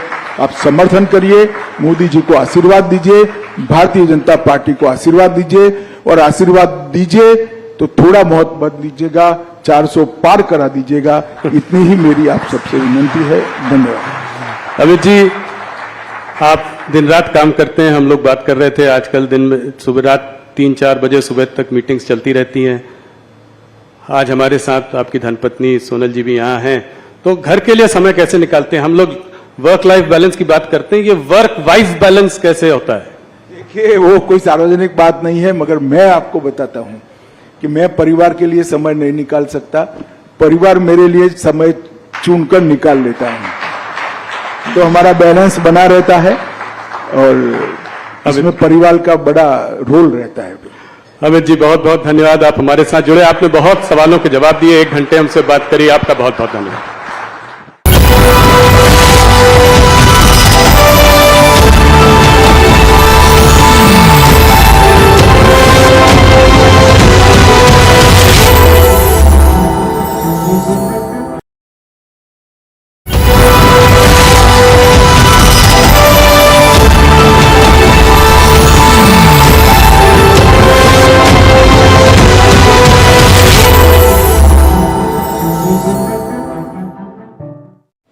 Ladies and gentlemen, let's hear it from the man who has been shepherding all of this with such elan and grace. Please join me as I welcome Dr. S. Jaishankar, Minister of External Affairs, for a session that's titled India's Moment in Conversation with News18's Zaka Jacob. Welcome, Mr. Jaishankar. Nice to have you with us. Thank you, Zaka.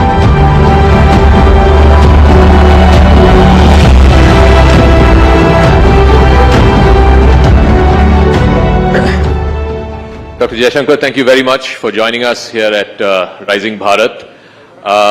So we were having this discussion outside and internally in the run-up to Rising Bharat as well. In an election year, forget about election year, we are a few weeks away from elections. What do we ask the foreign minister? Is foreign policy top of mind of people during elections? You would think that more tangible things like homes and toilets, etc., are the things that people are more concerned about during election time. But funnily enough, Minister, in the News18 opinion poll that we had last week, one of the things that people said, one of the reasons why they will vote for Modi is because Modi ne desh ka naam roshan kiya hai. Modi has elevated the image of India substantially. Why do you think something that is not necessarily tangible, like foreign policy and foreign policy gains, has suddenly become a vote-determining issue? Well, first of all, let me say what a pleasure it is to be here with all of you.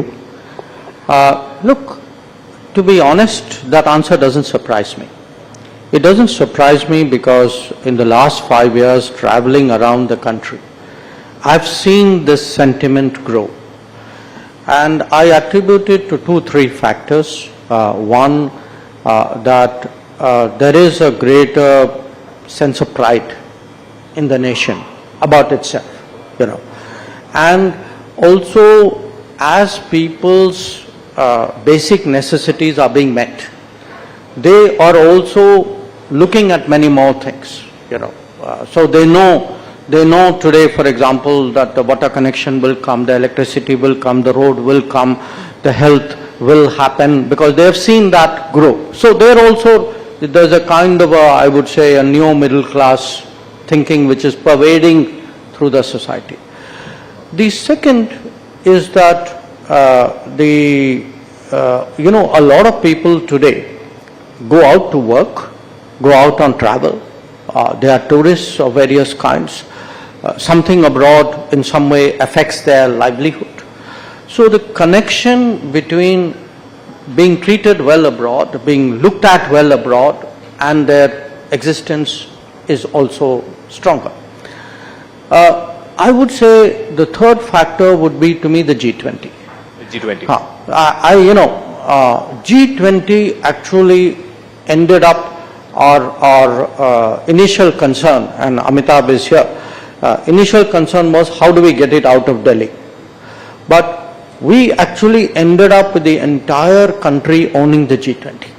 That in very small towns, you know, I mean, people you would not think would have an interest in foreign policy, leave alone something as specific as G20. Actually, people had that sense with our G20, you know, it's a time to show our country to the world, people are coming. So I think G20's had a great sense of connection. And finally, in a very peculiar way, COVID. That what COVID did was at different times, it made us aware, after all the COVID came from outside. We sent vaccines outside. At a critical moment, we got oxygen from outside. So somewhere that connect with the world, it's made people more aware. Then it's technology. You have the world in the palm of your phone.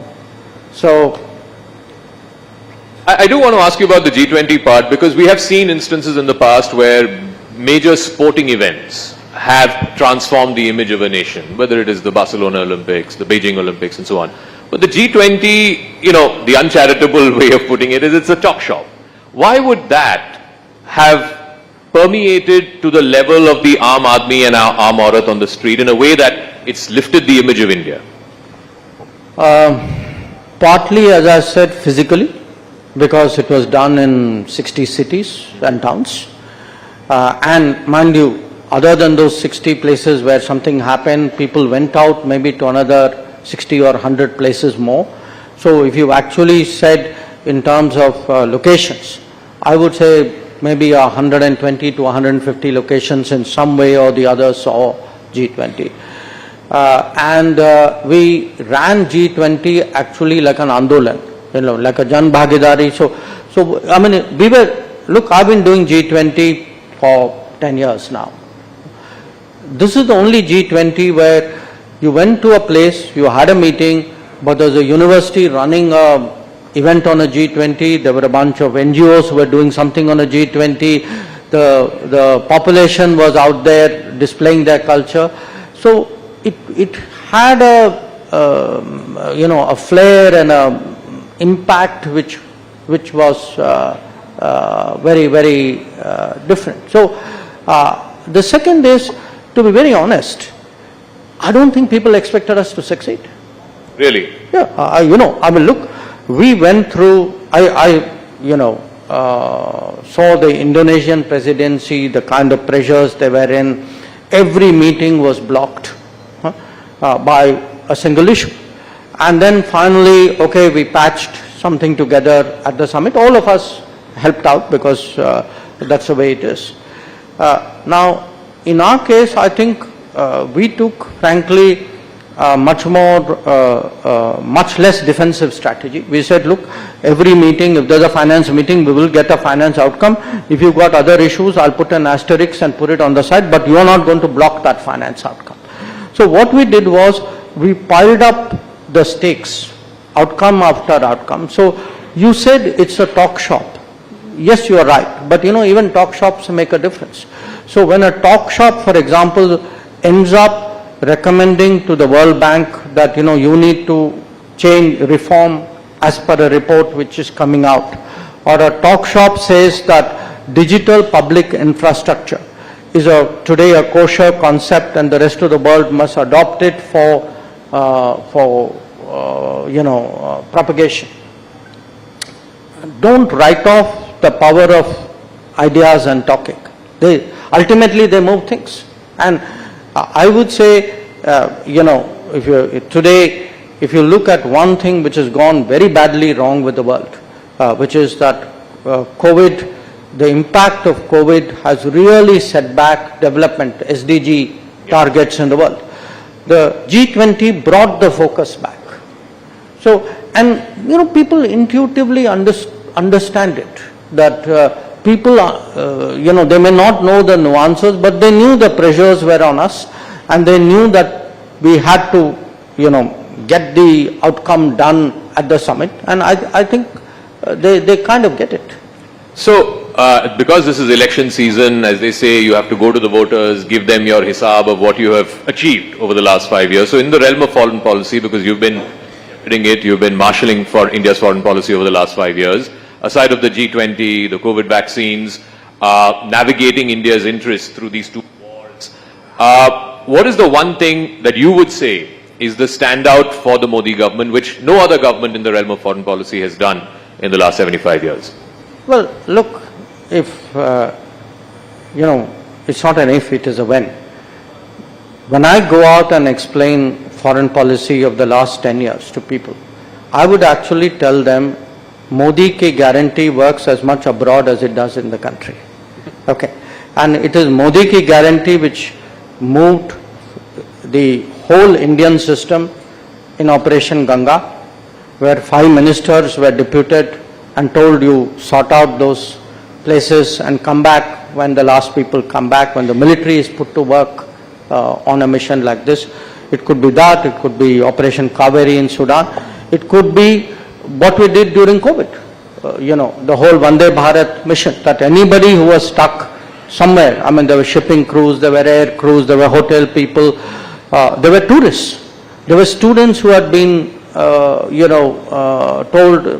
your hostel is closed, go home. So what has happened today, and it isn't just the people who came back.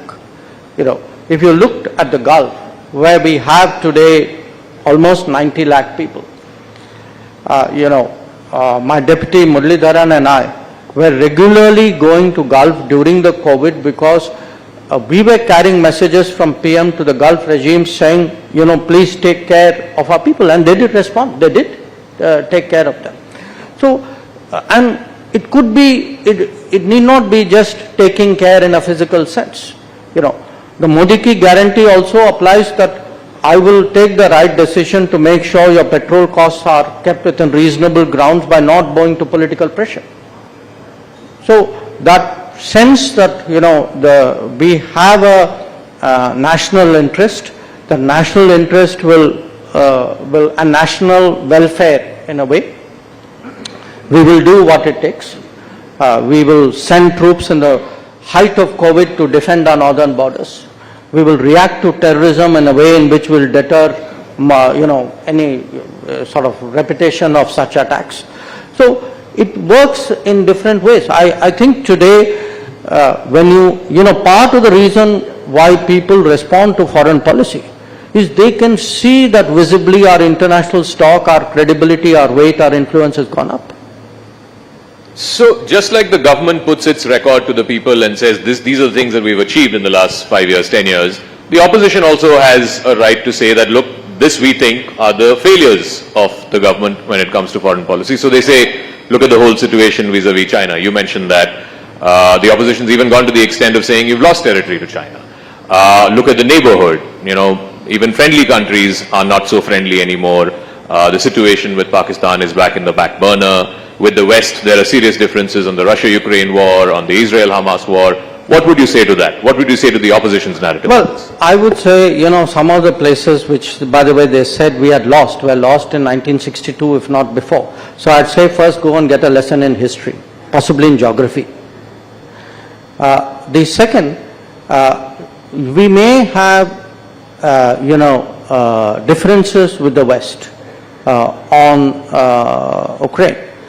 But the purpose of foreign policy is not to agree with other powers on the basis of their interest. The purpose of foreign policy is to defend your interest and advance it. So if I have a difference, I have a difference.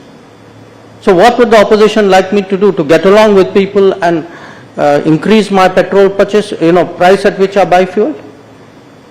So, let's get the parameter of judgment right. I still say that if you look, or take Pakistan, yes, today our relations are very, at a formal level, are very minimal. But why has it happened?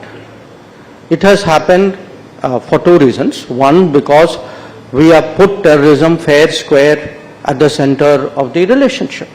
And number two, the Pakistanis reacted to our in my view, a long awaited, something which should have been done much earlier, decision on 370. So what would the opposition want us to do? Not do 370 because it will upset Pakistan? Or talk to Pakistan ignoring that they do terrorism? Actually, that's what the opposition was doing. So if you ask me, look, foreign policy is not run as a global popularity exercise. It is run if you have an appeasement mentality at home, you will take it outside. So one of the points you mentioned, and again, this is the latest sort of criticism against your government, points of difference, if you will, with the West, is on the CAA, the Citizenship Amendment Act. The US State Department has reacted to it. I think the MEA has also put out a formal statement against it. When you speak to your Western counterparts, how do you tell them that this is not a discriminatory law, that people are not being discriminated basis their religion?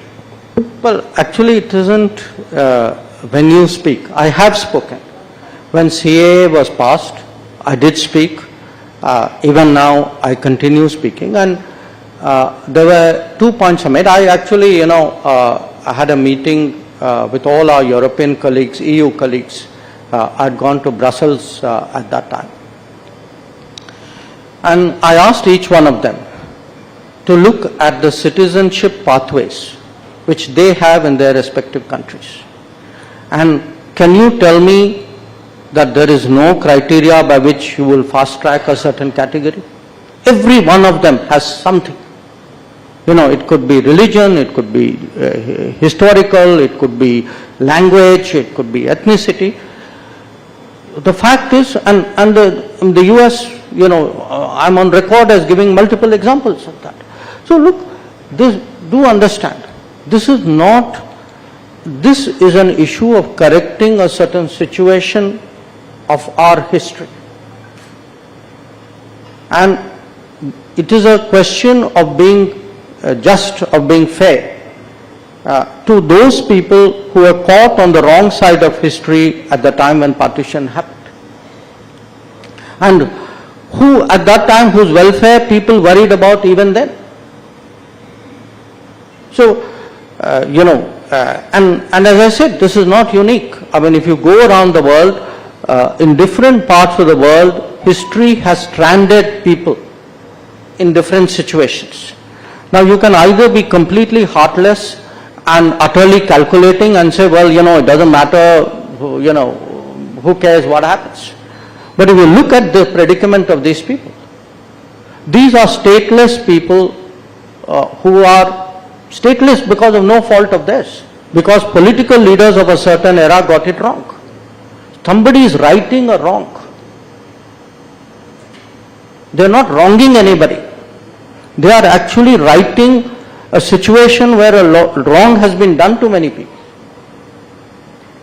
You mentioned, not in a direct way, but in a tangential way about this in your book as well, Why Bharat Matters, as to why you believe, and you've made a case for it, it's for up to people to agree or disagree with it, that because of that mentality that you referred to in the first few decades after independence, there were missed foreign policy opportunities, particularly vis-a-vis Pakistan and vis-a-vis China. And vis-a-vis the US. And vis-a-vis the US as well. So, but some would say, now you have the benefit of hindsight to make that argument, to make that case. Perhaps in the 50s and 60s, that case would have been looked down upon or may not have been entertained. So, how do you then make the case that, these were missed goals or missed opportunities because there was a certain political bent of mind? I saw that argument coming and therefore I had anticipated it. So, a good batsman. So let me tell you. I mean, first of all, I just want you to think of this one very simple fact. You got Pakistan wrong, you got China wrong, you got US right, and we had a great foreign policy. So put that aside. I am not saying today, benefit of 2024, that, let's look back at 1954 or 1950. I'm saying somebody in 1948, 49, 50, 51, 52, as you were taking those decisions, stood up and said, please, Mr. Nehru, what you are doing, have you looked at this aspect of it? So this is not hindsight. These are Nehru's contemporaries who are questioning decisions which Nehru was taking at that point of time. So what are these decisions? I give you three. Shyama Prasad Mukherjee actually contests very strongly the Nehru-Liaquat Pact, saying, look, you are assuming that Pakistan is going to treat its minorities the same way as we are treating our minorities. But the very nature of creation of Pakistan and the regime which has come into being is very different. So how can you possibly make, such a fundamental misreading of these guys? And mind you, this is just 3 years after partition. Okay. Well, a little bit more. The Patel, I'm giving you an example of China. Patel puts in writing that today, for the first time, we are facing a two-front situation. The intentions of China cannot be taken in a positive way. There is much that we have to apprehend. So please do not, have a sort of rosy picture of the situation. What is the answer from Nehru? I cannot conceive that anybody would undertake a wild adventure across the Himalayas. By the way, that's exactly what they did in 1962. So now, if Jaishankar in 2024 says, oh, they got it wrong in 1954, your question is very, very valid. It's not Jaishankar who's saying it. It's Patel saying it on China. It is Shyama Prasad Mukherjee saying it on Pakistan. It is B.R. Ambedkar who says, look, why are you alienating the Americans? If you are to argue, you want to take on the American, I have no problem with it. I just told you foreign policy can be pushed back. At least fight your own cause. We were alienating the Americans on behalf of China. That we were taking up China's cause. And more than anything else, what an irony. That imagine, in 1950s, we spoilt our relationship with America because we were arguing on behalf of China. So, this is not hindsight, this is not a political polemic. I am placing before, especially the younger generations, because they wouldn't be familiar with it. I am placing historical situations, which is what I called a road not taken. That road was available, that road was marked. Those people drew a map and said, don't go this way, go that way. And we consciously chose not to take those roads. Now, I'm not saying there were no-brainers. There were pluses and minuses. But we need to get out of this, cult worship that everything from 1946 till pick your year, these were great years and we did splendidly. If anything went wrong, other people were to blame. But, Nehru's foreign policy is such a sort of impeccable theology that even today, whoever comes to power must follow it. And any deviation is somewhere wrong. I think, companies are audited. After all, countries should also be audited, for policies should be audited. People should look at what happened in the past with an open mind, with a critical mind. And by the way, I'm not saying it should only happen then. I'd be very happy if somebody said, I'd like to discuss the last 10 years with you. In fact, that's exactly what you're doing. And please defend your record. I'd be very happy to defend it. So let's talk about one big aspect of that record, and since you referred to in the previous answer about a two-front situation. Are we not in a two-front situation today? We have, my friend, we have always been. It is we who were in denial. Tell me, I'm now asking you as a person, Zaka, at which stage in your life did you actually feel that China was your strategic partner? I don't think in my lifetime. No, but yet in 2006, we actually have a declaration describing China as a strategic partner. So I want to say, look, there's a gut sense in society. Sometimes, and I say this as someone from the foreign policy fraternity, sometimes, this is a bubble you have created. Because in the earlier years, it was very much a Nehruvian ideological bubble. Nehru was against America, so everybody was against America. Nehru said China is a great friend, everybody says China is a great friend. So, the vestiges of that continue. Even today. You have a concept called Chindia. Okay. many of you will remember who put that concept forward. So if you actually have reached to think that you're making a sandhi of China and India, and you think we are that close, and our interests are so aligned, I mean, this is a different world. So I would put to you, if you go back, you know, especially I would say to me, 1950s, it was latent. 1960s onwards, especially after the China-Pakistan agreement in 63, and the territorial transfer of Indian territory by one illegal occupier to another, you had effectively the two of them working in tandem. And to me, that is a very obvious basis on which to build policy. So let me now come to domestic politics. We've got the last 15-16 minutes now. In the last 5 years, we have seen the transformation of Dr. Jaishankar from diplomat to foreign policy scholar. Now you're a full-blooded politician. So tell us, why is the Prime Minister spending so much time in southern India? Every day, every other day, he's in South India. In the last elections, in the last Lok Sabha elections, out of 129 seats in the 5 states in southern India, the BJP won just 29. A bulk of it came from Karnataka. Why do you in the BJP believe this time the south will be your new frontier and you'll be able to conquer the new frontier? Well, you know, if I applied that logic, I could apply it to the rest of the country. There was a time, there were many states where there were no BJP MPs. So, in a way, every state, I mean, for a party like BJP, was a new frontier at some point. Why today, I mean, I don't know how many of you saw the pictures of the Prime Minister's road shows in Coimbatore and Palagat, etc. Look at the response that he is getting. So, my sense is, I mean, ultimately the results will tell. But as someone who's been traveling a fair amount, certainly to Kerala, I mean, Karnataka is a different case. There's already a strong history with BJP out there. My sense is, political opinion in those states is changing.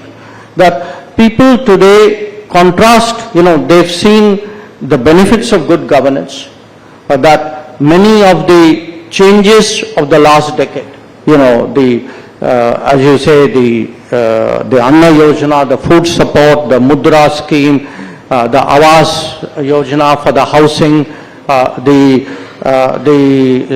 even what the vendors, informal economy is getting, Swanidhi, the Jal Jeevan Mission, the power connection, the road building.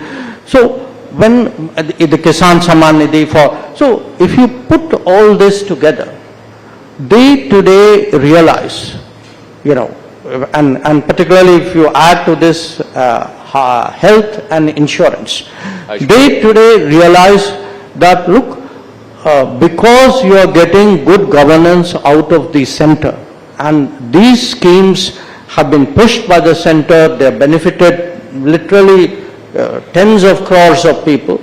They are looking, at a very, very different way, both at the center and at the BJP. The second, I would say, our sense of ourselves as a nation and society is also changing. There is today, I mean, you refer to it in a very different way, saying, why are people taking an interest in foreign policy? Yeah.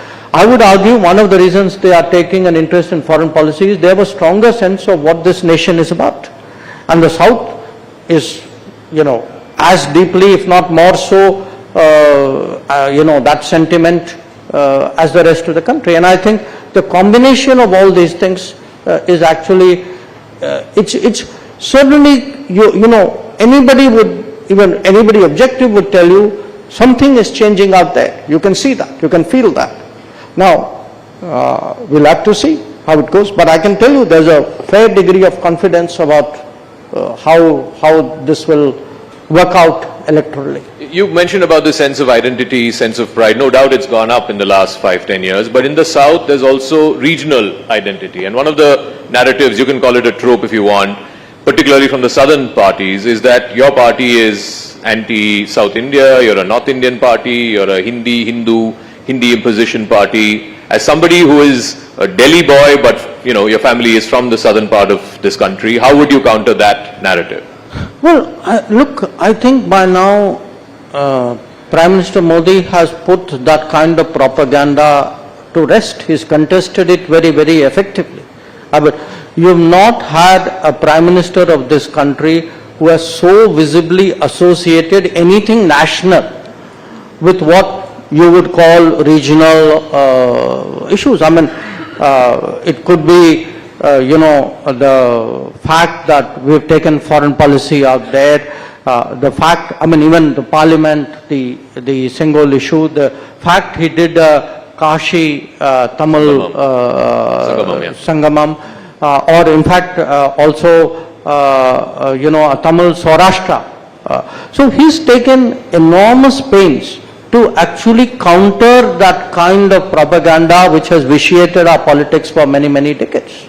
And my sense is today you're getting that traction. My next question is in two parts. First part I know you'll dodge, but I'm still going to ask. But the second part is a little more weighty. The first part is, are you contesting the upcoming Lok Sabha election? Second part. The second part is, does it make a difference in your, practicing of foreign policy if you're an elected politician as opposed to one who is nominated to the Rajya Sabha?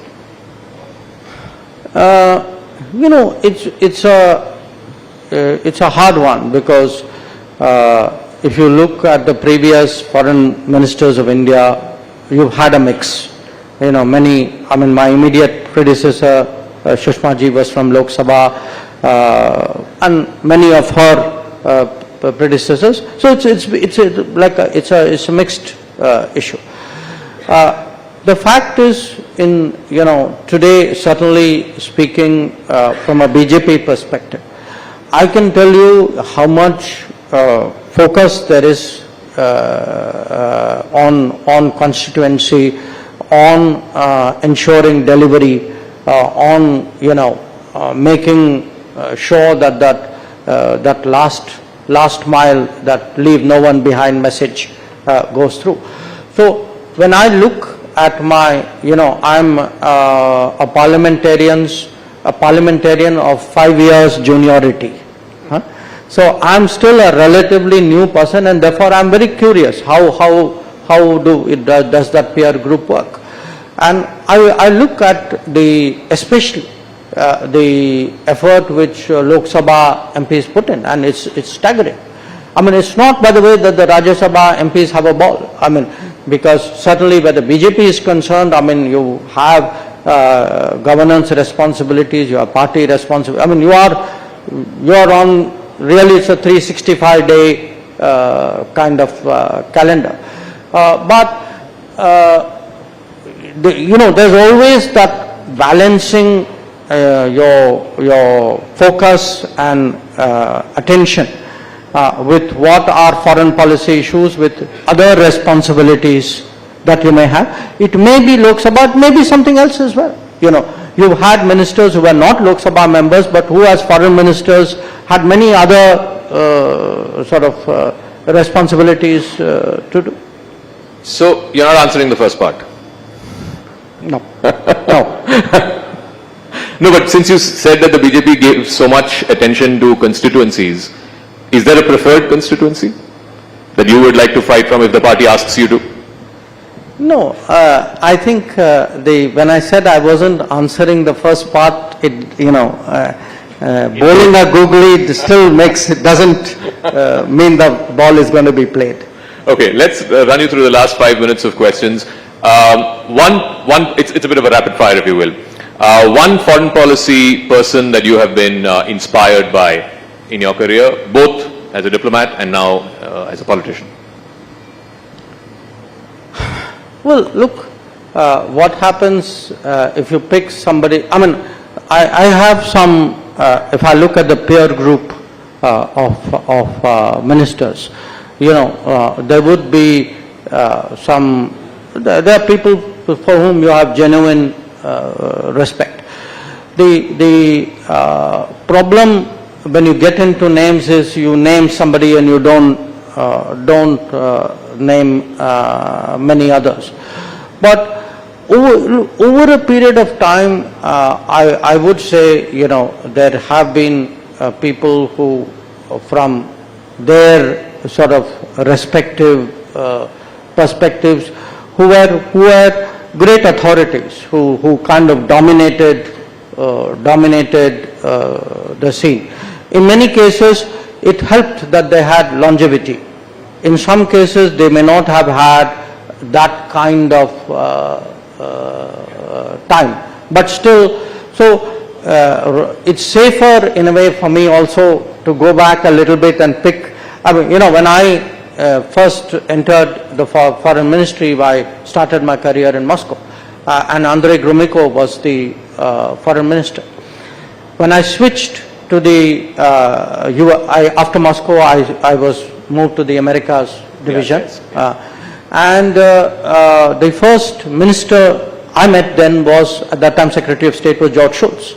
Now I saw these people really from the eyes of someone who's really starting the business. But when you kind of read about them and analyzed them with a passage of time,